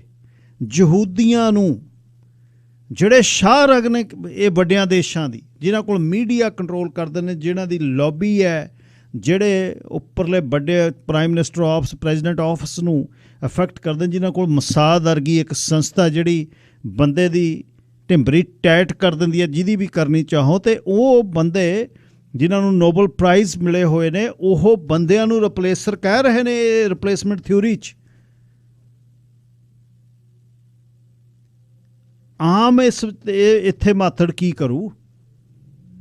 ਇਹਦੇ 'ਤੇ ਸੋਚਣ ਦੀ ਗੱਲ ਹੈ। ਗੈਟੋ 'ਚ ਬੈਠ ਕੇ, ਇੱਕ ਇਕੱਠ 'ਚ ਬੈਠ ਕੇ ਆਪਣੇ ਆਪ ਨੂੰ ਫੀਲ ਕਰ ਲੈਣਾ ਵੀ ਸਾਡੀ ਮਾਤ ਭਾਸ਼ਾ ਦੇ ਵਿੱਚ ਪੋਸਟਰ ਲੱਗੇ ਨੇ, ਸਾਡੇ ਮਹਿੰਗੇ ਟਰੱਕ ਨੇ, ਸਾਡੇ ਮਹਿੰਗੇ ਘਰ ਨੇ, ਅਸੀਂ ਐਡਾ ਇਕੱਠ ਕਰ ਲੈਂਦੇ ਹਾਂ। ਇਹ ਕੋਈ ਤੁਹਾਡੀ ਹੋਂਦ ਦੀ ਕਹਾਣੀ ਨਹੀਂ ਹੈ।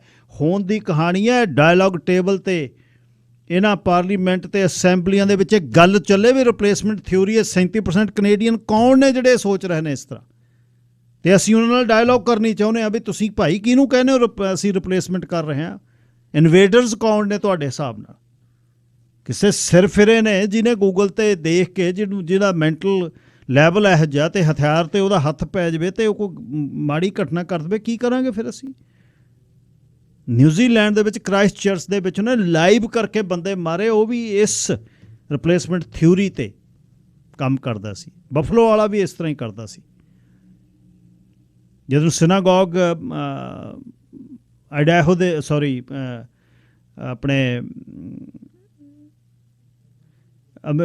ਮੈਂ ਸੂਬੇ ਦਾ ਨਾਂ ਭੁੱਲ ਗਿਆ, ਉੱਥੇ ਜਿਹੜਾ ਸਿਨਾਗੋਗ ਦੇ ਵਿੱਚ ਉਹਨਾਂ ਨੇ ਕਤਲ ਕੀਤੇ, ਉੱਥੇ ਵੀ ਇਹੀ ਗੱਲ ਸੀ।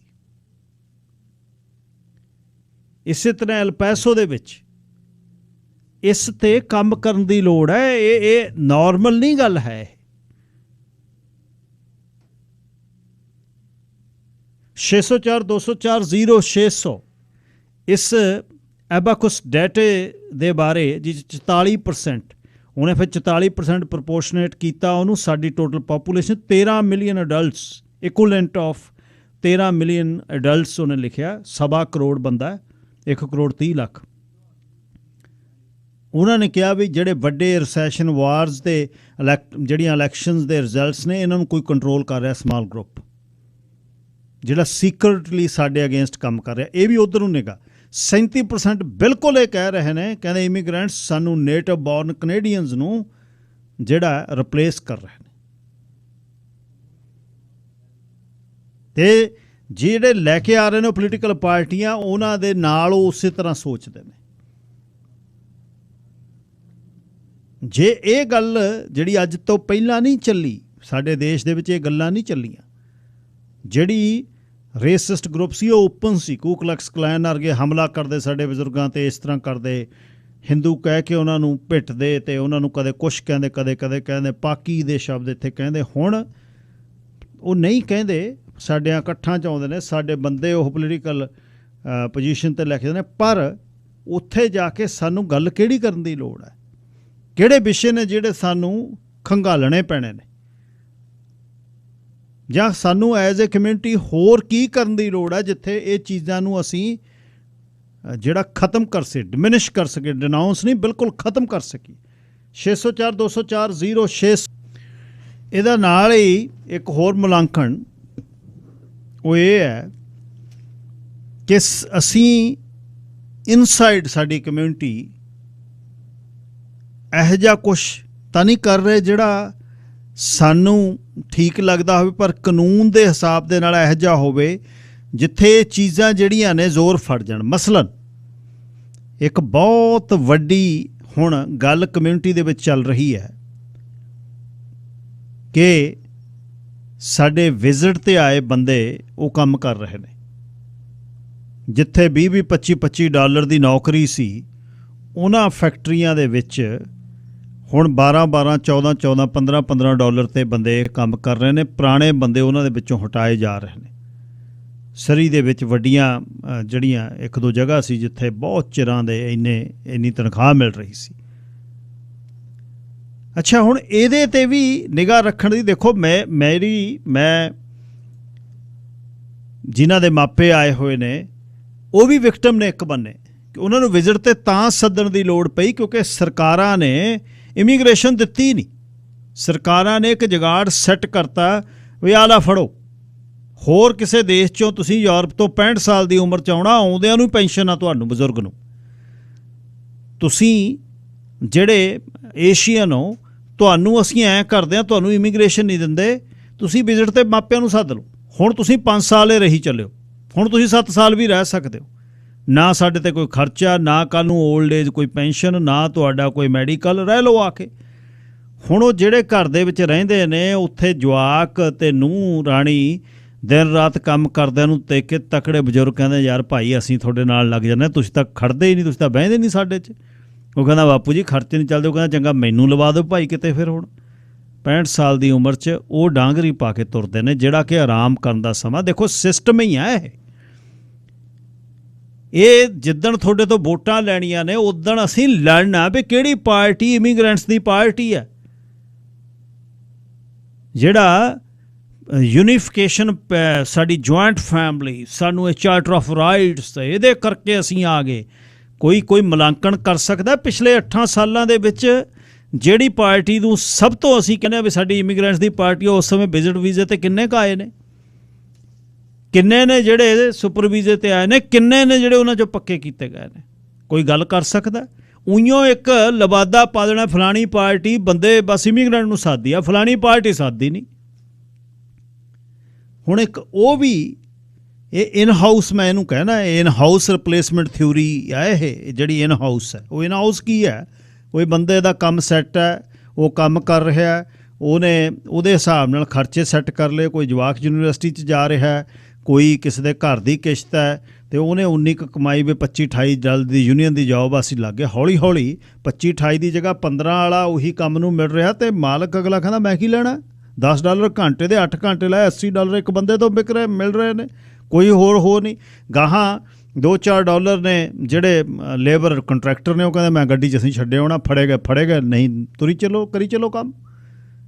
ਹੁਣ ਮਜਬੂਰੀ ਹੋ ਗਈ, ਉਹਨਾਂ ਬਿਨਾਂ ਉਹ ਕੰਮ ਨਹੀਂ ਚੱਲਦੇ। ਇਹ ਆਪਣੇ 'ਚ ਅੰਦਰ ਇੱਕ ਸਾਡੀ ਚੱਲ ਰਹੀ ਹੈ ਜਿਹਨੂੰ ਕਦੇ ਬੇਸ ਬਣਾ ਕੇ ਕੋਈ ਵੱਡੀ ਚੀਜ਼ ਤੁਹਾਡੇ ਅਗੇਂਸਟ ਹੋ ਸਕਦੀ ਹੈ ਵੀ ਆਹ ਦੇਖੋ ਇਹਨਾਂ ਦਾ ਕੀ ਹੈ, ਇਹ ਤਾਂ ਟੈਕਸ ਇਹ ਨਹੀਂ ਦਿੰਦੇ, ਇਹਨਾਂ ਦੇ ਵਿਜ਼ਿਟ ਵਾਲੇ ਬੰਦੇ ਕੰਮ ਕਰਦੇ ਆ, ਇਹ ਤਾਂ ਪ੍ਰੋਬਲਮ ਹੈ। ਇਹਦਾ ਮਤਲਬ ਜਿਹੜੀ ਪ੍ਰੋਬਲਮ ਹੈ ਇਹ ਜਿਹੜੇ ਇਮੀਗ੍ਰੈਂਟਸ ਨੇ, ਇਨਵੇਡਰਸ ਨੇ। ਇਹਦੇ 'ਚ ਉਹ ਵੀ ਚੀਜ਼ ਸ਼ਾਮਲ ਆ, ਕਿਸੇ ਏਰੀਏ 'ਚ ਇੱਕ ਸਟਰੀਟ ਤੇ ਘਰ ਲੈਣ ਲੱਗਦੇ ਹੋ, ਗੱਬੇ 3 ਬੰਦਿਆਂ ਦੇ ਜੇ ਹੋਰ ਕਿਸੇ ਕਮਿਊਨਿਟੀ ਦੇ ਘਰ ਨੇ, ਉਹਨਾਂ ਨੂੰ ਵਸਣ ਦਿਓ, ਨਾ ਲਾਓ ਉਹਨਾਂ ਨੂੰ, ਨਾ ਉਹਨਾਂ ਦੇ ਠੋਲੇ ਲਾ ਕੇ ਨਿੱਤਰ ਕਹੋ ਵੈਨ ਯੂ ਵਾਂਟ ਸੈਲ। ਇਸ ਤਰ੍ਹਾਂ ਨਹੀਂ ਕਹਿ ਸਕਦੇ।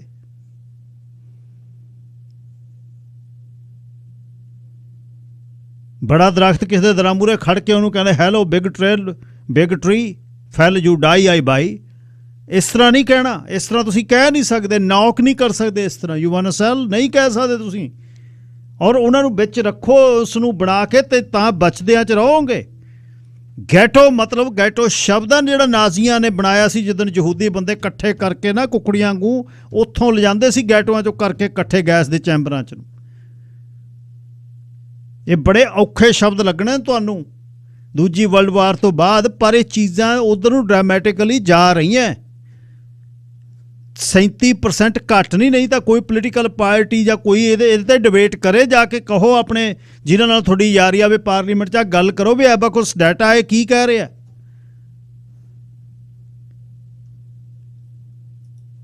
ਆਟੇ ਦੇ ਨਾਲ ਪ੍ਰੇਥਣ ਨਾਲ ਹੀ ਲੱਗਣਾ। ਤੁਸੀਂ ਇਹ ਚੀਜ਼ 'ਚੋਂ ਨਹੀਂ ਨਿਕਲ ਸਕਦੇ ਜੇ ਤੁਸੀਂ ਕਹੋ ਵੀ ਮੈਂ ਜਿਹੜਾ 84 ਵਾਲੀ ਗੱਲ ਤੁਹਾਨੂੰ ਨਵੰਬਰ ਦੀ ਬਹੁਤ ਕਿਹਾ ਵੀ ਮਾੜਾ ਸਿੱਖ, ਚੰਗਾ ਸਿੱਖ, ਗੁੱਡ ਸਿੱਖ, ਬੈਡ ਸਿੱਖ, ਇਹ ਨਹੀਂ ਕਹਾਣੀ ਹੈ।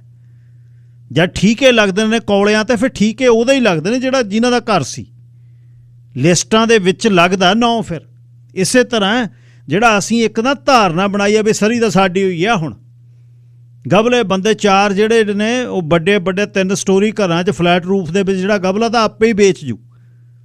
ਤਾਂ ਹੀ ਫਿਰ ਸੜਕ ਟੱਪਦੇ ਹੀ ਨਾ ਉਰਲੇ ਵਾਲਿਆਂ ਨੇ ਕਿਹਾ ਵੀ ਜੇ ਤੇਰੇ ਘਰ ਦੀ ਛਾਂ ਥੱਲੇ ਰੈਂਚਰ ਤੇ ਪੈਂਦੀ ਆ, ਤੈਨੂੰ ਘਰ ਉੱਚਾ ਨਹੀਂ ਬਣਾਉਣ ਦੇਣਾ। ਇਹਦੇ ਕਰਕੇ ਤਾਂ ਡਾਇਵਰਸ ਸਿਟੀਜ਼ ਕਹਿ ਸਕਦੇ ਹੋ ਨਾਰਥ ਡੈਲਟਾ ਵਰਗੇ ਸ਼ਹਿਰ ਨੂੰ। ਇਹ ਜਿਹੜੀ ਸਾਡੀ ਚੱਲੀ ਆ ਵੀ ਹੁਣ ਇੱਥੇ ਭੂਆ ਦਾ ਮੁੰਡਾ ਲਿਆਉਣਾ, ਇੱਥੇ ਮਾਮੇ ਦਾ, ਇੱਥੇ ਹੀ ਤਾਏ ਦਾ, ਫਿਰ ਉੱਥੇ ਫੇਰ ਕੰਪੀਟੀਸ਼ਨ ਹੋਣਾ, ਇਹਨੇ ਕਿਹੜੀ ਗੱਡੀ ਲਿਆਂਦੀ, ਇਹਨੇ ਫਿਰ ਲਿਆਉਣਾ ਤਾਂ ਚਾਹ ਨਾਲ ਹੈ, ਫਿਰ 4 ਮਹੀਨੇ ਬਾਅਦ ਉਹਦੇ ਨਾਲ ਜੈਲਸ ਸ਼ੁਰੂ ਹੋਣੀ ਹੈ। ਇਹਦੇ ਘਰ ਵਾਲੀ ਕੰਮ ਹੀ ਨਹੀਂ ਕਰਦੀ, ਸਾਡੀਆਂ ਕਰਦੀਆਂ ਨੇ। ਚੱਲ ਸੋ ਇਨ ਹਾਊਸ ਜਿਹੜੀ ਰਿਪਲੇਸਮੈਂਟ ਥਿਊਰੀ ਆ ਇਹ ਵੀ ਮਾੜੀ ਹੈ। ਹੁਣ ਇਹਦਾ ਸ਼ੁਰੂਆਤ ਕਿਹਨੇ ਕੀਤੀ, ਬੰਦ ਕਿੱਥੇ ਹੋਊ, ਇਹ ਤਾਂ ਤੁਸੀਂ ਸੋਚ ਕੇ ਦੱਸ ਸਕਦੇ ਹੋ। 604 204 0600। ਸਰਦਾਰ ਤਰਲੋਚਨ ਸਿੰਘ ਵੀਰ ਜੀ ਸਤਿ ਸ੍ਰੀ ਅਕਾਲ ਜੀ। ਸਤਿ ਸ੍ਰੀ ਅਕਾਲ ਜੀ। ਵੀਰ ਜੀ ਜਿਹੜੀ ਤੁਸੀਂ ਆ ਕੰਮ ਦੀ ਗੱਲ ਕੀਤੀ ਸੀ ਵੀ ਇੱਥੇ ਘੱਟ ਪੈਸਿਆਂ ਤੇ ਬੰਦੇ ਰੱਖਦੇ ਆ ਜੀ, ਤੇ ਇੱਥੇ ਨਾ ਆਪਣੇ ਸਰੀ ਦੇ ਵਿੱਚ ਕਈ ਇਹੋ ਜਿਹੀਆਂ ਟਰੱਕਿੰਗ ਕੰਪਨੀਆਂ ਹੈਗੀਆਂ ਵੀ ਇਹਨਾਂ ਨੂੰ ਇੱਥੇ ਤਾਂ ਮੰਨ ਲਓ ਇੱਕ ਡਿਸਪੈਚਰ ਨੂੰ $5000 ਦੇਣਾ ਪੈਂਦਾ ਜੀ ਮਹੀਨੇ ਦਾ, 5 ਤੋਂ ਆਈ ਥਿੰਕ ਉੱਪਰ ਦਿੰਦੇ ਹੋਣਗੇ ਇਹ। ਤੇ ਇਹ ਜੀ ਡਿਸਪੈਚ ਇੰਡੀਆ ਤੋਂ ਕਰਵਾਉਂਦੇ ਆ। ਅੱਛਾ ਜੀ। ਇੰਡੀਆ ਇਹਨਾਂ ਦੇ ਬੰਦੇ ਰੱਖੇ ਆ ਜੀ ਉੱਥੇ, ਇੱਥੋਂ ਸਿਰਫ ਇਹਨਾਂ ਨੂੰ $200 ਦੇਣਾ ਪੈਂਦਾ। ਇੰਡੀਆ ਬੈਠੇ ਡਿਸਪੈਚ ਕਰਵਾਉਂਦੇ ਆ ਵੀ ਇੱਥੋਂ ਦੇ ਨੂੰ ਤਾਂ ਕੰਮ ਨਹੀਂ ਮਿਲਦਾ ਹੈ, ਕਹਿੰਦੇ ਵੀ ਸਾਡੇ ਕੋਲ ਜੀ ਸਾਨੂੰ ਬੰਦੇ ਨਹੀਂ ਹੈਗੇ ਕਿ ਅਸੀਂ ਕਿੱਥੋਂ ਕੰਮ ਕਰੀਏ, ਰਾਈਟ। ਇਹ ਡਿਸਪੈਚ ਇੰਡੀਆ ਤੋਂ ਕਰਵਾਉਂਦੇ ਆ ਜੀ ਉਹਨਾਂ ਨੂੰ $200 ਦੇ ਕੇ। ਥੈਂਕ ਯੂ ਵੀਰ ਜੀ। ਧੰਨਵਾਦ ਜੀ। ਮੈਂ ਇੱਕ ਇੱਥੇ ਲੋਕਲ ਟੈਕਸੀ ਕੰਪਨੀ ਦੀ ਡਿਸਪੈਚ ਆ ਲਾਹੌਰ ਤੋਂ ਸ਼ੁਰੂ ਹੋਈ, ਮੈਂ ਬਹੁਤ ਰੌਲਾ ਪਾਇਆ ਉਹ ਇਸ ਤਰ੍ਹਾਂ ਨਹੀਂ ਕਰ, ਉਹਨੂੰ ਨਹੀਂ ਪਤਾ ਬੇਅਰ ਕ੍ਰੀਕ ਤੋਂ ਜਾ ਕੇ ਨਿਊਟਨ ਹੁਣ ਕਿਹੜੀ ਰੋਡ ਜਾਣਾ, ਉਹ ਕਹੂਗਾ ਵੀ ਇੱਥੋਂ ਜਾ, ਤੇ ਇੱਥੇ ਉਹਨੇ 2 ਬੰਦਿਆਂ ਦੀ ਤੁਸੀਂ ਨੌਕਰੀ ਕੱਢਤੀ। ਇਹ ਵੀ ਰਿਪਲੇਸਮੈਂਟ ਥਿਊਰੀ ਆ ਜਿਹੜੀ, ਇਹਨੂੰ ਮੈਂ ਇਨ ਹਾਊਸ ਰਿਪਲੇਸਮੈਂਟ ਜਿਹੜੀ ਆਪਣਿਆਂ ਤੇ ਕਰਦੇ ਹਾਂ ਅਸੀਂ। ਮੈਂ ਉਸ ਪਰਿਵਾਰ ਦੇ ਨਾਲ ਮੈਂ ਵੀ ਹੋਵਾਂ, ਮੇਰੇ ਖਰਚੇ ਨਾ ਚੱਲਣ, ਮੇਰੇ ਮਾਪੇ ਤਕੜੇ ਹੋਣ, ਉਹ ਕਹਿਣ ਵੀ ਭਾਈ ਤੂੰ ਪੁੱਤ ਦਿਨ ਰਾਤ ਭੱਜਿਆ ਫਿਰਦਾ, ਅਸੀਂ 2,000 ਅਸੀਂ ਵੀ ਕਮਾਉਂਦੇ ਹਾਂ, ਲਾ ਦੇ ਸਾਨੂੰ ਕਿਤੇ, ਅਸੀਂ ਸਮੋਸੇ ਭਰੀ ਜਾਂਦੇ ਹਾਂ, ਉਹ ਕਹਿੰਦਾ ਮੈਨੂੰ ਸਿਕਿਉਰਿਟੀ ਕਰਾ ਦੇ, ਕੁਛ ਨਾ ਕੁਛ ਚੱਲਦਾ ਹੈ ਕੰਮ। ਪਰ ਹੁਣ ਜਿਹੜਾ ਕੋਈ ਸੈਰ 'ਤੇ ਆਇਆ, ਉਹ ਸੈਰ ਦਾ ਮਤਲਬ ਸੈਰ ਹੈ, ਉਹ ਕੰਮ ਨਹੀਂ ਕਰ ਸਕਦਾ। ਉਹਦੇ 'ਚ ਅਸੀਂ ਚਾਰੇ ਪਾਸਿਓਂ ਮਾਰ ਕਰ ਰਹੇ ਹਾਂ। ਆਪਾਂ ਆਪਣੇ ਦੇਸ਼ ਦੇ ਵਿੱਚ ਟੈਕਸ ਵੀ ਨਹੀਂ ਦੇ ਰਹੇ, ਆਪਾਂ ਇੱਕ ਜਿਹੜਾ ਲੀਗਲ ਬੰਦਾ ਉਹਦੀ ਨੌਕਰੀ ਵੀ ਖਾ ਰਹੇ ਹਾਂ, ਜਿਹੜਾ ਇਸੇ ਸਿਸਟਮ ਦੇ ਵਿੱਚ ਕੰਮ ਕਰ ਰਿਹਾ ਤੇ ਸਾਡੀ ਕਮਿਊਨਿਟੀ ਦਾ ਬੰਦਾ। ਤੇ ਜਿਹੜੇ ਬੰਦੇ ਨੂੰ 25 ਦੀ ਜਗ੍ਹਾ $15 ਦਾ ਮਿਲ ਗਿਆ, ਜਿਹੜੀ ਜੋਕ ਨੂੰ ਉਹਨੇ ਤਾਂ ਬਲੱਡ ਸਕ ਕਰਨਾ, ਉਹਨੂੰ ਬੰਦੇ ਤੱਕ ਥੋੜ੍ਹਾ, ਮਤਲਬ ਉਹਨੂੰ ਤਾਂ ਮਸ਼ੀਨ ਆ, ਉਹਨੂੰ ਤਾਂ ਰੋਬੋਟ ਆ, ਤੇ ਇੱਕ ਦੀ ਜਗ੍ਹਾ ਉਹਨੂੰ ਕਹਿੰਦਾ ਦੂਜਾ ਬਿਠਾ ਦੇ ਇੱਥੇ। ਪੁੱਠੇ ਟੰਗਣੇ ਨੇ ਮੁਰਗੇ ਥੱਲੇ, ਜਿਹੜਾ ਇੱਕ ਇਮੀਗ੍ਰੈਂਟ ਟੰਗ ਦੂ, ਇੱਕ ਵਿਜ਼ਿਟਰ ਵਾਲਾ ਟੰਗ ਦੂ, ਟੰਗੀ ਚੱਲ, ਪਹੁੰਚੇ ਫਸਾਉਣਾ। ਉਹ ਅਸੀਂ ਆਪਣੇ ਤੌਰ ਤੇ ਕਰ ਰਹੇ ਹਾਂ, ਜਾਂ ਜਿੱਥੇ ਚਲੇ ਗਏ ਵੀ ਇੱਥੇ ਕੋਈ ਹੋਰ ਨਹੀਂ ਹੁਣ ਕੋਈ ਆ ਸਕਦਾ ਕੰਮ ਤੇ, ਇੱਥੇ ਮੇਰੇ ਰਿਸ਼ਤੇਦਾਰ ਆਉਣਗੇ, ਜਾਂ ਇੱਥੇ ਦੀਆਂ ਐਪਲੀਕੇਸ਼ਨਾਂ ਜਿਹੜੀਆਂ ਨੇ ਮੈਂ ਆਪਣਿਆਂ ਨੂੰ ਦਊਂ, ਬਾਹਰ ਵਾਲਿਆਂ ਨੂੰ $1,00,000 ਹੀ ਦਊਂ, ਉਹ ਸਾਡੀ ਰਿਪਲੇਸਮੈਂਟ ਥਿਊਰੀ ਹੈ ਜਿਹੜੀ ਇਨ ਹਾਊਸ ਆ ਸਾਡੀ, ਅਸੀਂ ਜਿਹੜੀ ਇੱਕ ਦੂਜੇ ਨਾਲ ਕਰਦੇ ਹਾਂ। ਜਦ ਅਸੀਂ ਇੱਕ ਦੂਜੇ ਨਾਲ ਕਰਦੇ ਹਾਂ ਉਹ ਡੇਟੇ ਕੱਢ ਕੇ ਫਿਰ ਉਹ ਕਹਿਣਗੇ ਵੀ ਇਸ ਸਿਸਟਮ ਦੇ ਲਈ ਉਹ ਵਾਇਰਸ ਹੈ, ਬੰਦੇ ਬੇਸਿਕਲੀ ਉਹ ਮਾੜੇ ਨੇ, ਸਭ ਅੰਕੜੇ ਨੇ ਉਹਨਾਂ ਕੋਲ। ਜੇ ਤੁਸੀਂ ਭੁੱਲ ਜਾਓ ਜਿੱਦਣ ਜਾਂ ਕੋਈ ਜਹਾਜ਼ ਸੈੱਟ ਕਰਨਾ ਹੈ, ਇਹ ਇਸ ਤਰ੍ਹਾਂ ਹੀ ਕਰਦੇ ਆ। ਆਪ ਕਰਕੇ ਹਟਿਆ ਆਪਾਂ ਗੱਲ ਹਲੇ 10 ਦਿਨ ਪਹਿਲਾਂ ਵੀ ਕਿਵੇਂ ਸਾਰੇ ਭਾਰਤ ਦਾ ਮੀਡੀਆ ਜਿਹਨੂੰ ਹੁਣ ਸੰਤ ਕਹਿ ਰਿਹਾ, ਸਤੀਸ਼ ਜੈਕਬ ਅੱਜ ਕਹਿ ਰਹੇ ਸੰਤ ਜਰਨੈਲ ਸਿੰਘ ਖਾਲਸਾ ਨੂੰ, ਤੇ ਜਿੱਦਣ ਉਹ ਕਿਤਾਬ ਲਿਖੀ ਲਾਸਟ ਬੈਟਲ ਦੇ ਵਿੱਚ ਮਾਰਕ ਟੱਲੀ ਦਾ, ਸਾਨੂੰ ਕੀ ਪਤਾ ਸੀ ਮਾਰਕ ਟੱਲੀ ਨੂੰ ਰੱਬ ਸਮਝ ਕੇ ਬੈਠੇ। ਦੇਖੋ ਜੀ ਇੰਗਲੈਂਡ ਦਾ, ਦੇਖੋ ਜੀ ਗੋਰਾ ਮਾਰਕ ਟੱਲੀ, ਕੀ ਪਤਾ ਕਿਹਦੇ ਲਈ ਕੰਮ ਕਰਦਾ ਸੀ। MI6 ਦੀ ਹੁਣ ਸ਼ਰੇਆਮ ਤੁਹਾਡੇ ਸਾਹਮਣੇ ਇਨਵੋਲਵਮੈਂਟ ਆ ਗਈ, ਕੀ ਪਤਾ ਥੈਚਰ ਦਾ ਚੇਲਾ ਸੀ ਉਹ, ਕੀ ਪਤਾ MI6 ਲਈ ਸਾਰੀ ਇੰਟੈਲੀਜੈਂਸੀ ਕਰ ਰਿਹਾ ਸੀ। ਅਸੀਂ ਦੇਖੋ ਜੀ ਗੋਰੇ ਨੇ ਲਿਖਤੀ ਜੀ, ਮਾਰਕ ਟੱਲੀ ਨੇ ਲਿਖਤੀ, ਚੱਕ ਲਓ ਜੀ ਕਿਤਾਬ, ਚੱਕ ਲਓ ਕਿਤਾਬ। ਹੁਣ ਪਤਾ ਲੱਗਦਾ ਜਦ ਦੂਜੀਆਂ ਕਿਤਾਬਾਂ ਪੜ੍ਹਦੇ ਹੋ ਤੁਸੀਂ। ਸੋ ਜਿੱਦਣ ਅਸੀਂ ਆਪਣੇ ਇੱਕ ਦੂਜੇ ਨਾਲ ਕਰਨੀ ਹੈ ਰੇਸਿਜ਼ਮ ਦੀ ਗੱਲ, ਜਿੱਦਣ ਮੇਰਾ ਜਾ ਚੜ੍ਹਦਾ, ਮੈਂ ਕਿਤੇ ਮੂਹਰਲਾ ਥੋੜ੍ਹਾ ਦੇਖਣਾ ਕੌਣ ਹੈ, ਕਹਿੰਦਾ ਮੇਰੀ ਸੂਤ ਆ ਇੱਥੇ ਸਾਡੀ ਚੱਲਦੀ, ਉਹ ਕਹਿੰਦਾ ਧੱਕਾ ਤਾਂ ਕਰਦੇ ਅਸੀਂ ਕਰ ਸਕਦੇ ਹਾਂ। ਮਿਕਸ ਕਮਿਊਨਿਟੀ ਦੇ ਵਿੱਚ, ਮਿਕਸ ਲੋਕਾਂ 'ਚ, ਮਿਕਸ ਫਰੈਂਡਸ਼ਿਪ ਸਰਕਲ ਦੇ ਵਿੱਚ ਐਟਲੀਸਟ ਤੁਸੀਂ ਬਹਿ ਕੇ ਆਪਣੇ ਆਪ ਨੂੰ ਸਪਰੈਡ ਤਾਂ ਕਰ ਸਕਦੇ ਹੋ ਵੀ ਅਸੀਂ ਕੀ ਆ ਭਾਈ, ਅਸੀਂ ਆ ਨਹੀਂ, ਜੇ ਬੈਠੋਗੇ ਤਾਂ ਹੀ ਸਪਰੈਡ ਕਰੋਗੇ, ਨਹੀਂ ਦੂਰੋਂ ਦੇਖ ਕੇ ਤਾਂ ਉਹ ਕਹਿਣਗੇ ਆ ਜਿਹੜੇ ਭੂਤ ਬੰਗਲਿਆਂ ਵਾਲੇ ਇਹ ਤਾਂ ਇੱਕੋ ਜਿਹੇ ਨੇ। ਹੁਣ ਮੈਨੂੰ ਦੁੱਖ ਇਸ ਚੀਜ਼ ਦਾ, 7 ਮਹੀਨੇ ਹੋ ਗਏ ਅਸੀਂ ਉੱਜੜ ਗਏ ਜੀ, ਉੱਥੇ ਜੀ ਪ੍ਰੇਰੀ ਦੇ ਵਿੱਚ ਨੀਵਾਂ ਜੀ, ਉੱਥੇ ਪਾਣੀ ਜੀ, ਉੱਥੇ ਤਾਂ ਖਤਮ ਹੋ ਗਿਆ ਜੀ, ਸਾਨੂੰ ਦਿਓ ਕੱਖ ਨਾ, ਤਾਂ ਬੰਨ ਟੁੱਟ ਗਿਆ ਜੀ। ਹੁਣ ਉੱਥੇ ਸੇਲਾਂ ਹੋ ਰਹੀਆਂ ਨੇ, ਉਹ ਫਾਰਮ ਵਿਕ ਰਹੇ ਨੇ, ਤੇ ਕੌਣ ਲੈ ਰਹੇ ਨੇ? ਉੱਪਰ ਪ੍ਰਾਈਸ ਤੋਂ ਪ੍ਰਾਈਸ ਵੱਧ ਕੇ ਆਪਣੇ ਬੰਦੇ। ਦੱਸੋ ਸਰਕਾਰਾਂ ਨੂੰ ਕੀ ਕਹੋਗੇ ਕੱਲ੍ਹ ਨੂੰ ਤੁਸੀਂ ਬਈ ਭਾਈ ਇਹ ਜਗ੍ਹਾ ਮਾੜੀ ਸੀ ਤੁਹਾਡੇ ਕਰਕੇ ਉੱਜੜੇ, ਉਹ ਕਹਿੰਦਾ ਤੁਹਾਡੇ ਆ 3 ਗੁਣਾ ਤਾਂ ਪ੍ਰਾਈਸ ਵੱਧ ਦੇ ਕੇ ਲੈ ਰਹੇ ਨੇ, ਇਹ ਕੌਣ ਨੇ ਫਿਰ?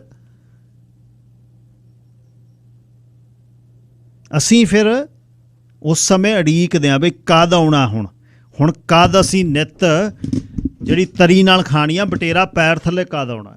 ਮੈਨੂੰ ਉੱਥੇ ਦੇ ਅਕਾਊਂਟੈਂਟ ਸਾਹਿਬ ਨੇ ਇੱਕ ਨੇ ਦੱਸਿਆ, ਕਹਿੰਦਾ ਜਿਹੜੀਆਂ ਗੱਲਾਂ ਤੁਸੀਂ ਕਰਦੇ ਸੀ ਉੱਥੇ ਦੇ ਫਾਰਮ ਵਿਕ ਰਹੇ ਨੇ, ਆਪਣੇ ਬੰਦੇ ਲੈ ਰਹੇ ਨੇ ਹੁਣ, ਕਿਉਂਕਿ ਉਹ ਉਡੀਕਦੇ ਨੇ। ਕਿਵੇਂ ਜਸਟੀਫਾਈ ਕਰੋਗੇ ਸਰਕਾਰਾਂ ਨੂੰ ਬਈ ਤੁਹਾਡੇ ਕਰਕੇ ਅਸੀਂ ਉੱਜੜੇ ਹਾਂ? ਉਹ ਕਹਿੰਦੇ ਆ ਦੇਖ ਲਓ ਤੁਹਾਡੇ ਹੀ ਨੇ ਲੈ ਰਹੇ, ਫਿਰ ਹੁਣ ਇਹ ਕੱਲ੍ਹ ਹੀ ਲੈ ਰਹੇ ਨੇ। ਸੋ ਇਹ ਇਨ ਹਾਊਸ ਰਿਪਲੇਸਮੈਂਟ ਥਿਊਰੀ ਆ। ਜਿੱਥੇ ਅਸੀਂ ਗਏ ਉੱਥੇ ਸਾਫ਼, ਉਹ ਕਹਿੰਦੇ ਜਿਹੜੇ ਏਰੀਏ 'ਚ ਅਸੀਂ ਘਰ ਪਾਉਣ ਲੱਗੇ ਦੂਜੇ ਬੰਦੇ ਸਾਫ਼, ਜਿਹੜੀ ਫੈਕਟਰੀ 'ਚ ਕੰਮ ਕਰਨ ਲੱਗੇ ਦੂਜੇ ਬੰਦੇ ਸਾਫ਼। ਇਹ ਨਹੀਂ ਠੀਕ ਹੈ, ਇਹ ਰੋਂਗ ਹੈ, ਟੋਟਲੀ ਰੋਂਗ ਹੈ। ਰਾਇਲ ਲਾਈਟਿੰਗ ਪ੍ਰੋਗਰਾਮ ਦੇ ਸਪਾਂਸਰ ਨੇ ਜੀ। ਰਾਇਲ ਲਾਈਟਿੰਗ ਨਵੀਂ ਮੈਨੇਜਮੈਂਟ ਥੱਲੇ ਆ। ਰਾਇਲ ਲਾਈਟਿੰਗ ਤੋਂ ਤੁਸੀਂ ਆਪਣੇ ਘਰ ਲਈ ਟਾਊਨ ਹਾਊਸ ਕੌਂਡੋ ਨਵੇਂ ਬਣਾ ਰਹੇ ਹੋ, ਰੈਨੋਵੇਟ ਕਰ ਰਹੇ ਹੋ, ਲਾਈਟਸ ਚਾਹੀਦੀਆਂ ਨੇ, ਸ਼ੈਂਡਲਰ ਚਾਹੀਦੇ ਨੇ, ਵੈਨਿਟੀ ਲਾਈਟਸ ਚਾਹੀਦੀਆਂ ਨੇ, ਕਮਰਿਆਂ ਦੀਆਂ ਲਾਈਟਸ ਚਾਹੀਦੀਆਂ ਨੇ, ਖਾਸ ਜਿਹੜੀਆਂ ਤੁਹਾਡੇ ਫੈਮਿਲੀ ਅਤੇ ਲਿਵਿੰਗ ਰੂਮ 'ਚ। Royal lighting, unit 107 130 25 76 avenue, 604 572 55 point, royal lighting. Sir Mandeep Singh, ਤੁਸੀਂ ਏਅਰ 'ਤੇ ਹੋ ਜੀ? ਸਤਿ ਸ਼੍ਰੀ ਅਕਾਲ ਜੀ। ਸਤਿ ਸ਼੍ਰੀ ਅਕਾਲ ਜੀ। ਤਾਂ ਜੀ ਤੁਸੀਂ ਉਹ ਜਿਹਨੂੰ ਕਹਿੰਦੇ ਹੁੰਦੇ ਨੇ ਤੱਤਾ ਤੇ ਉਹ ਗਰੀਸੀ ਵਿਸ਼ਾ ਛੇੜ ਲਿਆ ਜੀ ਅੱਜ। ਤੋ ਮੈਂ ਤੁਹਾਨੂੰ ਆਪਣੀ ਹੱਡ ਬੀਤੀ ਦੱਸਦਾ ਜੀ। ਆ ਭਾਈ ਸਾਹਿਬ ਜਿਹੜੇ ਐਗਜ਼ਾਮਪਲ ਦੇ ਕੇ ਗਏ ਨੇ, ਤਾਂ ਫਿਰ ਵੀ ਚਲੋ ਪੰਜਾਬੀ ਉਹਦੀ ਐਗਜ਼ਾਮਪਲ ਦੇ ਕੇ ਗਏ ਨੇ ਵੀ ਆਊਟਸੋਰਸ ਕਰਤਾ। ਮੈਂ ਟਰੈਵਲ ਕੀਤਾ ਜੀ Vancouver to Toronto, Toronto to Vancouver. ਮੇਰਾ ਲਗੇਜ ਡਿਲੇ ਹੋ ਗਿਆ। ਅੱਛਾ ਜੀ। ਆਇਆ ਨੀ ਗਾ। ਉਹ ਕਹਿੰਦੇ ਆ ਲੈ ਜਾ ਨੰਬਰ, ਕੱਲ ਨੂੰ ਕਾਲ ਕਰ ਲਈ। 7 ਤਰੀਕ ਨੂੰ ਮੈਂ ਵੈਂਕੂਵਰ ਉਤਰਿਆ ਸੀ। ਐਵਰੀ ਡੇ 3-3 4-4 ਘੰਟੇ ਹੋਲਡ ਕਰਕੇ ਫੋਨ ਕਰਦਾ ਉਹਨਾਂ ਨੂੰ। ਉਹ ਜਿਹੜੇ ਭਾਈ ਸਾਹਿਬ ਅੱਗੋਂ ਬੋਲਦੇ ਨੇ ਜਾਂ ਭੈਣ ਜੀ ਬੋਲਦੇ ਨੇ, ਉਹਨਾਂ ਨੂੰ ਮੈਂ ਪੁੱਛਿਆ, ਮੈਂ ਕਿਹਾ ਭਾਈ ਤੁਸੀਂ ਹੈ ਕਿੱਥੇ ਹੋ? ਉਹ ਬੈਠੇ ਨੇ ਬੈਂਗਲੋਰ ਕਾਲ ਸੈਂਟਰ 'ਚ। ਉਹ ਕਾਲ ਕਰ ਰਹੇ ਨੇ CDS ਬੈਗੇਜ ਵਾਲਿਆਂ ਨੂੰ। CDS ਬੈਗੇਜ ਵਾਲੇ ਹੈਗੇ ਨੇ ਵੈਂਕੂਵਰ 'ਚ। They have no idea CDS baggage ਕੌਣ ਹੈ, ਲਗੇਜ ਕਿੱਥੇ ਆ।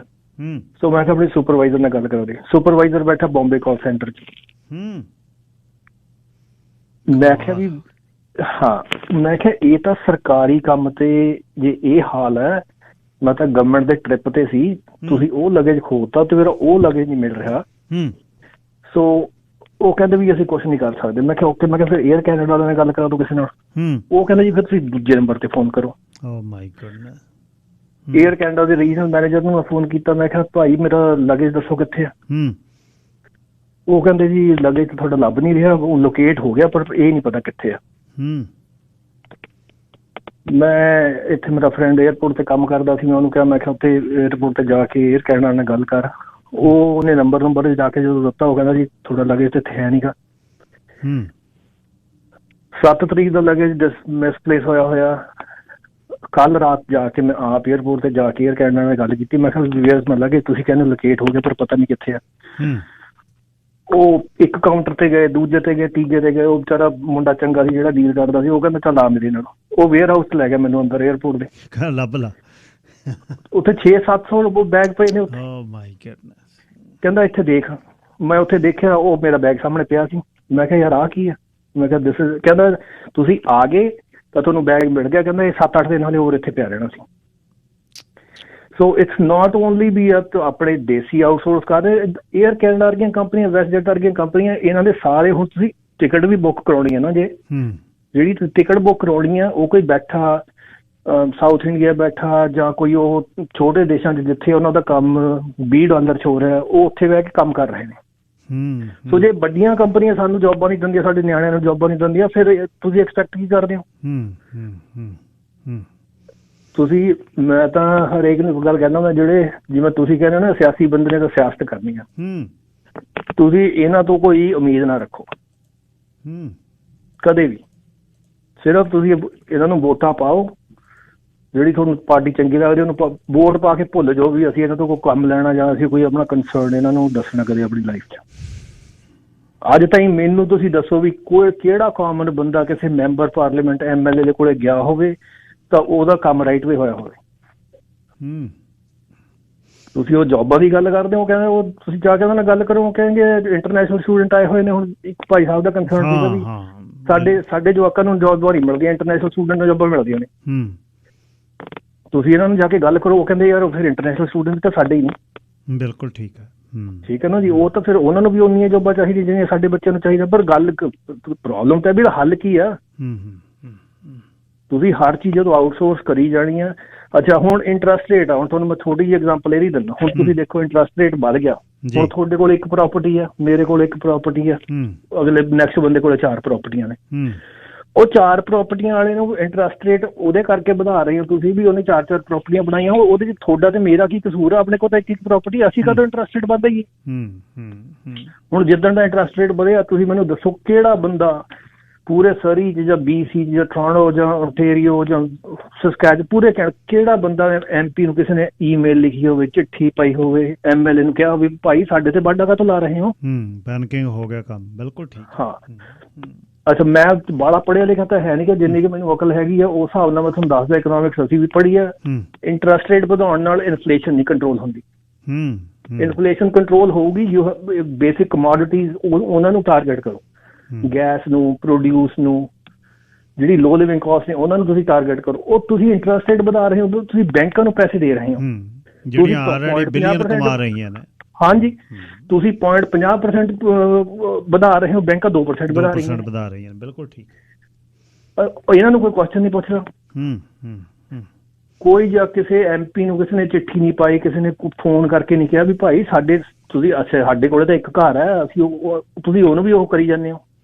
ਜਿਹੜੀ ਤੁਸੀਂ ਬੜੇ ਅਵੇਅਰ ਹੋ, ਆਹ ਰਿਪਲੇਸਮੈਂਟ ਥਿਊਰੀ 37% ਬੰਦੇ ਐਬਾਕਸ ਡਾਟਾ 'ਚ ਕਹਿ ਰਹੇ ਨੇ ਵੀ ਇਨਵੇਡਰਸ ਨੇ ਸਾਨੂੰ ਰਿਪਲੇਸ ਕਰ ਰਹੇ ਨੇ, ਨੇਟਿਵ ਕੈਨੇਡੀਅਨਸ ਨੂੰ। ਇਹ ਕਿੱਧਰ ਨੂੰ ਜਾਏਗੀ ਗੱਲ ਫਿਰ?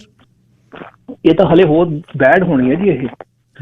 ਇਹ ਜਦੋਂ ਆਪਣੀ ਪਾਪੂਲੇਸ਼ਨ ਵੱਧ ਰਹੀ ਹੈ, ਜਿਹੜੀਆਂ ਮਿਨੋਰਿਟੀਜ਼ ਨੇ ਜਦੋਂ ਇਹਨਾਂ ਦੇ ਬਰਾਬਰ ਆ ਜਾਣਾ ਨਾ, ਉਹ ਮਿਨੋਰਿਟੀਜ਼ ਨਹੀਂ ਰਹਿਣਾ, ਉਹ ਅਦਰ ਵੇ ਅਰਾਊਂਡ ਹੋ ਜਾਣੀ ਹੈ ਜੀ। ਉਹ ਤੁਸੀਂ ਕਿਸੇ ਵੀ ਜੌਬ 'ਚ ਦੇਖ ਲਓ, ਕਿਸੇ ਵੀ ਤੁਸੀਂ ਸਟੋਰ 'ਤੇ ਜਾ ਕੇ ਦੇਖ ਲਓ। ਤਾਂ ਮੈਂ ਤਾਂ ਰੀਸੈਂਟਲੀ ਉੱਥੇ ਓਨਟਾਰੀਓ ਜਾ ਕੇ ਆਇਆ ਜੀ। ਤੁਸੀਂ ਬਿਲੀਵ ਨਹੀਂ ਕਰਨਾ, ਮੈਂ ਆਪਣੇ ਤਾਂ ਇੱਥੇ ਕੀ ਉਹ ਹਾਲ ਹੈ ਜਿਹੜਾ ਉੱਥੇ ਹਾਲ ਹੈ। ਤੁਸੀਂ ਉੱਥੇ ਸਵਾਏ ਇੰਟਰਨੈਸ਼ਨਲ ਸਟੂਡੈਂਟ ਤੋਂ ਹੋਰ ਕੋਈ ਬੰਦਾ ਦੇਖਦਾ ਹੀ ਨਹੀਂ ਮਿਸ ਹੈਗਾ ਬਰੈਂਪਟਨ 'ਚ। ਕੋਈ ਦੇਖਦਾ ਹੀ ਨਹੀਂ। ਮਾਲ ਚਲ ਜਾਓ, ਉੱਥੇ ਆਊਟਲੈਟ ਮਾਲ ਚਲ ਜਾਓ, ਉੱਥੇ ਹੋਰ ਕੋਈ ਬੰਦਾ ਹੈ ਹੀ ਨਹੀਂਗਾ ਉੱਥੇ। ਸੋ ऑब्वियसली ਇਹਨਾਂ ਲੋਕਾਂ ਨੇ ਤਾਂ ਇਹ ਕਹਿਣਾ ਹੀ ਹੈ ਨਾ, ਕਿਉਂਕਿ ਉਹ ਕਹਿੰਦੇ ਨਾ ਜੋ ਦਿਖਤਾ ਹੈ ਉਹ ਬਿਕਤਾ ਹੈ। ਉਹ ਤਾਂ ਸਾਹਮਣੇ ਦਿਖ ਰਿਹਾ ਵੀ ਮਿਨੋਰਟੀਆਂ ਫਿਰ ਰਹੀਆਂ ਨੇ, ਇਸ ਗੱਲੋਂ ਔਖੇ ਨੇ ਉਹ। ਤਾਂ ਥਿਊਰੀਆਂ ਤਾਂ ਬਣਦੀਆਂ ਨੇ ਬਿਕੋਜ਼ ਹੋਰ ਵੀ ਉਹਨਾਂ ਨੂੰ ਕੌਮ ਨਹੀਂ ਦਿਖਦੀ ਅੱਗੇ। ਬਾਕੀ ਇੱਥੇ ਤੁਸੀਂ ਵਧੀਆ ਕੰਮ ਕਰਦੇ ਹੋ ਜੀ, ਕਰੀ ਜਾਓ, ਪਰ ਉਹ ਕੀ ਕਹਿੰਦੇ ਹੁੰਦੇ ਨੇ, ਤੁਹਾਡਾ ਕੰਮ ਹੈ ਇਹ, ਤੁਹਾਡੀ ਜੌਬ ਹੈ, ਐਪਰੀਸ਼ੀਏਟ ਕਰਦੇ ਹਾਂ ਅਸੀਂ, ਪਰ ਇੱਥੇ ਬੜਾ ਫਰਕ ਨਹੀਂ ਪੈਣਾ ਹੈਗਾ ਜੀ। ਹਾਂ, ਇਹ ਜਿਹੜੇ ਉਹ ਤੁਹਾਡੇ ਕਹਿਣ ਉਹ ਸਿਆਸਤਦਾਨਾਂ ਨੇ ਸਿਆਸਤ ਕਰਨੀ ਆ, ਇਹਨਾਂ ਨੇ ਆਪਣੀਆਂ ਰੋਟੀਆਂ ਸੇਕਣੀਆਂ, ਚਾਹੇ ਇੱਧਰੋਂ ਸੇਕ ਲੈਣ ਚਾਹੇ ਉੱਧਰੋਂ ਸੇਕ ਲੈਣ, ਬਾਰੀ ਲਾ ਕੇ ਆਉਂਦੇ ਨੇ। ਥੈਂਕ ਯੂ ਵੀਰ ਜੀ, thank you, thank you. Sir Kulwant Singh ji, line number 2। Hello ਜੀ। ਹਾਂਜੀ, ਸਤਿ ਸ਼੍ਰੀ ਅਕਾਲ ਜੀ। ਵੀਰ ਬਹੁਤ ਕੁਝ ਦੱਸ ਗਿਆ ਬੈਂਕ ਬਾਰੇ ਤਾਂ। ਮੈਂ ਤਾਂ ਥੋੜਾ ਜਿਹਾ ਛੇਤੀ ਜੀ ਦੱਸਦਾ, ਜਿਹੜਾ ਆਪਾਂ ਕੰਮ ਦੀ ਗੱਲ ਕਰਦੇ ਸੀ। ਜੀ ਜੀ। ਜਦੋਂ ਯੂਰਪ ਦੇ ਵਿੱਚ, ਮੈਂ ਇਟਲੀ ਤੋਂ ਆਇਆ, ਇਟਲੀ ਦੇ ਵਿੱਚ ਜਦੋਂ ਇਮੀਗ੍ਰੇਸ਼ਨ ਖੁੱਲੀ ਆ ਵੱਡੇ ਪੱਧਰ ਤੇ 2000 ਤੋਂ ਲੈ ਕੇ 2010 ਤੱਕ। ਅੱਛਾ ਜੀ। ਜਿਹੜਾ ਕੰਮ ਇਟਾਲੀਅਨ 8-9 ਯੂਰੋ ਚ ਕਰਦੇ ਸੀ ਤੇ ਆਪਣੇ ਬੰਦਿਆਂ ਨੇ, ਵਿਦੇਸ਼ੀਆਂ ਨੇ, ਉਹ 5-6 ਚ ਕਰਤਾ। ਅੱਛਾ ਜੀ। ਜਦੋਂ ਰਿਸੈਸ਼ਨ ਆਇਆ, ਰੌਲਾ ਪੈ ਗਿਆ, ਉੱਥੋਂ ਦਾ ਜੂਸ ਨੇ ਪੂਰਾ ਰੌਲਾ ਪਾਇਆ, ਜਿਵੇਂ ਇਹ ਤੁਸੀਂ ਹੁਣ ਗੱਲ ਕਰ ਰਹੇ ਹੋ ਰੌਲਾ ਪਾ ਰਹੇ ਆ, ਕੱਢੋ ਇਹਨਾਂ ਨੂੰ। ਹਾਂ, ਉਹਨਾਂ ਨੇ ਕੀ ਕੀਤਾ, ਉਹਨਾਂ ਨੇ ਕਾਨੂੰਨ ਬਣਾਤਾ ਵੀ ਜਿਹੜਾ ਇਟਾਲੀਅਨ ਆ ਉਹਨੂੰ 3 ਮਹੀਨੇ 2 ਸਾਲ, ਮੈਨੂੰ ਯਾਦ 2 ਸਾਲ 2 ਸਾਲ ਨਹੀਂ, 2 ਸਾਲ 4 ਮਹੀਨੇ ਕੀਤਾ ਕੁਛ ਏਦਾਂ, ਮੈਨੂੰ ਪੂਰਾ ਪਰ ਯਾਦ ਨਹੀਂ ਉਹ। ਠੀਕ ਹੈ ਜੀ। ਉਹਦਾ ਟੈਕਸ ਫ੍ਰੀ ਕਰਤਾ ਉਹਨਾਂ ਨੇ। ਉਹਨਾਂ ਨੇ ਚੱਕ ਜੀ ਸਾਰੇ ਕੰਮਾਂ ਤੋਂ ਬਾਹਰ ਮਾਰੇ। ਬਹੁਤ ਸਾਰੇ ਮੁੜ ਗਏ, ਕੋਈ ਇੰਗਲੈਂਡ ਨੂੰ ਭੱਜਿਆ, ਕੋਈ, ਅਸੀਂ ਵੀ ਉਦੋਂ ਤੰਗ ਹੋ ਗਏ, ਨੈਸ਼ਨੈਲਿਟੀ ਤਾਂ ਮੇਰੇ ਕੋਲ ਥੋੜੀ ਲੈ ਲਈ ਸੀ ਬਾਅਦ ਚ, ਪਰ ਇਹ ਜਦੋਂ ਕਾਨੂੰਨ ਹੈ ਤੇ ਅਸੀਂ ਇਸ ਤੋਂ ਨਫ਼ਰਤ ਕਰਕੇ ਉੱਥੋਂ ਨਿਕਲੇ ਆ। ਪਰ ਜੇ ਇੱਥੋਂ ਨਿਕਲਣਾ ਪੈ ਗਿਆ ਫਿਰ ਕਿੱਥੇ ਜਾਣਾ? ਇਹੀ ਸਵਾਲ ਮੈਂ ਕਰ ਰਿਹਾ ਜੀ, ਘੰਟਾ ਹੋ ਗਿਆ ਬੋਲਦੇ ਨੂੰ, ਇਹੀ ਕਰ ਰਿਹਾ। ਹਾਂਜੀ, ਦੂਸਰਾ ਗੱਲ ਆ ਕਿ ਬੈਂਕਾਂ ਦੀ, ਬੈਂਕਾਂ ਦੀ ਇਹਨਾਂ ਦੀ ਥਿਊਰੀ ਆ, ਗੌਰਮੈਂਟਾਂ ਦੀ, ਕਾਰਪੋਰੇਟ ਘਲਾਣਿਆਂ ਦੀ ਵੀ, ਲੋਕਾਂ ਨੂੰ ਗੁਲਾਮ ਕਿੱਦਾਂ ਬਣਾਉਣਾ। ਜਿਨ੍ਹਾਂ ਨੇ ਹੁਣ 8 ਲੱਖ 10 ਦਾ ਘਰ ਲੈ ਲਿਆ ਟਾਊਨ ਹਾਊਸ, 25 ਸਾਲ ਲਈ ਉਹ ਗੁਲਾਮ ਬਣ ਕੇ ਵੇਚ ਕੇ ਦਿਖਾਉਣ। ਪਤਾ ਇੱਕ ਦਿਨ ਮੈਨੂੰ ਕਹਿੰਦਾ ਜੀ, ਉਹ ਕਹਿੰਦਾ ਲੱਖ ਰੁਪਇਆ ਘਾਟੇ ਨਾ, ਤੇ ਕਹਿੰਦਾ ਹੁਣ 12 ਲੱਖ ਵਾਲਾ, 15 ਲੱਖ ਵਾਲਾ, 12 ਲੱਖ। ਜਦੋਂ ਮੈਂ ਕਿਹਾ ਜਿਹੜਾ ਲੱਖ ਡਾਊਨ ਆ ਤੇ ਲੱਖ ਦਾ ਲੋਸ ਹੋਇਆ, ਤੇ ਉਹ 3 ਲੱਖ ਕਿੱਥੋਂ ਲਿਆਊਗਾ ਹੁਣ? ਨਹੀਂ ਲਿਆ ਹੋਣਾ, ਨਹੀਂ ਲਿਆ ਹੋਣਾ। ਮੈਂ ਕਿਹਾ ਅੱਗੇ ਤਾਂ ਚੱਲਦਾ ਸੀ ਵੀ 2 ਲੱਖ ਵੱਟ ਲਿਆ ਤੇ 4 ਡਾਊਨ ਬਣ ਗਿਆ, 4 ਤੋਂ 8 ਡਾਊਨ ਬਣ ਗਿਆ, ਤੁਰੀ ਗਿਆ, ਹੁਣ ਬੈਕ ਮੁੜ ਪਿਆ ਕੰਮ। ਬਿਲਕੁਲ ਠੀਕ ਹੈ ਜੀ। ਸਰਾਰ ਸਾਹਿਬ, ਲਾਈਨ ਨੰਬਰ 3। ਧੰਨਵਾਦ ਸਰਦਾਰ ਜੀ। ਜਿਹੜੇ ਤੁਸੀਂ ਮਸਲੇ ਨੂੰ ਉਠਾਇਆ, ਇਹ ਹੈ ਤਾਂ ਬੜਾ ਸੰਜੀਦਗੀ ਵਾਲਾ, ਪਰ ਸਮਝਣ ਦੀ ਗੱਲ ਇਹ ਆ ਵੀ ਇਹਦੇ ਉੱਤੇ ਆਮ ਲੋਕ ਜਿਹੜੇ ਨੇ ਉਹ ਆਪਣਾ ਯੋਗਦਾਨ ਕਾਹਤੋਂ ਨਹੀਂ ਪਾਉਂਦੇ। ਜਿੰਨੀ ਦੇਰ ਤੱਕ ਮਨੁੱਖ ਆਪਣੀ ਆਜ਼ਾਦੀ ਦੀ ਖਾਤਰ, ਆਜ਼ਾਦੀ ਹੋਈ ਹੈ ਨਾ, ਇਹ ਵੀ ਇੱਕ ਕਿਸਮ ਦੀ ਸਾਨੂੰ ਮਤਲਬ ਫਾਈਨੈਂਸ਼ੀਅਲੀ, ਸਾਨੂੰ ਸੋਸ਼ਲੀ ਜਿਹੜਾ ਉਹ ਦਬਾਇਆ ਜਾਂਦਾ, ਜਾਂ ਜਿਹੜੀਆਂ ਵੀ ਸਮੱਸਿਆਵਾਂ ਪਹਿਲੇ ਸਰਦਾਰਾਂ ਨੇ ਮਤਲਬ ਅੰਕਿਤ ਕੀਤੀਆਂ ਨੇ। ਹੁਣ ਜਦੋਂ ਅਸੀਂ ਇੱਥੇ ਆਏ ਆ ਨਾ, ਦੇਖੋ ਸਾਨੂੰ ਇਹ ਮੰਨਣਾ ਪੈਣਾ ਹੈ, ਅੱਜ ਤੋਂ 37 ਸਾਲ ਪਹਿਲਾਂ ਵੀ ਇਹੀ ਕੰਮ ਹੋ ਰਿਹਾ ਸੀ ਜਦੋਂ ਮੈਂ ਆਇਆ ਇਸ ਮੁਲਕ 'ਚ, ਬਈ ਉਦੋਂ 4-4 $4.5 ਡਾਲਰ ਤੇ ਕੈਸ਼ ਦੇ ਉੱਤੇ ਆਪਣੇ ਬੰਦੇ ਹੀ ਆਪਣੇ ਬੰਦਿਆਂ ਤੋਂ ਕੰਮ ਕਰਾਉਂਦੇ। ਹੁਣ ਮੈਂ ਸਵਾਲ ਇਹ ਕਰਦਾ ਵੀ ਜਦੋਂ ਮੈਂ ਇੱਥੇ ਆਇਆ, ਹੋਰ ਬਹੁਤ ਇੱਥੇ ਵੀਰ ਆਏ ਨੇ ਹੁਣ, ਔਰ ਜਿਨ੍ਹਾਂ ਦੇ ਕੋਲੇ ਇੱਥੇ ਕੰਮ ਕਰਨ ਦਾ ਲੀਗਲ ਕੋਈ ਤਰੀਕਾ ਨਹੀਂ ਹੈ, ਉਹ ਰੋਟੀ ਕਿਵੇਂ ਖਾਊਗਾ? ਬਿਲਕੁਲ ਠੀਕ ਹੈ। ਓਕੇ, ਉਹ ਰੋਟੀ ਖਾਊਗਾ ਜਾਂ ਉਹ ਮੰਗੂਗਾ, ਜਾਂ ਉਹ ਕਿਸੇ ਦੀ ਅਧੀਨਗੀ ਦੇ ਥੱਲੇ ਆਪਣੇ ਢਿੱਡ ਭਰਨ ਦੀ ਖਾਤਰ ਕੋਈ ਨਾ ਕੋਈ ਗਲਤ ਕੰਮ ਕਰੂ। ਠੀਕ।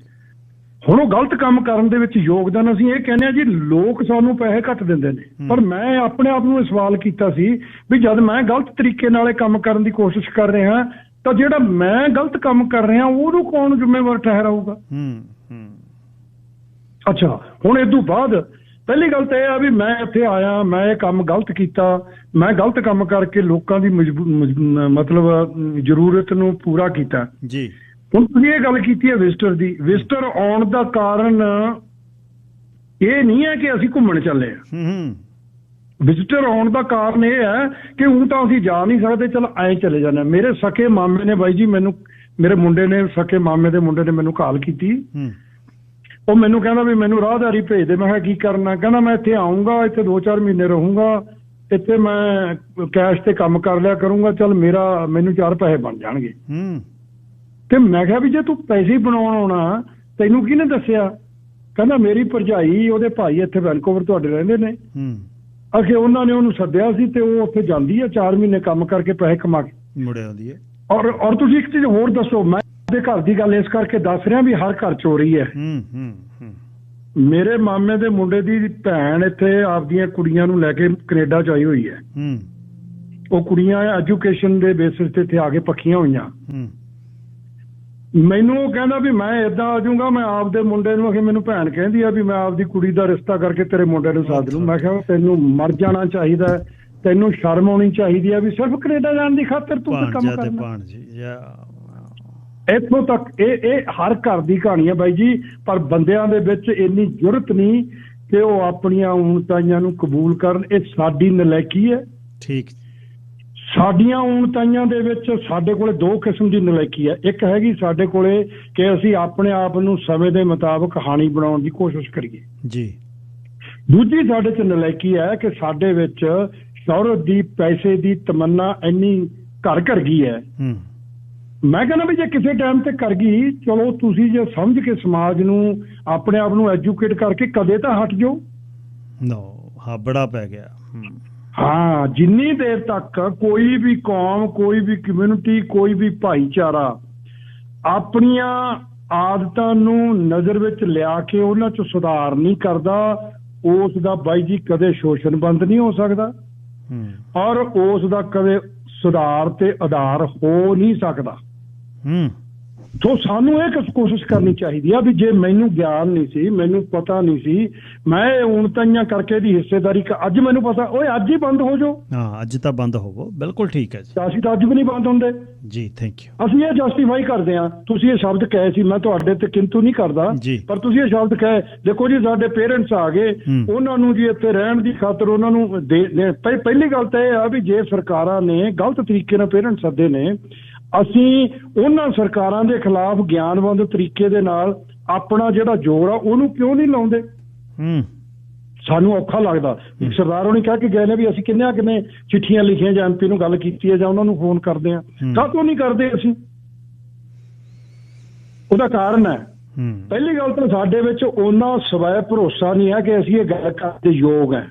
ਦੂਜੇ ਬੰਨੇ ਕਾਣੇ ਆ, ਉਹ ਤੋਂ ਮਦਦ ਕੀ ਕਰਾਈ? ਹਾਂ, ਇਸ ਕਰਕੇ ਨਹੀਂ ਕਰਦੇ ਬਾਈ ਜੀ। ਇਹ ਜਿਹੜਾ ਦੱਦਾ ਦੋਸ਼ ਨਾ ਦਿਓ ਕਿਸੇ, ਅਸੀਂ ਦੂਜਿਆਂ ਨੂੰ ਦੋਸ਼ ਦੇ ਕੇ ਆਪਣੀ ਕਮਿਊਨਿਟੀ ਨੂੰ ਇਹ ਮਹਿਸੂਸ ਕਰਾਉਂਦੇ ਹਾਂ। ਪਰ ਮੈਂ ਇਹ ਮਹਿਸੂਸ ਕਰਦਾ ਮੈਂ ਮਾੜੇ ਕੰਮ ਕੀਤੇ ਨੇ, ਮੈਂ ਗਲਤ ਕੰਮ ਕੀਤਾ, ਮੈਂ ਮੰਨਦਾ ਵੀ ਮੈਨੂੰ ਅਕਲ ਨਹੀਂ ਸੀ, ਪਰ ਜਿੱਦਣ ਦੀ ਮੈਨੂੰ ਅਕਲ ਆਈ ਆ ਉਦੋਂ ਬਾਅਦ ਤਾਂ ਮੈਂ ਕੰਮ ਕਰਨ ਨੂੰ ਹਟ ਜਾਵਾਂ। ਥੈਂਕ ਯੂ ਬਾਈ ਜੀ। ਸੋ ਸਾਨੂੰ ਐਜ ਏ ਕਮਿਊਨਿਟੀ ਬਾਈ ਜੀ ਉੱਠਣਾ ਪੈਣਾ ਔਰ ਸਾਨੂੰ ਆਪਣੇ ਬੱਚਿਆਂ ਨੂੰ ਐਜੂਕੇਟ ਕਰਕੇ ਉਹਨਾਂ ਨੂੰ ਵਧੀਆ ਪੜ੍ਹਾਈ ਕਰਵਾਓ ਔਰ ਉਹਨਾਂ ਨੂੰ ਚੰਗੀ ਸਿਹਤ ਦਿਓ। ਇਹ ਵੱਡੇ ਘਰ, ਵੱਡੀਆਂ ਗੱਡਾਂ, ਵੱਡੀਆਂ ਕਾਰਾਂ, ਇਹਨਾਂ ਨੇ ਤਾਂ ਇੱਕ ਦਿਨ ਬਾਈ ਜੀ ਸਿਆਪਾ ਪਾਉਣਾ ਹੀ ਪਾਉਣਾ। ਇਹ ਇੱਕ ਕਿਸਮ ਦਾ ਉਹ ਜਾਲ ਆ ਜਿਹੜੇ ਜਾਲ ਨੂੰ ਅਸੀਂ ਬਾਹਰ ਦੇਖ ਕੇ ਸਿਤਾਰੇ ਤਾਂ ਚਮਕਦੇ ਉਹਨਾਂ ਖੁਸ਼ ਹੁੰਦੇ ਆ, ਪਰ ਜਿੱਦਣ ਸਾਡੇ ਉੱਤੇ ਡਿੱਗਣਾ ਬਾਈ ਜੀ ਉਦੋਂ ਸਿਤਾਰੇ ਨਹੀਂ ਦਿਖਣੇ, ਉਦੋਂ ਫਿਰ ਸਾਨੂੰ ਹਵਾ ਲੈਣੀ ਔਖੀ ਹੋ ਜਾਣੀ ਹੈ। ਧੰਨਵਾਦ ਤੁਹਾਡਾ। ਧੰਨਵਾਦ ਜੀ। ਸੋ ਇਹੀ ਆਖਰੀ ਸ਼ਬਦ ਮੇਰੇ ਸੀ ਜਿਹੜੇ ਸਰਦਾਰ ਜਸਵੀਰ ਸਿੰਘ ਗਰੇਵਾਲ ਹੁਣੀ ਬੋਲ ਕੇ ਗਏ ਨੇ। ਕੰਗ ਸਾਹਿਬ 30 ਸੈਕਿੰਡ ਨੇ। ਹਾਂਜੀ ਬਸ ਨਵੇੜ ਦੇਣਾ ਕੰਮ ਜੀ। ਗਰੇਵਾਲ ਸਾਹਿਬ ਦੀਆਂ ਗੱਲਾਂ ਸੁਣ ਕੇ ਬੜਾ ਮਜ਼ਾ ਆਉਂਦਾ, ਬਹੁਤ ਸੋਹਣੀਆਂ ਗੱਲਾਂ ਕਰਦੇ, ਧੰਨਵਾਦ। ਦੇਖੋ ਜੀ, ਜਿਹੜੀ ਤੁਸੀਂ ਆਹ ਗੱਲ ਕਹੀ ਹੈ ਨਾ, ਜਿਹੜਾ ਬਾਹਰੋਂ ਬੈਠ ਕੇ ਹੁਣ ਕੰਮ ਕੈਨੇਡਾ 'ਚ ਹੋ ਰਿਹਾ, ਡਿਸਪੈਚ ਉੱਥੋਂ ਹੋ ਰਹੀ ਹੈ, ਤਾਂ ਦੇਸ਼ ਲਈ ਘਾਤਕ ਆ। ਤੁਸੀਂ ਵੀ ਗੱਲ ਇਹ ਕਰ ਲਿਆ। ਤੇ ਮੇਰੇ ਦੋਸਤ ਨੇ ਇੱਕ ਨਾਲ ਗੱਲ ਕਰ ਰਿਹਾ ਵੀ ਮੈਂ ਕਿਹਾ ਹਰੇਕ ਥਾਂ ਕਹਿੰਦੇ ਵਰਕਰ ਚਾਹੀਦੇ ਆ, ਕਾਮੇ ਚਾਹੀਦੇ, ਆਹ ਚਾਹੀਦਾ ਸਾਨੂੰ, ਮਤਲਬ ਮਿੱਲਾਂ 'ਚ ਹੋਰ ਕਿੱਥੇ ਗਏ ਯਾਰ, ਦੁਨੀਆ ਵਿੱਚ ਕੁਰਬਰ ਕਰਦੀ ਫਿਰਦੀ ਆ। ਤੇ ਮੇਰੇ ਭਾਈ ਸਾਹਿਬ ਦਾ ਬੜਾ ਵਧੀਆ ਜਵਾਬ ਸੀ, ਕਹਿੰਦਾ ਬੰਦੇ ਤਾਂ ਬਹੁਤ ਆ, ਕਹਿੰਦਾ ਹੁਣ ਪਸ਼ੂ ਹੈ ਨਹੀਂ। ਮਤਲਬ ਉਹਦਾ ਕਹਿਣ ਦਾ ਸੀ ਵੀ ਹੁਣ ਏਦਾਂ ਨਹੀਂ ਜੋੜ ਲੈਂਦਾ ਕੋਈ, ਹੁਣ ਲੋਕਾਂ ਨੂੰ ਪਤਾ ਵੀ ਇੰਨੇ ਪੈਸੇ ਕੰਮ ਤੇ ਲੈਣੇ ਆ। ਦੇਖੋ ਦੇਸ਼ ਲਈ ਇਹ ਚੰਗਾ, ਵਿਜ਼ਟਰਾਂ ਨੂੰ ਕੰਮ ਨਾ ਦਈਏ, ਉਹ ਘੁੰਮਣ ਆਉਣ ਚਲ ਜਾਣ। ਇਹ ਦੇਸ਼ ਲਈ ਘਾਤਕ ਆ। ਕੈਸ਼ ਮਨੀ ਆਪਣੇ ਦਿੰਦੇ ਆ, ਇਹ ਦੇਸ਼ ਲਈ ਘਾਤਕ ਆ। ਸੁਧਰ ਜਾਣਗੇ ਚੰਗੇ ਰਹਿਣਗੇ, ਨਹੀਂ ਤਾਂ ਕੰਮ ਖਰਾਬ ਹੈ ਜੀ। ਧੰਨਵਾਦ ਜੀ। ਥੈਂਕ ਯੂ ਵੀਰ ਜੀ, ਥੈਂਕ ਯੂ। ਮੈਂ ਤਾਂ ਜਿਹੜੀ ਕੰਪਨੀਆਂ ਡਿਸਪੈਚ ਦਿੰਦੀਆਂ ਨੇ ਉਹਦੀ ਇਨਫੋਰਮੇਸ਼ਨ ਜਾ ਰਹੀ ਹੈ ਡਿਸਪੈਚਰ ਦੇ ਕੋਲ, ਜਿਹੜਾ ਦੇਸ਼ ਤੋਂ ਬਾਹਰ ਬੈਠਾ, ਅਤੇ ਉਹ ਅੱਜ ਕੱਲ੍ਹ ਸਭ ਤੋਂ ਵੱਧ ਪੈਸੇ ਇਨਫੋਰਮੇਸ਼ਨ ਵੇਚਣ ਦੇ। ਕਿਹੜਾ ਘਰ, ਕਿਹੜਾ ਨਾਂ, ਕਿਹੜਾ ਫੋਨ, ਕਿਹੜਾ ਐਡਰੈਸ, ਇਨਫੋਰਮੇਸ਼ਨ। ਸਵੈ ਪੜਚੋਲ ਦੀ ਜ਼ਰੂਰਤ ਹੈ ਜੀ। ਹਰ ਰੋਜ਼ ਇਹ ਗੱਲਾਂ ਹੁੰਦੀਆਂ ਨੇ, ਬਾਕੀ ਮਰਜ਼ੀ ਆਪਣੀ ਹੈ। ਅਤੇ ਜਦ ਅੱਖਾਂ ਦੁਖੀਆਂ ਲਕੂਲਾ ਜਦ ਪਊਗਾ, ਫਿਰ ਪਹਿਲਾਂ ਪਾਣੀ ਦੇ ਛਿੱਟੇ ਠੰਡੇ ਮਾਰ ਲਈਏ, ਬਚ ਜਾਵਾਂਗੇ। ਰੱਬ ਰੱਖਾ।